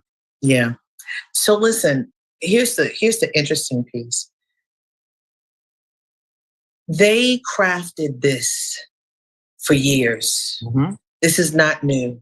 Donald Trump said, I don't know anything about Project 2025, but everything in that wannabe constitution is what he is implementing. There were so many untruths told, and now those who support him are going against him. But Elon Musk is standing there, not holding that buzzsaw and whatever it was, the chainsaw, and cutting. Now he's crying, looking to help from Donald Trump because American people and even around the world are sick of this and they're fighting back. So all I can say is that this is something unprecedented. There is a crisis for democracy in this country. There's a press crisis. The question is, can you hold up? Because again, it's about the American people. And if the American people can hold up, they're listening. Because this isn't going as smoothly as they thought. People aren't as racist as they thought. There's some humanity in this country when it comes to sending those who are supposed to be criminals from gangs to a foreign prison, to what's happening at the border. And let's talk about these illnesses that they've muzzled health officials about. That's correct. Flu is on the rise. I had the flu twice from the White House since January 29th. Flu is on the rise, A and B. COVID is on the rise, measles. And then there's something else they're saying is on the horizon.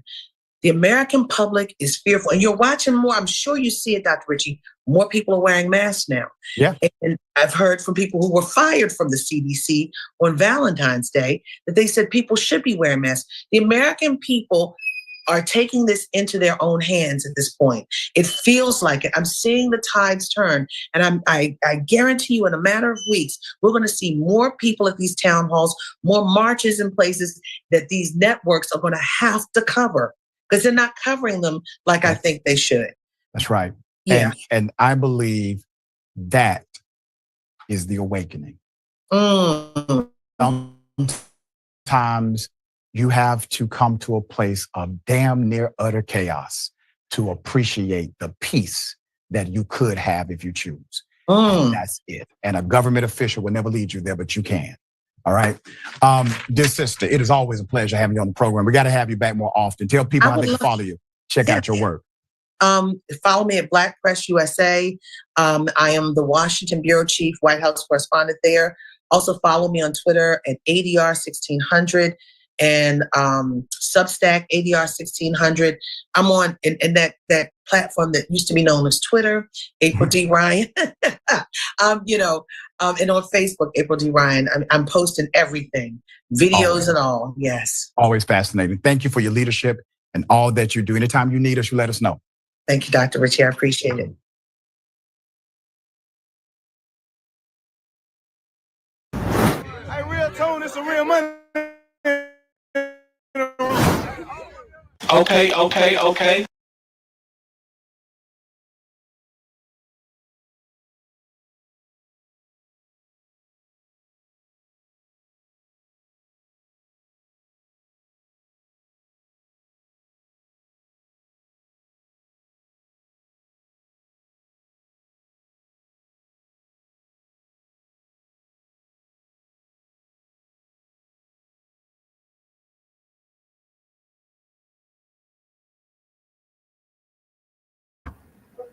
All right, I'm going to end it here. Thank you for tapping in to season 4, episode 52, part 2. Join us later for part 3 or part 3. In the meantime, make sure you like and subscribe to all of our platforms, Frontline Black News on YouTube and Facebook, The Revolutionary Agenda on YouTube and Facebook, and Shabaka's Black Experience Enhanced on Facebook and Twitter. So peace, love, light, reparations, and separations, and Black empowerment. Chan Kuma signing out from the Mile High Income and illegal migrant flooded city in a sundown town known as Aurora, Colorado. Peace.